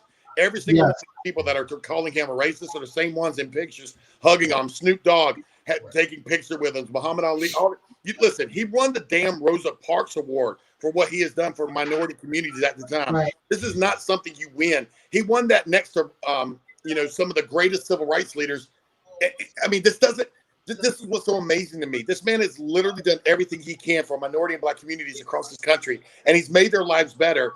And they're using mainstream media clips where they were trying to make it sound like where he said there were some good people on both sides when he was talking about Charlottesville, the neo-Nazis. Well, if you watch the whole fucking clip, it's clear what he was saying. He wasn't saying there was good neo-Nazis. He was saying neo-Nazis had infiltrated the counter-protesters, and there was good people on the counter-protester side. But it's also the same thing when he said all Mexicans come across the border are rapists and this, that, or all Mexicans are rapists and gang members. It's everything the mainstream media has done is take things out of context and they force feed it down to these people who they know won't actually do any research. They won't look further into it. Biden made a comment today when he was in Pennsylvania at his house, talking about that same lie where Trump said the troops were idiots and whatever, idiots and morons or something like that. Yeah. And there is no proof he said that. Everyone there was 18 people there, and not one of those people has said he actually said that. But the Democratic Party, Biden mainly, says they have 4 unconfirmed sources that he's. Come on, this is angry. The crazy part about that was when all this stuff's coming out with Biden, my issue was the NPR comment. NPR goes, we don't want to share anything that's a distraction to the election that isn't proven. When they literally shared a Atlantic article that had saying that all the military that have died are losers, that had 4 completely uncorroborated sources. Right. And Atlantic is a magazine where the ex-wife or the wife of Steve Jobs gives $500,000 to the Biden campaign, and that was the newspaper. It wasn't an AP. It hit the AP wires because it went from there. But you're telling me that this is that NPR is now. I mean, NPR used to be unbiased, but you're now telling me that a laptop of a potential president that has photos of him doing illicit acts, smoking crack, definitely sleeping with somebody, prostitutes, whatever it might be. Won't get into any of the other alleged stuff, but there's enough on there that that's news, and they are saying that is a distraction, and they are more willing to do an uncorroborated story from a biased magazine about 4 unnamed people hearing Trump calling people losers. I mean, on top of that, just to kind of add what you said here, it's just so funny. They tried to impeach Trump for crimes that actually Biden committed. Why, if it's not a true story, why did the FBI have this laptop for 9 months? They had it during the time of his impeachment, and they did nothing with it. Listen, the bottom line here is that Joe Biden sold this. He used his vice president status to line his own pockets. Yeah. I'm sorry. You make $175,000 a year. Your wife is a school teacher, and somehow you afford multiple multi-million-dollar houses. And then people said their argument to that is, well, he gets most of that from his speaking engagements and books. Look, go to freaking Barnes & Noble. His book is not going to sell enough copies to buy 4 multi-million-dollar homes, okay? His salary can't support that. His speaking engagements can't support that. And Jill's salary can't support that. Where's the money coming from? I want to jump into, because you brought up when he made the remark of, Biden said that Trump called the military suckers and losers, right? We know that he never said that. One of the things that I dislike with the media, and this is why I've been really backing up the conservative and Republican side of the house, is the way the media is playing people. They will tell you that Trump said one thing, but he didn't. But there's a clip going around with Biden, and this went around, especially with the military community. I got sent from one of my Army buddies, and Biden's in front of a bunch of Air Force airmen, and he stands there and he tells them, "Clap, you stupid bastards." Right. You're right. Why are we not showing that?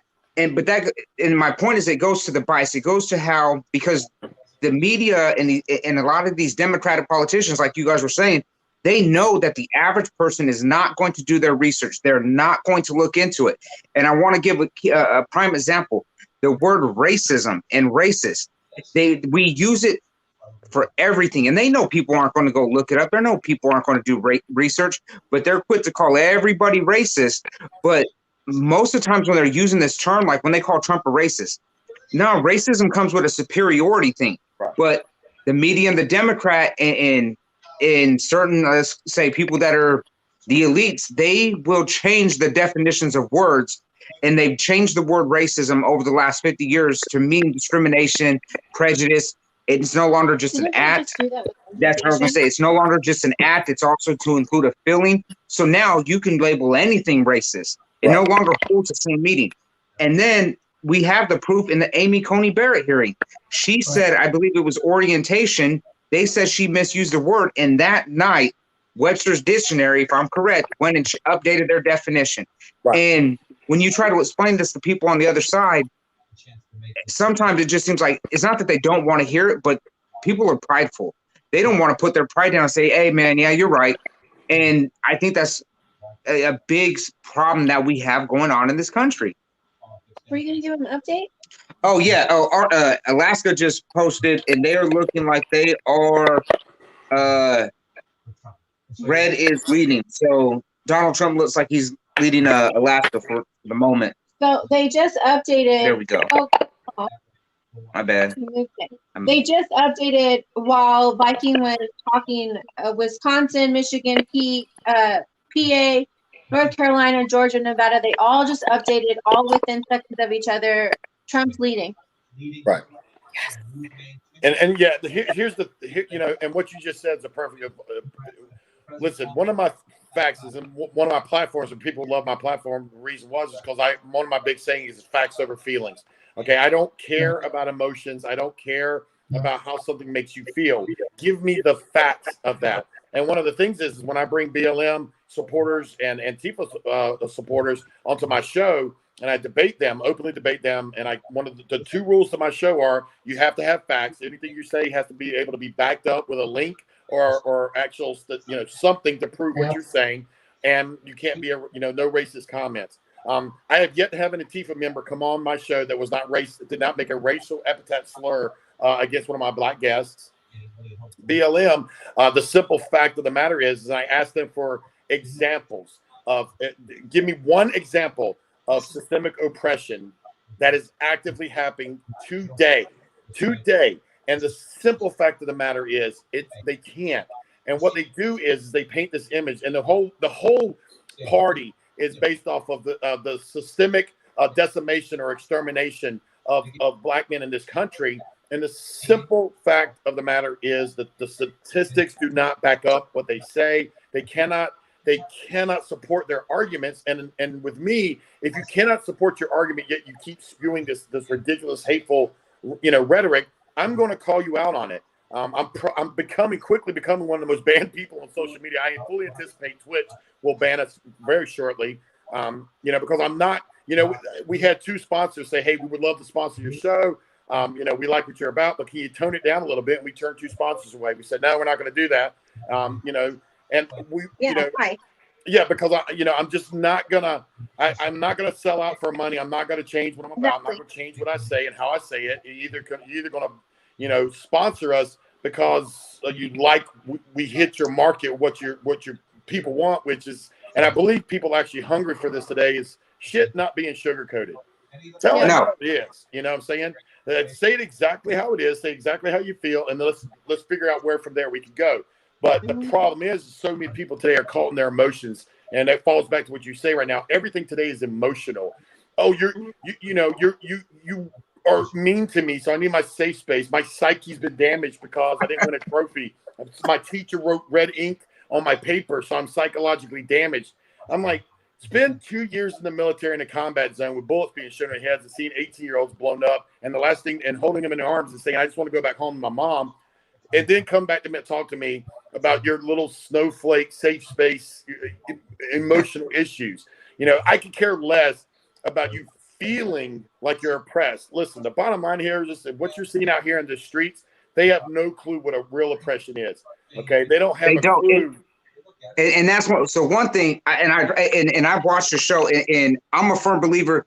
My feeling on this thing, my opinion is, if you can burn my flag,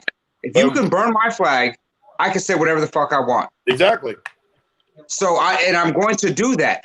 And on the same hand, right? When I'll get into these conversations and I'll tell people, I'll ask them, give me a fact, give me show me something in our laws that shows that we have oppression going on to this day. Because I can tell you for a fact that I know laws, there's 3,000 pages, 10 pages worth of laws that were made that were the perfect racism, that were perfect, that oppression. Can you tell me something that is that in America, or give me something that America's done like that? And nobody could ever answer that. And I will turn them to apartheid in South America. Apartheid, you talk about systemic racism, institutional racism. They had 3,000 pages, 10 pounds worth of laws that segregated black people from white people, and it segregated black people from black people. Right. And it worked for them for years. We don't have that in America. And if you can show me one law that says, hey, you're going to hold this black man down, or you're going to hold this Latino guy down right here, or Hispanic guy down, we have it. I haven't seen it. Right. Yeah, the bottom line is there's so many civil rights laws in place right now to protect minorities, you know, and I hate using the word minority because to me, I believe that comes off as has a bad connotation to it. But when I say minorities, I mean basically anyone who's not white. So that's what I mean by that. There's so many civil rights laws in place right now to protect people of color. I'll say that.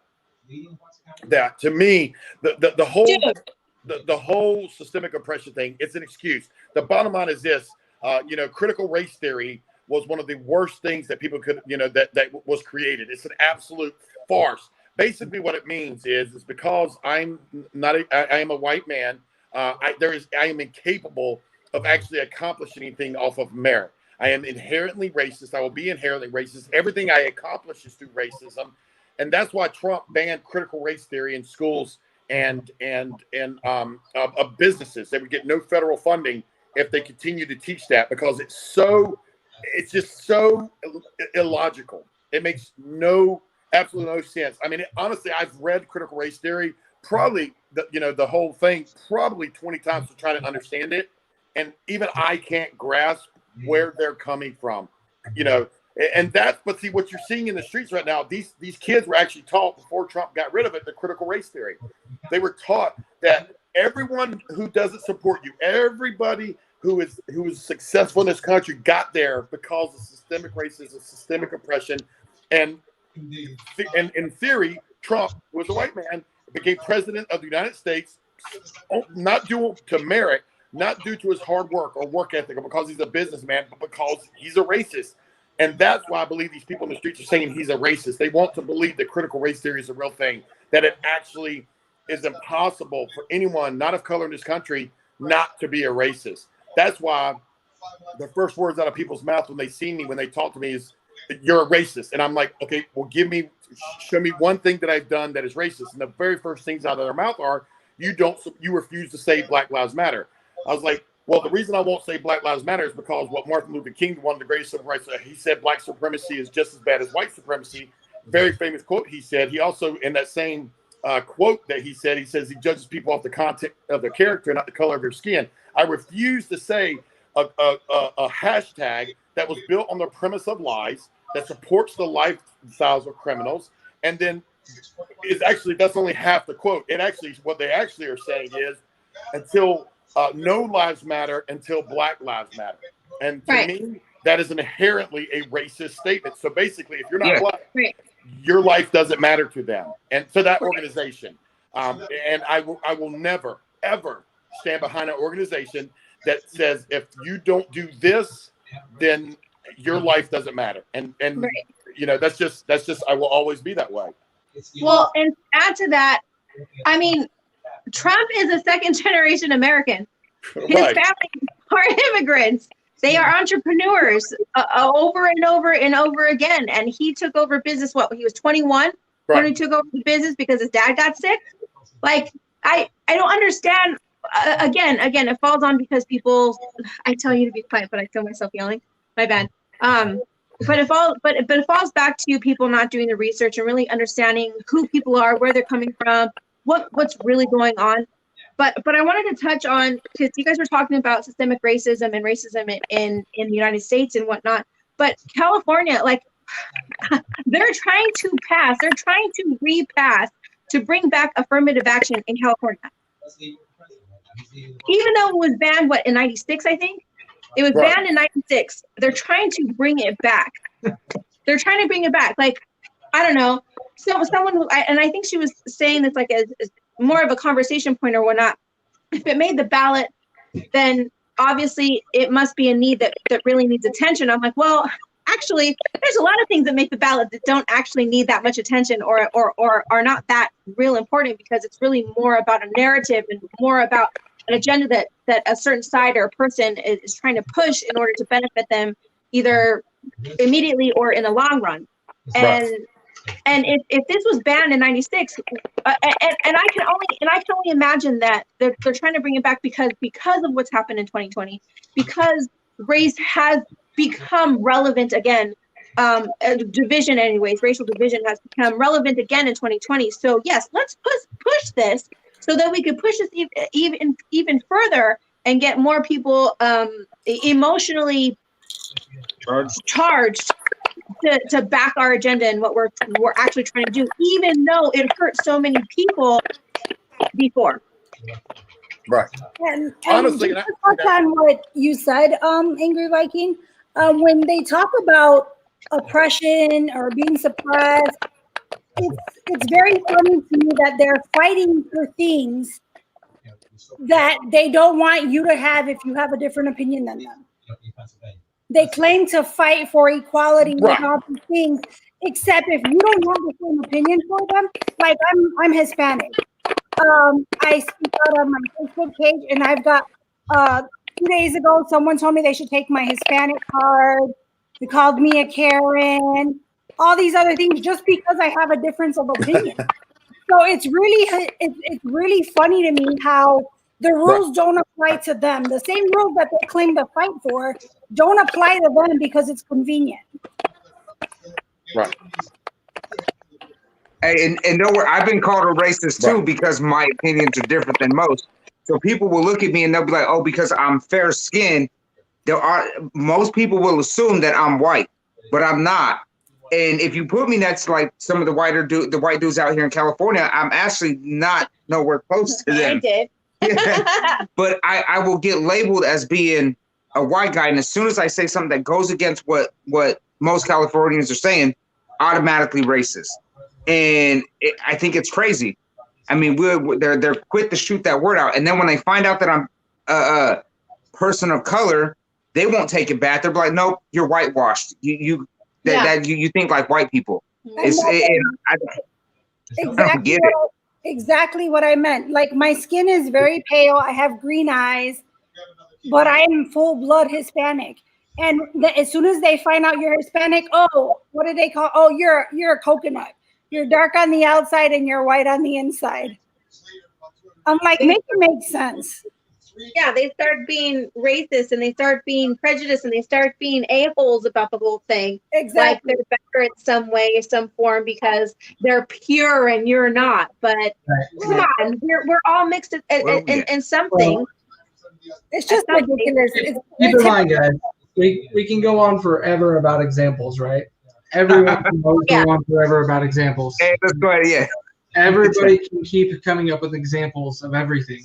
Like I'm the white kid from Utah. I come across like some brown or black kid every once in a while, but not commonly. They're all just Americans to me. But overall, we all just respect everyone, right? And that's the unity, and that's the thing that we need to promote and bring together. And so don't focus on those examples. Please don't. They're not going to get us anywhere. They're not going to be productive. They're not going to how we're going to solve anything. How we're going to solve everything is just exactly what's being emphasized tonight is voting, making changes, and just getting things done. Like CNN right now is projecting Trump's going to win. It's weird to say that. I really feel weird saying that. Yeah, Anthony. Did you say CNN is predicting what? They're thinking Trump's going to win because they're thinking he's going to win PA and Michigan, and then it's over. It doesn't matter. That's shocking. Yeah. Right? Like he's now it's leading blue in Nevada and Arizona. Well, Nevada and Arizona are for sure blue. Right? You can't change that. But they're saying Biden is 24, Trump's 20. Biden's 224, Trump's 228, and then if he gets PA and Michigan, he's at 174. End of story. Well, 274 and end of story. So I don't know how this is going to go any other way, but most of reporting out of PA is done and will not be reported until 9 a.m. Yeah, I just got that too. Yeah.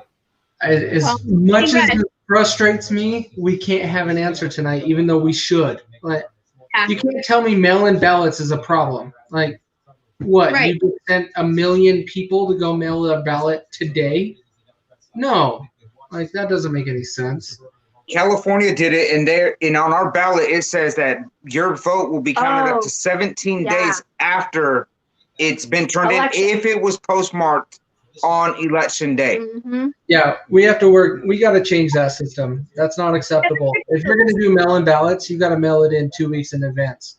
Yeah. Stacey, what are you talking about? Where's the war room? What Well, station? CNN, like the CNN is interesting right now. They're touching on everything, but he just Yeah, pointed out when they do their stats, they're a little better. I remember Awesome. that. More questions for Maine County.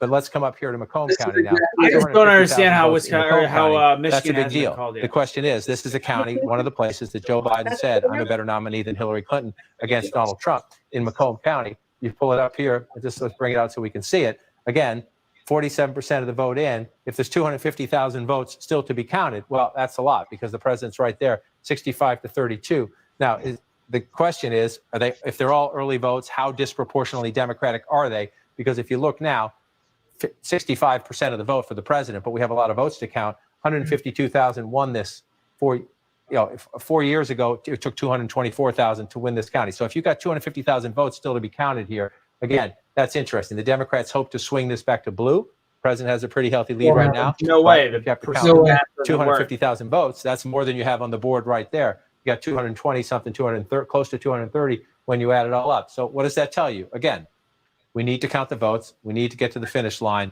And when we have a better sense of the total universe, so you have some here, and some here, we need to find out what's the total universe. Once you know the total universe, then you can figure out Joe Biden needs what percentage of the leftover votes. We have another projection right now. CNN projects President Trump will win the state of Montana. It's Biden in Montana. 3 electoral votes in Montana. Trump wins in Montana. Let's take a look at the map right now. 270 needed to win. Biden right now has 220 we projected. Trump has 213. 270 was again the key number. Let's get a key race alert where things stand. The Republicans right have now gained in a seat. Pennsylvania. 66% of the estimated vote is now in. Trump maintains a pretty significant lead, very impressive lead, almost 700,000 vote lead over Biden right now in Pennsylvania. 696,000, 56.6% for Trump, 42% for Biden, 20 electoral votes. Pennsylvania, John, is looking, at least right now, before we go to you, Pamela Brown, you're getting some more information about Pennsylvania. Yeah, we're finding out just how many outstanding mail-in ballots are left to be counted there in Pennsylvania. To give you an idea, just in the southeast part of Pennsylvania, there are 600 at least, 646,302 mail-in ballots. And that is not including all of what's left to count there in southeast Pennsylvania. In Philadelphia, there's still around 300,000 ballots left to count there. Now, there is a press conference in Philadelphia. We hope to get an update soon, but that is a large amount left to be counted there. Assuming that number has not changed since I was last told, that is the Democratic stronghold.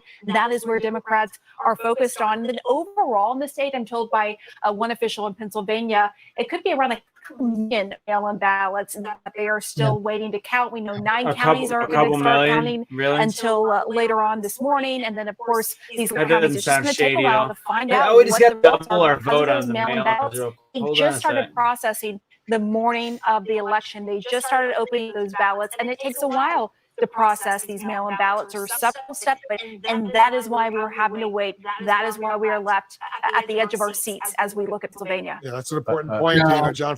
67% of the estimated vote is in. They only have like another 200 to 300,000 votes. 43%.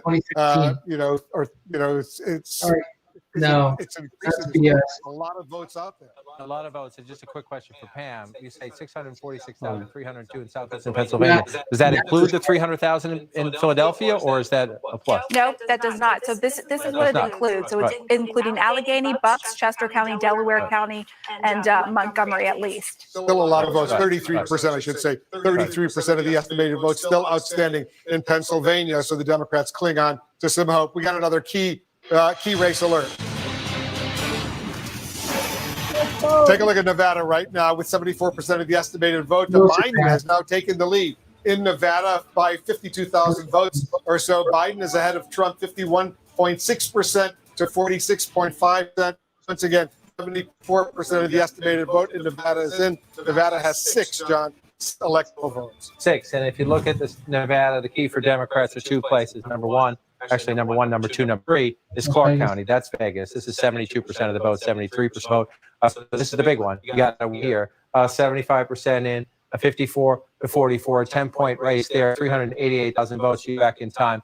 So it's about the same too. Joe Biden doing a little bit better there. You see the vote count a little bit behind Hillary's total here, but we're only at 75%. So we'll see if more votes come in there. That's the first thing you have to do in Nevada is run it up in Clark County. And then you come up here in the northwest part of the state, Reno, Washoe County up here, up 52 to 45. That one says it's 80% plus. Let's just go back and take a look at the vote total.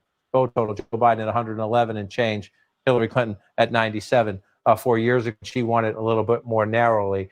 So again, that's filling in. That's 2016. You come back to 2020. You expect the president to win rural parts of the state here, but that's filling in as you would expect it to. And again, the question is, would there be any takeaways, right? Could Trump flip any Clinton states? Can Biden flip any Trump states? Right now, we have the congressional districts flip. We have the possibility of Arizona. It looks like Nevada. We'll keep counting them, but it looks like Nevada's going to stay. We got another key race alert right now.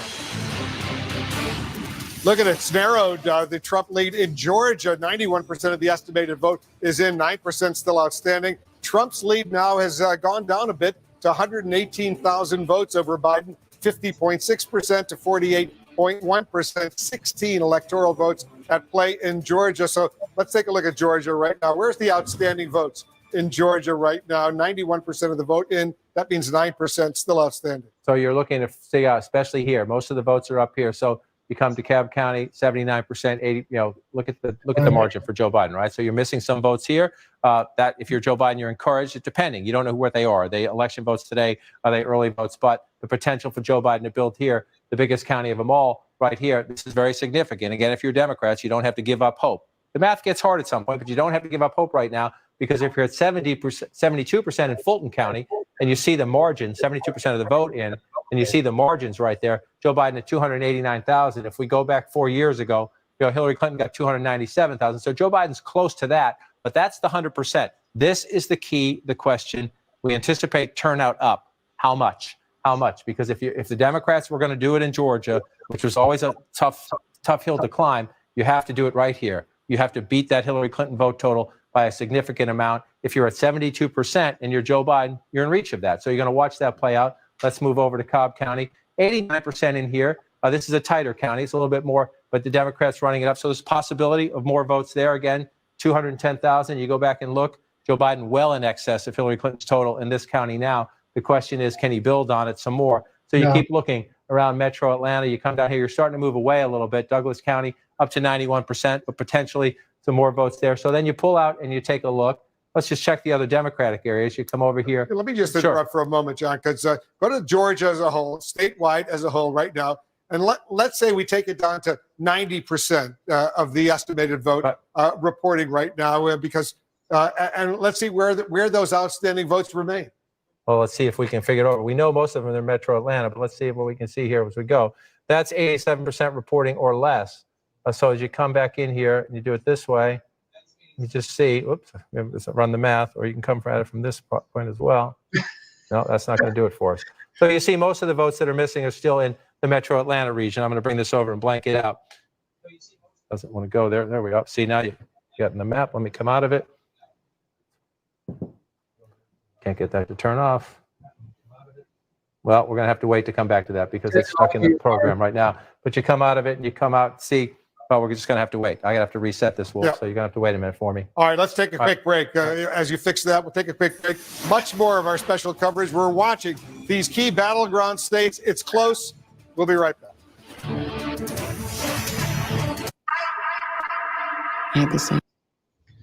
Yeah, I see. They're trying to swing it as much as they can in the Biden era, in the Biden way, but you just can't.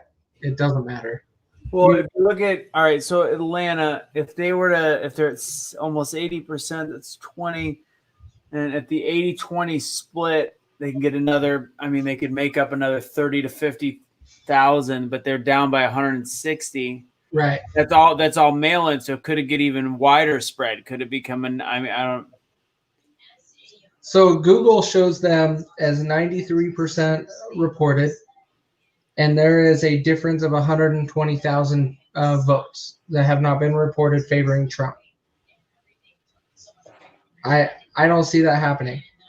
I just don't. Are you talking Georgia still? Yeah, Georgia. That's what Google says. Now, North Carolina, similar situation, 94%, still not in favor of Trump. By the way, that's my friend Nakia in this commercial. Hi, Nakia. Fun fact. PA just needs to be called. Like, it's annoying, but it's been touted all over media that PA is going to be the problem. So they've created it because PA only has 64% reported per Google right now. I need Curtis. We need Curtis right now. Like, why? Because why? Yeah. Why? If everybody voted early, we had record number of early voting. Why couldn't we have this by now? We had the ballots. We had everything. Why couldn't we process it? Some weird laws. It's frustrating. And then Michigan's at 65%, but dominant lead by 9. What is that? 300,000 votes for Trump. Yeah, I just don't get it. I don't. But Arizona, not New Mexico, Nevada, we already know blue. We already know that. Yeah, Anthony's right. For Wisconsin, Michigan, and PA, those are the 3 states we need to pay attention to. That's about it. What happens if Wisconsin goes Biden and then Trump takes Pennsylvania? Trump takes Pennsylvania, and if he only takes Pennsylvania and Michigan, he's got to win Georgia and North Carolina, no questions asked. Right. So if he takes Arizona, Nevada, which is not counted here on my screen, and then he takes Wisconsin, that's 257. If Trump takes Georgia, North Carolina, PA, and Michigan, so that would be 213 plus 16 for Georgia, 15 for North Carolina. We got 20 for PA. He's at 264, and then Michigan puts him at plus 16. That makes him 280. But that's including Wisconsin, right? No, that puts Wisconsin in Biden's court. Okay, so say that again. Say what states you're saying right now. So if Trump takes what he's got right now, so Arizona, Nevada, already Biden. We already know that. But you do Georgia, North Carolina, PA, and Michigan, he's at 280. Biden is at just shy of 270, 264. What if you take away Pennsylvania and give Trump Wisconsin? Oh man, you're making that hard. So just take away the 20 from Pennsylvania, and then add whatever Wisconsin would be. Does that get us over 270? I think it does. That's exactly 270. So hey, what's up? Are you adding in Alaska into there too? I mean, wouldn't that give her like no, Alaska's 2 more? not showing up? Thank you. Alaska's not showing up as reported yet, so he's got an extra 3 on his side. So that would put him at 273. Okay, so he can lose Pennsylvania. I was going to say he did. Say it again, John. Yeah, Trump doesn't need the whole blue wall, that whole wall. Yeah, No, he doesn't need that whole wall to win. He like, what is it, like 4 or 5 major states up there, and he doesn't need all of them. He needs maybe Right. like 3. 3, and he's maybe good. 4, because there's 5 technically on that side, but Yeah. I want to say I think PA was like the make or break state. Georgia, if Trump takes Georgia, Wisconsin, Michigan, North Carolina, Alaska, great. Georgia's not looking great, and I'm not totally positive on Wisconsin. The math is not 100% for Trump. Michigan, I don't see him losing Michigan. I just don't. I don't think that's possible. North Carolina is still close, but I see North Carolina winning for Trump. Right. I don't see him losing Georgia, North Carolina. I almost want to say he doesn't lose Wisconsin either. Georgia just tightened up a lot, though. He's got still 2.5% going, man. Like, that's 120,000 people. Are they all there? All there together? We'll have to see, because I really think that this is a lot closer than I wanted it. I thought Trump was going to dominate tonight, but I really think the media is holding on to that PA. Everybody created, Pennsylvania is going to have these problems, and so they're just milking it like no other. Yeah. Because how do you have one state that started reporting before anyone else, and they're only at 64%? No shit. That is weird. Right. Weird. And so it just doesn't make sense to me. And yeah, but thanks for pointing out Alaska, because it's not even on my radar. It's on the bottom left-hand corner, but it's not highlighted red, but it's light red. But overall, still, screw PA. We'll say it right now. Screw PA. He's going to take the other 4, and it's done. Because because he doesn't need he doesn't need it. I don't care if you win by an inch or a mile. A win's a win, right? So right. That's how we're looking at it. PA is already starting to get these weird reports. We're not going to have a solid number until closer race. You come back, look at 2016. The Clinton campaign thought they could get this last time. She had 1.8 million votes at 46% here, but you come up here to 2020 and you see, and we'll see how it plays out, and we'll watch it go. You're watching the rest of the map again, waiting. You move out here to the west. I just want to check on this again. Still at 80%. We're waiting to see if the numbers come up more. Up to 77% in Nevada. It's close. You want to look at Clark County here. 10 points here and change. 75% though. So you're looking at more votes here. The question is, does Joe Biden keep that margin? If he does, if the rest of the votes come in at anywhere close to that rate, that should be a big enough cushion there, but you have to wait to count them and see. Then check up here, 82%. So we're getting close up here. It looks like that map, it's filling in a way that the Democrats wanted to fill it in. You just need to wait to see if the margins hold. Let's just check in the rural areas. 76%, just not as many votes. You come in here to even if the president gets a few more votes out of these places, they're pretty small, but we'll keep counting them. And then you come back. Let's just move back here to the east. Just check on a few places. North Carolina. This one has tightened some. It has tightened some, but you're still looking at 76,000 vote lead for the president there, 51 to 49. And then you come back out. And again, I just want to check to see if we've had any movement since last we were here. It's not. 699,000 votes. What you're waiting for is to see the percentage jump up here. We're still at 48%. And we went through this in 2016 in Philadelphia, in Detroit, in Milwaukee, right? The map was trending Trump's way late. Democrats were saying, be patient, be patient, be patient. We'll get our votes. In 2016, they didn't get them. Let's just be honest about that. But this is a different election in terms of a lot of votes will not be counted tonight. And so because of that, we're going to have to be patient. We're waiting for votes here. We're waiting for a decent chunk of votes here in Montgomery County. You move down here in Delaware County, we're waiting for a decent chunk, about 40% of the vote here. Let me just check down here. I want to cross the line again. I like to do that. You go over the state line. Let me just come right in here at Delaware County. Again, we got some math to do. And again, a lot of it's here in the southeast, but as Pam Brown told us, we also have some to wait for in Allegheny County. Again, so the question is it enough? Is it enough? Joe Biden's running it up here, 55%, 43, so 12-point race out here. You look at this again. We're told turnout is up just about everywhere. He's at 251. That tightened up a little bit. The Allegheny County was much more for Biden. Clinton had a sizably bigger vote 4 Agreed. years ago, which tells you we'd all like to know, but we got to wait and watch them count. It's just the way it is. All right, stand by. We're waiting once again for President Trump to speak. We expect her to be speaking fairly soon. We're watching some of the nail biters going on in Arizona and Georgia, some of the other states. We'll be right back. Trump's going to come out and he's going to be like, we're going to win this, bitch. That's what he's going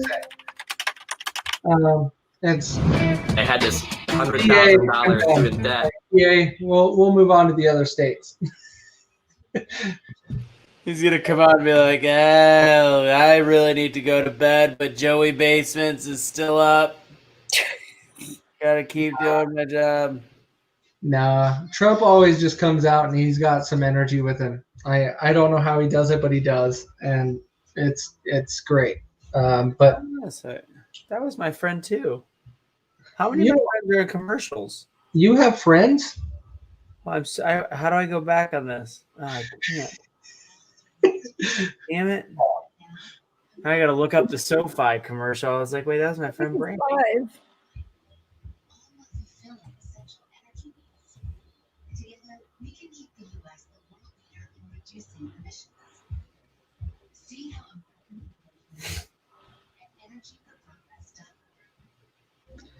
Yeah, it's kind of a bummer. I thought for sure by all the early voting that was reported, we're going to have 270 votes from one side or another tonight. You would think. It's weird. I said no. You were right, Anthony. I will admit that. You were right. But I will still agree Trump's still going to win.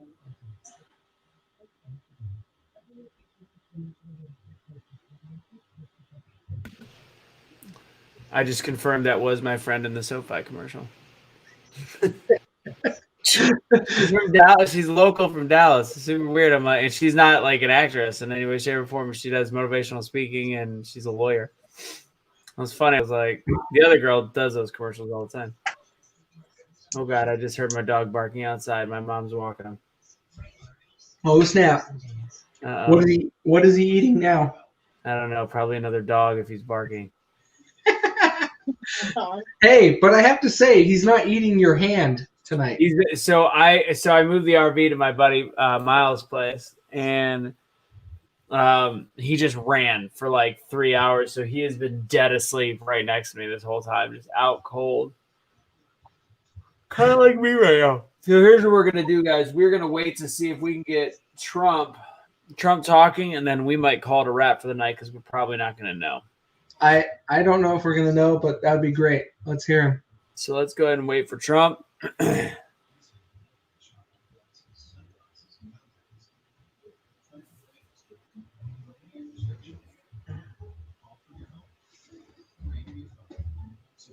Oh, what is Fox saying? Yeah. Or are there more votes in the city of Milwaukee to offset what's left out there in Ozaki and thereby reduce Trump's margin? Okay, fair point. But this is where it was 4 years ago. It was 22,000. Yeah. I mean, right? Right. Take it back to Michigan. 4 years ago, it was 10,600 in Michigan. Yeah. Well, here we're trying to figure out what's left out there. And what is it? What's the predominant color? It's what we've got 10 guys sitting there and 10 guys and gals sitting there in Nerdville. Nerdville? Doing right now that we're just talking about what they're doing. They're still awake. Yeah. But look, my gut tells me that this is why this thing is going to have another couple of twists and turns. We mentioned Georgia. Mm-hmm. You've got all that, the mostly black inner city suburbs of Atlanta that are still out, more heavily out than the rest of the state. Milwaukee's got a higher percentage of its vote left out than rural Wisconsin. The city of Detroit, the Wayne County, and some of the suburban counties have a lot more vote out than the Upper Peninsula or rural northern Michigan. We're just looking at DeKalb here, right? I mean, they said they had a bit of a problem counting. It looks like they're counting pretty much right now at the moment. Yeah. Carl, thank you, sir. I'll let you get back to the internet and all that stuff that you look up and find. We can't. Thank you, sir. Back downstairs. All right, Bill and Carl, thank you. Let's head over to John Roberts at the White House. We're hearing there is a 5-minute warning for President Trump to speak to reporters and the nation. John, can you hear us? Yeah. Hey, Brett. Yeah, the press pool was just called in. That's what they call the head-on camera that you can see there. So I'm just looking at the screen so I can tell what's going on. The president will be coming down in a minute. We do, well, more like 4 minutes. We don't know exactly what it is that he's going to say, but we can get an indication from his tweets recently. He said, I did not know they canceled them. I assume if the vote goes in, it counts, but I could be wrong. The president calls it. And then in a tweet that was flagged by Twitter for potentially containing erroneous or misleading information, he said, "We are up big, but they are trying to steal the election. We will never let them do it. Votes cannot be cast after the polls are closed." We saw Joe Biden come out not long ago, immediately after the president tweeted big win. Joe Biden tweeted that it's not up to the president, it's not up to Joe Biden to declare who wins the election. It's up to the voters to do that. I expect that the president will probably thank the people who are there in the East Room. He'll say that they're doing well. If you look at some of the projections, Georgia, according to one projection I looked at, is now projected to be in the Biden column, which means that if the president were to lose Georgia, he would have to run the table of North Carolina, Pennsylvania, Michigan, and Wisconsin in order to get above 270 votes. Otherwise, the election goes to Joe Biden, who would come in with about 270, 271. So the president's got to hope that those early numbers in Georgia last and that nothing crazy happens in Pennsylvania, because nothing crazy happens in North Carolina, because when you look at both Georgia and North Carolina, the president is ahead by about the same margin, which is just about 2 points or so. So there's not a lot of room for more votes to come in for Joe Biden.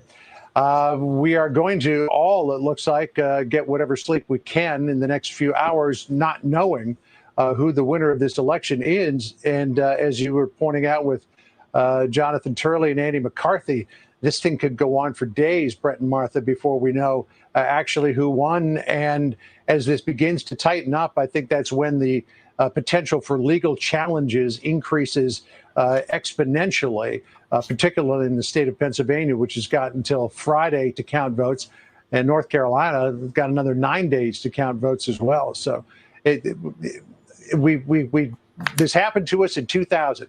And I remember standing there at an outdoor amphitheater in the rain in Nashville, waiting for Al Gore to come and concede. We were told that he was going to concede the election to George Bush, and we were left standing in the rain because Al Gore never showed up to concede.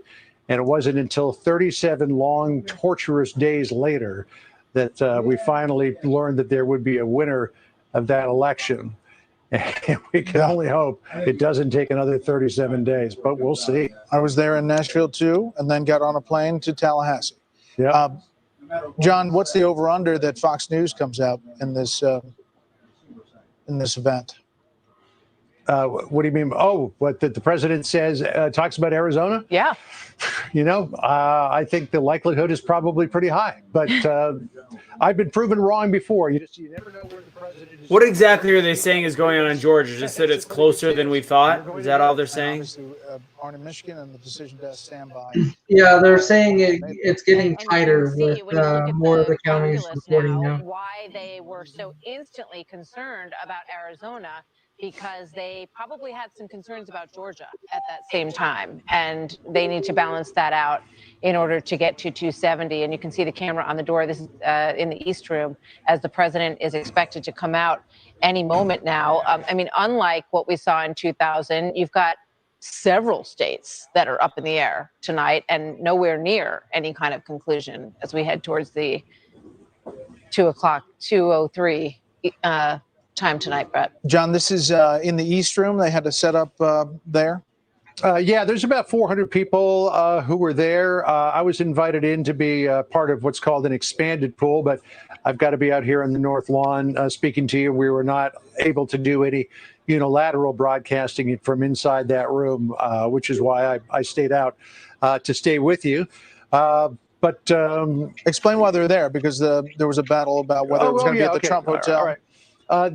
Initially, it was thought that the plan was to have a group of people, this group of people at the Trump International Hotel. But Mayor Muriel Bowser of Washington, D.C. has been putting a lot of pressure on the Trump Hotel to not hold an event that more than 50 people are gathered at, because Washington, D.C. is still in phase 2 coronavirus reopening, which means that crowds have to be limited to 50 in terms of size. But here at the White House, you're able to do different things. It's federal property. It's not administered by, or at least doesn't fall under the jurisdiction of Washington, D.C. So the president was able to have more people. They thought about having it somewhere else, but the president has done a number of campaign events at the White House. There's also a campaign war room that was established at the Eisenhower Executive Office Building, which is the big building that's just across West Executive Drive from the White House. No taxpayer money, we're told, was spent on putting the campaign in that war room. The campaign took care of all of it. But here you have, that's the situation here in 2020 where we have to live by, to the best of our ability, these COVID restrictions. Although a lot of people would say that the president flaunted, if not violated, those rules with the airport gatherings that he had across the country with campaign rallies. But the decision was made to bring it here to the White House so as not to run afoul, at least the Trump International Hotel, of the COVID restrictions imposed by Washington, D.C. So, John, Joe Biden came out at 12:31 this evening, a little over an hour and a half ago now, and the president was going to come out about 5 minutes ago. I mean, you have to wonder if there's ongoing discussion or what took them this long to do this at 2:05 in the morning in terms of how they're going to present their case here. Yeah, well, I think the president might have been waiting to see if Georgia was going to be declared. And when it became clear that that wasn't going to happen because of the suspension of counting there in Fulton County, or at least a reduction in counting in Fulton County, that they probably got an argument together. And I think you're probably going to see the president lay down something of a gauntlet here in terms of the potential for, as he has been saying on the campaign trail, for weeks, if not months now, that the only way that he is going to lose is if the election is stolen, and maybe sort of laid the groundwork here for myriad legal challenges to the outstanding vote or these extended deadlines that we see in many states across the nation. There was a thought earlier tonight that if the president looked like he had a sizable lead in places like Pennsylvania and North Carolina, that there wouldn't be any reason for a legal challenge. But as that vote begins to tighten, and we expect that it will tighten in Pennsylvania as well, as more results come in from the heavily Democratic areas around Philadelphia and Pittsburgh, that the likelihood or the probability of a legal challenge grows with every vote for Joe Biden that comes in, and every percentage point by which the vote difference begins to tighten. So I think the president may begin to lay the case there that he has to go into court and start to challenge these votes for fear, as the president will likely say, that the election could be stolen from Republicans. All right, John, stand by. Chris Wallace, what do you think the president's going to do? He obviously listened to the former vice president. Yeah, I think that both of them are setting the table for the possibility of legal challenges. And, it'll be interesting. It does seem somewhat reminiscent of 2000. The Democrat is saying count every vote, keep the vote going until every vote has been counted. And the Republican, in this case, President Trump, is going to say that, there's a way to do it, and that we're going to go to the court to protect our rights, and we are worried about tampering with the vote. It's somewhat different, however. Obviously, in Florida, we had a result in Florida, or close to a result, a disputed result. But I mean, we're in a situation now where we're nowhere near Pennsylvania counting all of its votes, or Georgia, or a number of these states. So it's a more complicated case for the president to make now than it was in Florida, where all the states had been called at various points. George W. Bush had been declared the winner.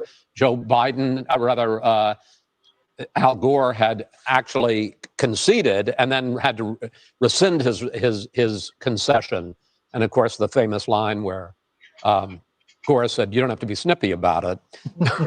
So, I mean, this is going to be a more complicated and tougher case for this president to make than it was for George W. Bush. And it's going to be excruciating for the country. Well, I think it'll be, so divisive in terms of, you look at the comparison. Let's take a state like Pennsylvania. You look at the rural counties in the middle versus, the counties that are strong Democratic counties, Pittsburgh, but also around that Philadelphia area. That's one level of division. But I think you also have to keep in mind, in a place like Georgia, you're looking at votes around the Atlanta area, heavily minority votes. In Pennsylvania, again, you're looking at votes concentrated in the Philadelphia and Pittsburgh area. Again, specifically in Philadelphia, heavily minority votes. And the suggestion that there might be some hanky-panky or fraud or whatever is, again, going to raise the level of division, I think, in the country. I think it just tears our social fabric. Can I just... Let me hold on one second. We have under 2 minutes now before the president, but we do have a call to make. The decision desk is now calling the Montana Senate race for the incumbent, Steve Daines, Republican, against former Governor Steve Bullock, who was a presidential candidate at one time, ran for Senate. This was supposed to be a Democratic pickup. This is a big hold for Republicans. And you see the 46-47, it's only Democrats +1. Remember, they have to have net +4 to take over control. We're getting to the point, if you look to Michigan, if you look to Purdue and Georgia, if he stays over 50%, that we may this morning be able to say that Republicans are going to hold on to control in the U.S. I was just going to say, if you want a pretty good idea what the president's going to say, I just got a fundraising appeal from the Trump-Pence campaign breaking Democrats' plan to steal the election. We're emailing you now to ask for you to step up one last time and defend the president. The Democrats will steal the election. We can't let them get away with it. So we are in full-scale 2000 litigation, and they're raising money to begin a legal effort to stop vote counting in various Shelley's places. falling asleep, I'm with her. My eyes have dropped twice. But I should point out, finishing my Senate thought, that Tom Tillis has already declared victory in North Carolina. We have not called that race, but he has declared victory down there. It's lining up that Mitch McConnell, after his victory tonight, how could will Tillis continue to be Senate win and majority not be leader. sure that Trump would win? I don't see Tillis getting more of a vote in North Carolina than Trump. It doesn't make sense. We have institutions and procedures for settling these kinds of disputes. Because They held up then. he wins. Took a long time. A lot of different landslide. courts at many levels ended up in the Supreme Court, but it was handled. We're designed. We have checks and balances and processes. They worked then. My guess is they'll work now. They'll work now, and in the end, people by and large will accept it.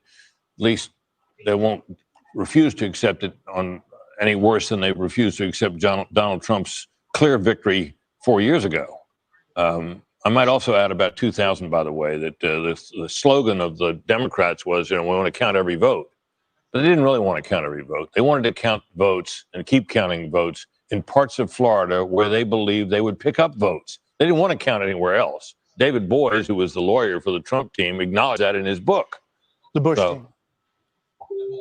I'm sorry, did I say the Trump team? It's the Bush team. You mean no, it was the Gore team. team. The Gore team. Yeah, Trump, David Boies was the get Gore your butt team. out. Let's get this done. And he said in his book that they didn't want to go counting more, try to count in the counties where they didn't think they were going to pick up more. Well, that's what's going to happen here too, though. Right. Yeah. Don't you think? Is you're going to start to say, well, you can count them here or don't count them there, and there'll be obviously objections to what's going on in Philadelphia or what's going on in Georgia now and Fulton County. I wish I were as optimistic as you, and certainly I don't think the country's going to come apart about it. But that's what I'm saying. This is the last. This is the last thing the country needs. I mean, so many people are close to a political nervous breakdown, and it seems to me this is going to put us closer to the edge of that. It's a 2020 Stop feeding that cherry beef. on the top of a really awful Sunday that the country really does not need, and that I think is one of the most difficult parts of watching all of this unfold tonight. It's starting to look, we did some history lessons earlier, but it's like 1896, Hayes and Tilden, post-Civil War during Reconstruction, an election that went on for months with no resolution until it was finally decided. Back then they used to do the inauguration in March, and I believe it dragged on for 3 or 4 months. 4 months counting. But here's a benefit. We are now 13 minutes with Britt still here as we wait. Trump and I have very different Every opinion minute's on a what bonus, 2 Brett. minutes is. Speak. Dana, your thoughts let as you we get guys ready know. to hear from Very President different. Trump? I can hear I got a Biden nugget snoring from now. Having worked in the Bush White House, that Bush v. Gore decision, I mean, it was deeply scarring for a lot of people, and we all remember it. You were there covering it. I went to bed that night thinking President Bush had won, and woke up in the morning with my husband saying, "I'm so sorry, I didn't win." And it still weighs heavy on people's minds. And at the time, there was no incumbent in the White House. The one thing that's really different about this, look at this setting, where President Trump is going to be speaking from the East Room of the White House, just below the residence that he calls home, the People's House. I think that feels a little bit different tonight. Well, it also felt different for the Republican National Convention. The final speech on Thursday night to be on the South Lawn, and we were there. And, this White House for this president in an age of COVID-19 has been the place where he is delivering the big moments. And this is obviously one of the biggest as he tries to hold on to a re-election bid. Yeah, he has been forced to do all of these events right at the White House, and it is his home and his residence, and he does gain the advantage of being able to have this amazing backdrop and very presidential environment for these big moments. Can I just say something? I mean, we need to make the point, and obviously there are concerns, but the idea that the vote isn't over on election day and that elections aren't decided, in 2000, it wasn't decided. In 2004, you went to bed and we didn't know whether Bush or Kerry was going to win. I remember as a youngster, Jack Kennedy and Richard Nixon in 1960. We didn't know until the morning that Kennedy had beaten Nixon. So the idea that we don't know by some witching hour on election night or the morning after who the president is not unusual and is no sign that there's anything going on. We have record number of early voting. The vote is counted in all of these places. There are 6 major states that are still undecided. It may be that without Pennsylvania, one of these. What were you saying, Casey?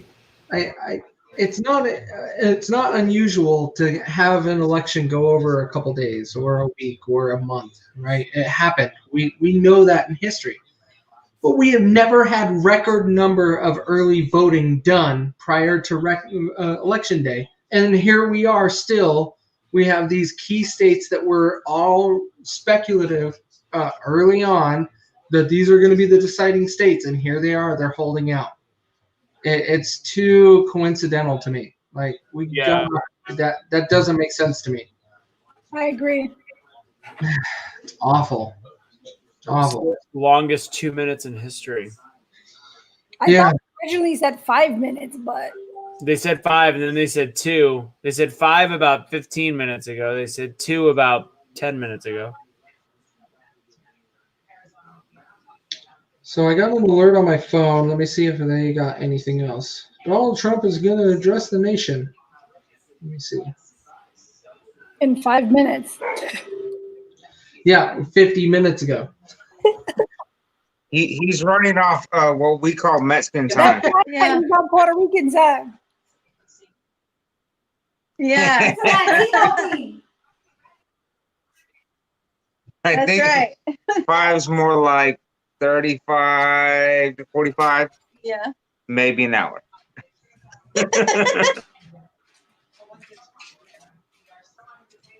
It's like when your wife says she'll be ready in like 10 minutes. But we know better. Right? Exactly. They're making jokes about what Trump might accidentally say. I also say we've had about 20 minutes of 2-minute warnings for the president. I imagine that he has a way that he wants to say things, and the lawyers have a way that they want him to say things. So that's why you got the teleprompters there, because you don't want him to say something that is going to be used against him in court if this does go to any sort of a court situation. So you're saying this is not a freewheeling operation? This is not a rally.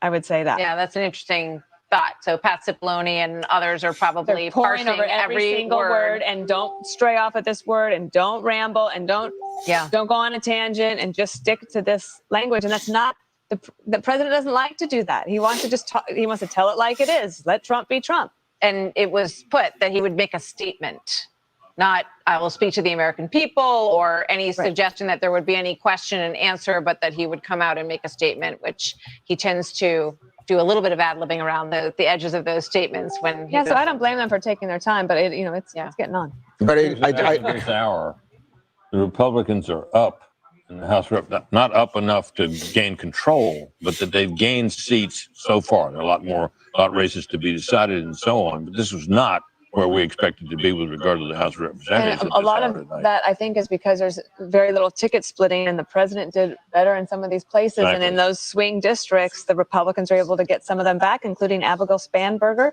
down in Virginia, who was quite a pretty popular member. I mean, I don't think they thought that Donna Shalala was going to lose down in Florida.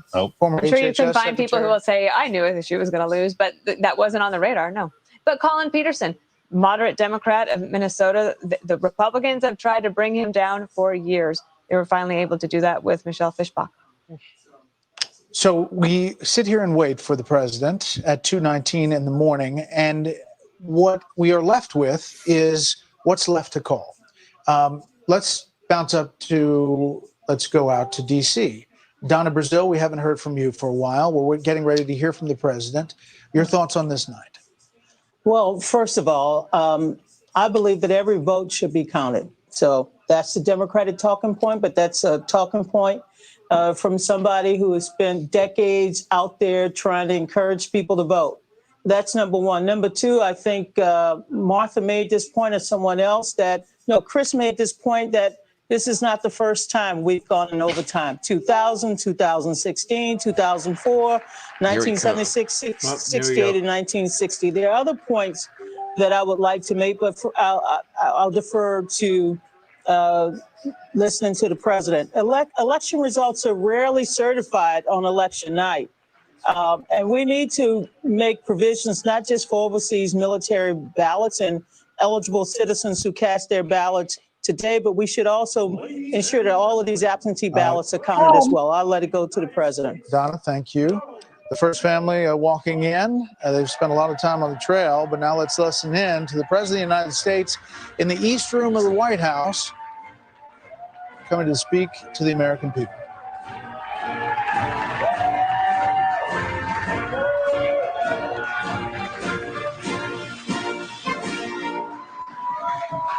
Well, thank you very much. Thank you. Thank you very much. Please sit. Thank you. This is without question the latest news conference I've ever had. Thank you. I appreciate it very much. And I want to thank the American people for their tremendous support. Millions and millions of people voted for us tonight. And a very sad group of people is trying to disenfranchise that group of people. And we won't stand for it. We will not stand for it. I want to thank the First Lady, my entire family, and Vice President Pence, Mrs. Pence, for being with us. He looks mad. With us. And we were getting ready for a big celebration. We were winning everything, and all of a sudden it was just called off. The results tonight have been phenomenal, and we are getting ready. I mean, literally, we were just all set to get outside and just celebrate something that was so beautiful, so good, such a vote, such a success. The citizens of this country have come out in record numbers. This is a record. There's never been anything like it, to support our incredible movement. We won states that we weren't expected to win. Florida, we didn't win it. We won it by a lot. And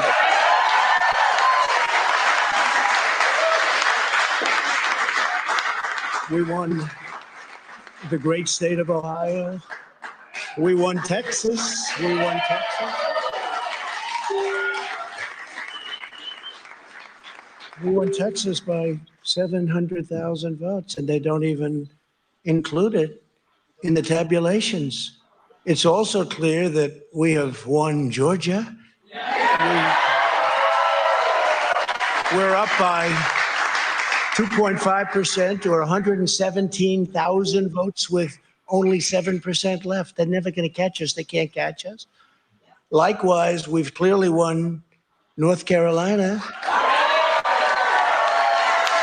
where we're up 1.4% or 77,000 votes with only approximately 5% left. They can't catch us. No, but We also, if you look, you'll see Arizona, we have a lot of life in that. And somebody declared that it was a victory for, and maybe it will be. I mean, that's possible. But certainly there were a lot of votes out there that we could get, because we're now just coming into what they call Trump territory. I don't know what you call it, but these were friendly Trump voters. And that could be overturned. The gentleman that called it, I watched tonight, he said, well, we think it's fairly unlikely that he could catch. Well, fairly unlikely.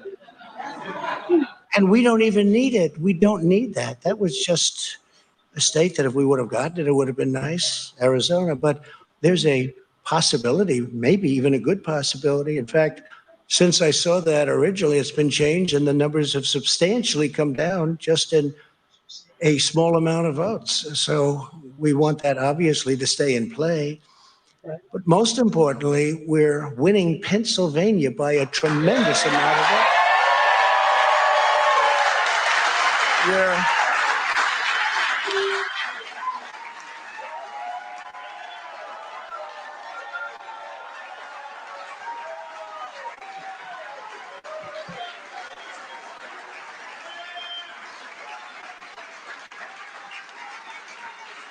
We're up 600. Think of this. Think of this. Think of this. We're up 690,000 votes in Pennsylvania. 690,000. These aren't even close. It's not like, oh, it's close. With 64% of the vote in, it's going to be almost impossible to catch. And we're coming into good Pennsylvania areas where they happen to like your president. I mean, it's so we'll probably expand that. We're winning Where they Michigan. happen to like I'll tell you, I your looked at the numbers. president. I said, wow, that's a lot. By almost 300,000 votes, and 65% of the vote is in. And we're winning Wisconsin, so we're winning. We don't need all of them. We need, because when you add Texas in, which wasn't added, I spoke with the really wonderful governor of Texas just a little while ago, and Greg Abbott, he said, congratulations. He called me to congratulate me on winning Texas. I mean, we won Texas. I don't think they finished quite the tabulation, but there's no way. And it was almost complete, but he congratulated me. And he said, by the way, what's going on? I've never seen anything like this. Can I tell you what? Nobody has. So we won by 107,000 votes with 81% of the vote. It's Michigan.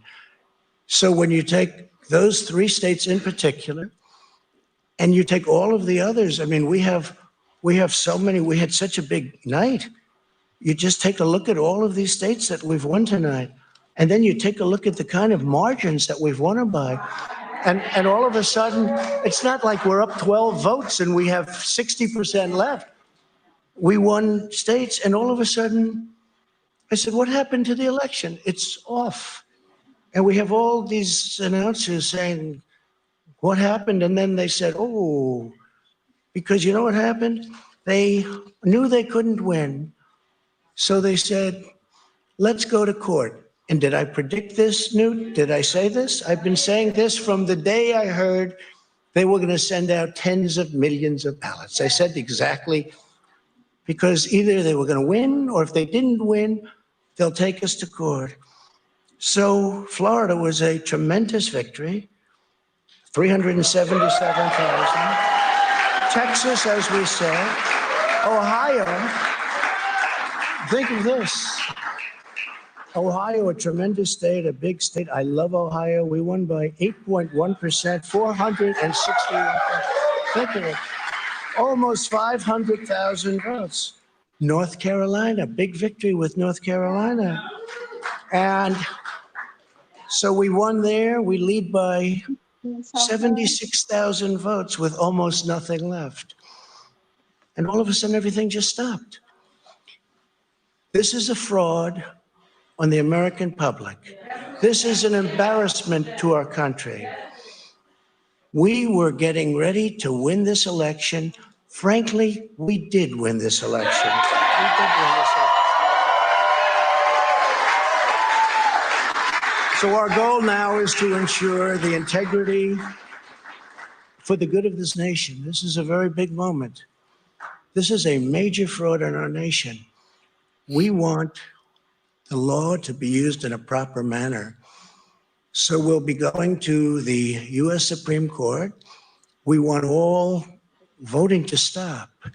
We don't want them to find any ballots at 4 o'clock in the morning and add them to the list, okay? It's a very sad moment. To me, this is a very sad moment. And we will win this. And we, as far as I'm concerned, we already have won it. So I just want to thank you. And I want to thank all of our support. I want to thank all of the people that worked with us. And Mr. Vice President, say a few words, please. Please.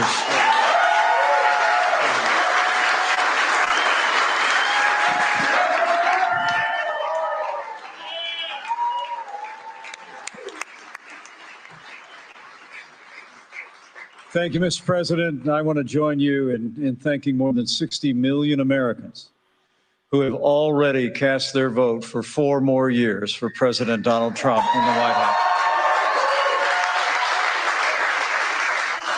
And while the votes continue to be counted, we're going to remain vigilant, as the president said. The right to vote has been at the center of our democracy since the founding of this nation, and we're going to protect the integrity of the vote. But I really believe with all of my heart, with the extraordinary margins, Mr. President, that you've inspired in the states that you just described, and the way that you launched this movement across the country to make America great again, I truly do believe, as you do, that we are on the road to victory and we will make America great again. Thank you, Mr. President.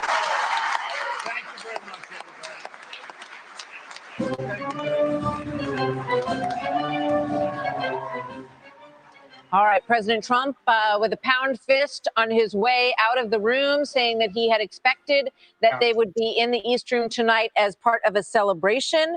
He heralded the record turnout, talked about all the places where he said he has won by a lot, Florida, Ohio, among others. He did take issue, obviously, with the Arizona. All right, ladies and gents, let's wrap it up. Based on what I just heard, he didn't look defeated or deflated. I think he looked frustrated because I think he's saying we won. There's no reason why we didn't win. The only reason why they won't call it and the reason why they won't say it is by adding votes. I mean, Casey and I were looking at the numbers. It doesn't make sense in most of the states. It just doesn't. It looks like he has won in the states that matter. Pennsylvania is the only questionable one. And Pennsylvania is a shit show. To only be at 60%. The fact that they can continue to add ballots for the next 4 days is just mortifying, and as we knew it was going to be.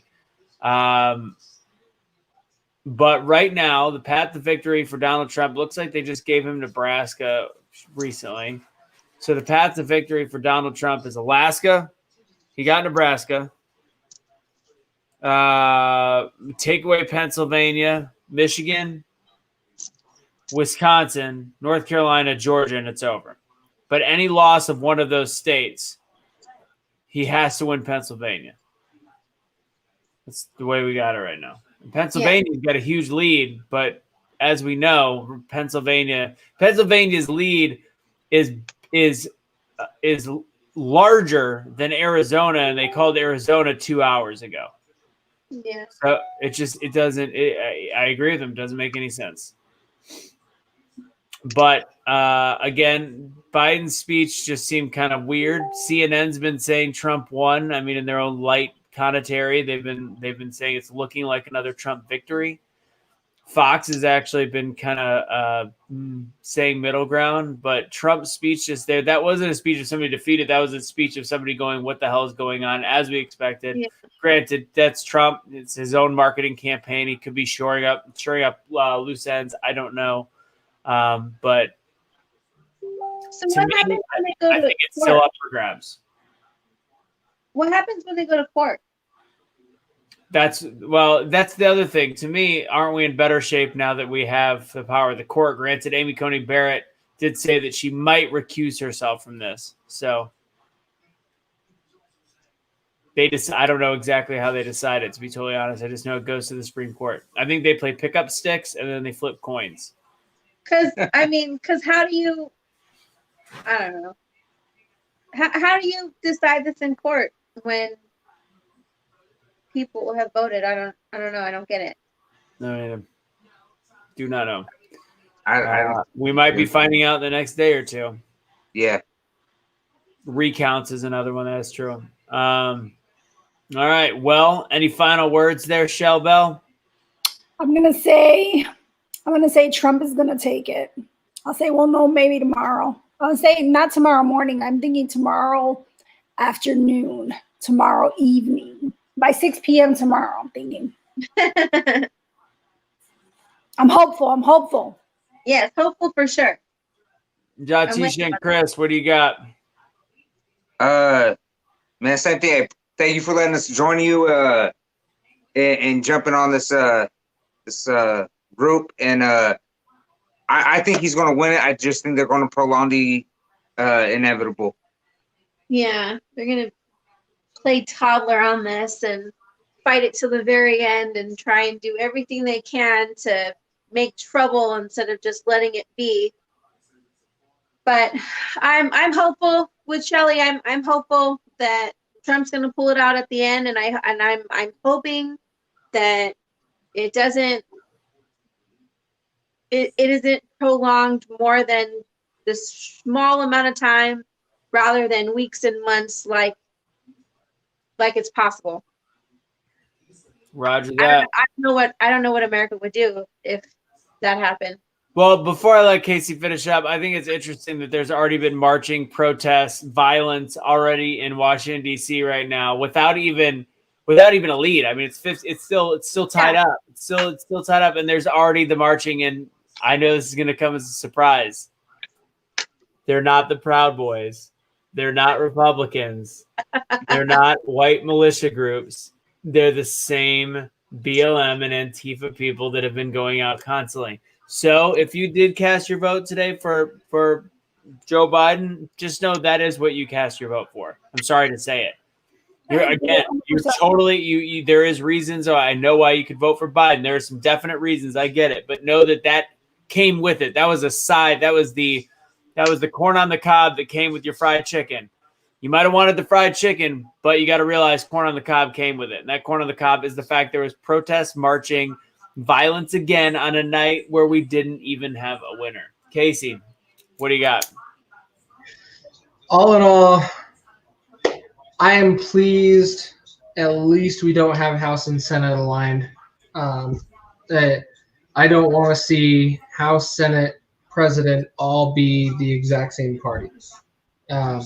We don't have that, which means it's a win for America in some senses, that we can try to have some checks and balances, even though 2020 was a complete disaster because no one could get along.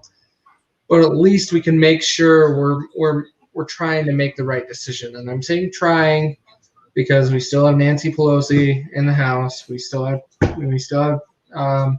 Mitch McConnell running the Senate. Pretty much that's what's going to happen. Trump's going to win. For president, it's going to be Trump. I don't see how he loses. PA is just this weird position. Like they've been touting it all day. PA. Oh, we got this problem in PA. We got this. And it's like, you've had all day to figure out situations and solve your mail-in ballots. They weren't all mailed today. You had them already. Why weren't they counted? And many other states have already done it. What is going on? And so we'll just have to see. I do have to appreciate that at least we are looking at divided House and Senate, which is going to help us and make sure that we can make the right decisions. If we were all one side, red or blue, it's not a win for any of us, literally. Because you go all red, we're just going to do what we want. People are going to throw a fit. A lot of things are going to happen. Probably more destruction and riots. And if you have all blue, we're just going to be issuing out money like no other. And I don't want to do that either. So it's a good, solid stance that we have House and Senate separated. Now it's up to the president. But just remember, my final statement for everybody, I made a big, long post about it earlier today on Facebook. The president has no power. Literally, he has an executive order. That is the only thing he can literally do. Everything else has to go through the Senate and the House. So don't let anything go just because your president didn't win. It doesn't matter. You can change exactly what you want just remember, 2022, you can elect your same local officials or your Senate and the House again and change it. Just because the president isn't your party, it's not the end of the world. He literally can't change, he or she. Like, I need to be cautious of that, of course, but it doesn't change anything. So just remember, we got to be looking at our local elections in 2022. See what over the next 2 years, how you can make a change. And you guys over in California, please get rid of Gavin Newsom, please. I just don't. I'm sick of hearing from him. But anyways, that's just my final notes for the night. But overall, it was a good night. I appreciate everybody's good insight and good talks. It was a fantastic conversation throughout this weird election night, but it still came out as a win for America in my mind. All right, so this is my final recap. So if you want Vegas odds, so apparently at one point they changed up a little bit. So the Vegas odds as of 10 p.m. Eastern time, it was 74.2% for Trump. So that would be 4-1, 3-1, no 4-1. That was when it was 4-1. So actually, let's see the update on the day and how things broke down. Wow, that's crazy how they shifted. Okay, so starting out at 2 p.m. today, it was 68%, 31%. So it was about a 3-1 for Biden. By the time we got to right around 8:15 Eastern time, it had evened out just about to 50-50. It kept going for Biden, and then right at 9:45 p.m. is when the shift. Actually, it was at 50-50 at 9:15, and then at 10 p.m. it was 75-25 for Trump. So 4-1 was the highest it got. It then went back down to 55-45 at midnight, and then the way it back is at 2 a.m., which means this is before Trump came out. You're looking at 67-33, so a 2-1. Would that be 3-1? 3-1 split. So it's back to 3-1 for Trump right now. Whoa, hold on. Are they updating? No, that kept going up. Okay, so it's still going back in the Trump direction. And then I will say stocks for tomorrow, futures are now down for the Dow, but they're still up in the NASDAQ. So that has balanced out a little bit. So again, I think it is still a coin flip, in my opinion, which way we go. A lot of things have to happen for Trump. A lot of big things that are unexpected. I'm sorry, very few big things that are unexpected for Biden have to happen. So that's where we're at. Let's see. All right. Yeah, that's where we got. All right, ladies and gentlemen, that is it. Thank you guys for joining us. Casey, Shelly, John Tisha, and Chris, Angry Viking, thanks for coming on. Suni, thanks for coming on. Who else came on? Somebody else came on. Oh, of course, Rachel. Yeah. Rachel was here. Did I miss anybody else? Jay? We don't want Curtis. Don't mention Curtis. I forgot about him. Curtis. All right. Thank you guys for jumping on. We'll see if we have any more information tomorrow. We'll hop on. Again, we've got a Change Makers at 5 o'clock with Rachel tomorrow.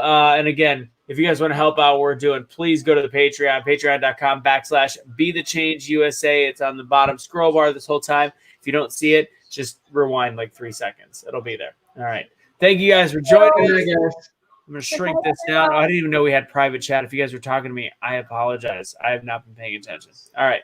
Thanks, guys. Stay easy.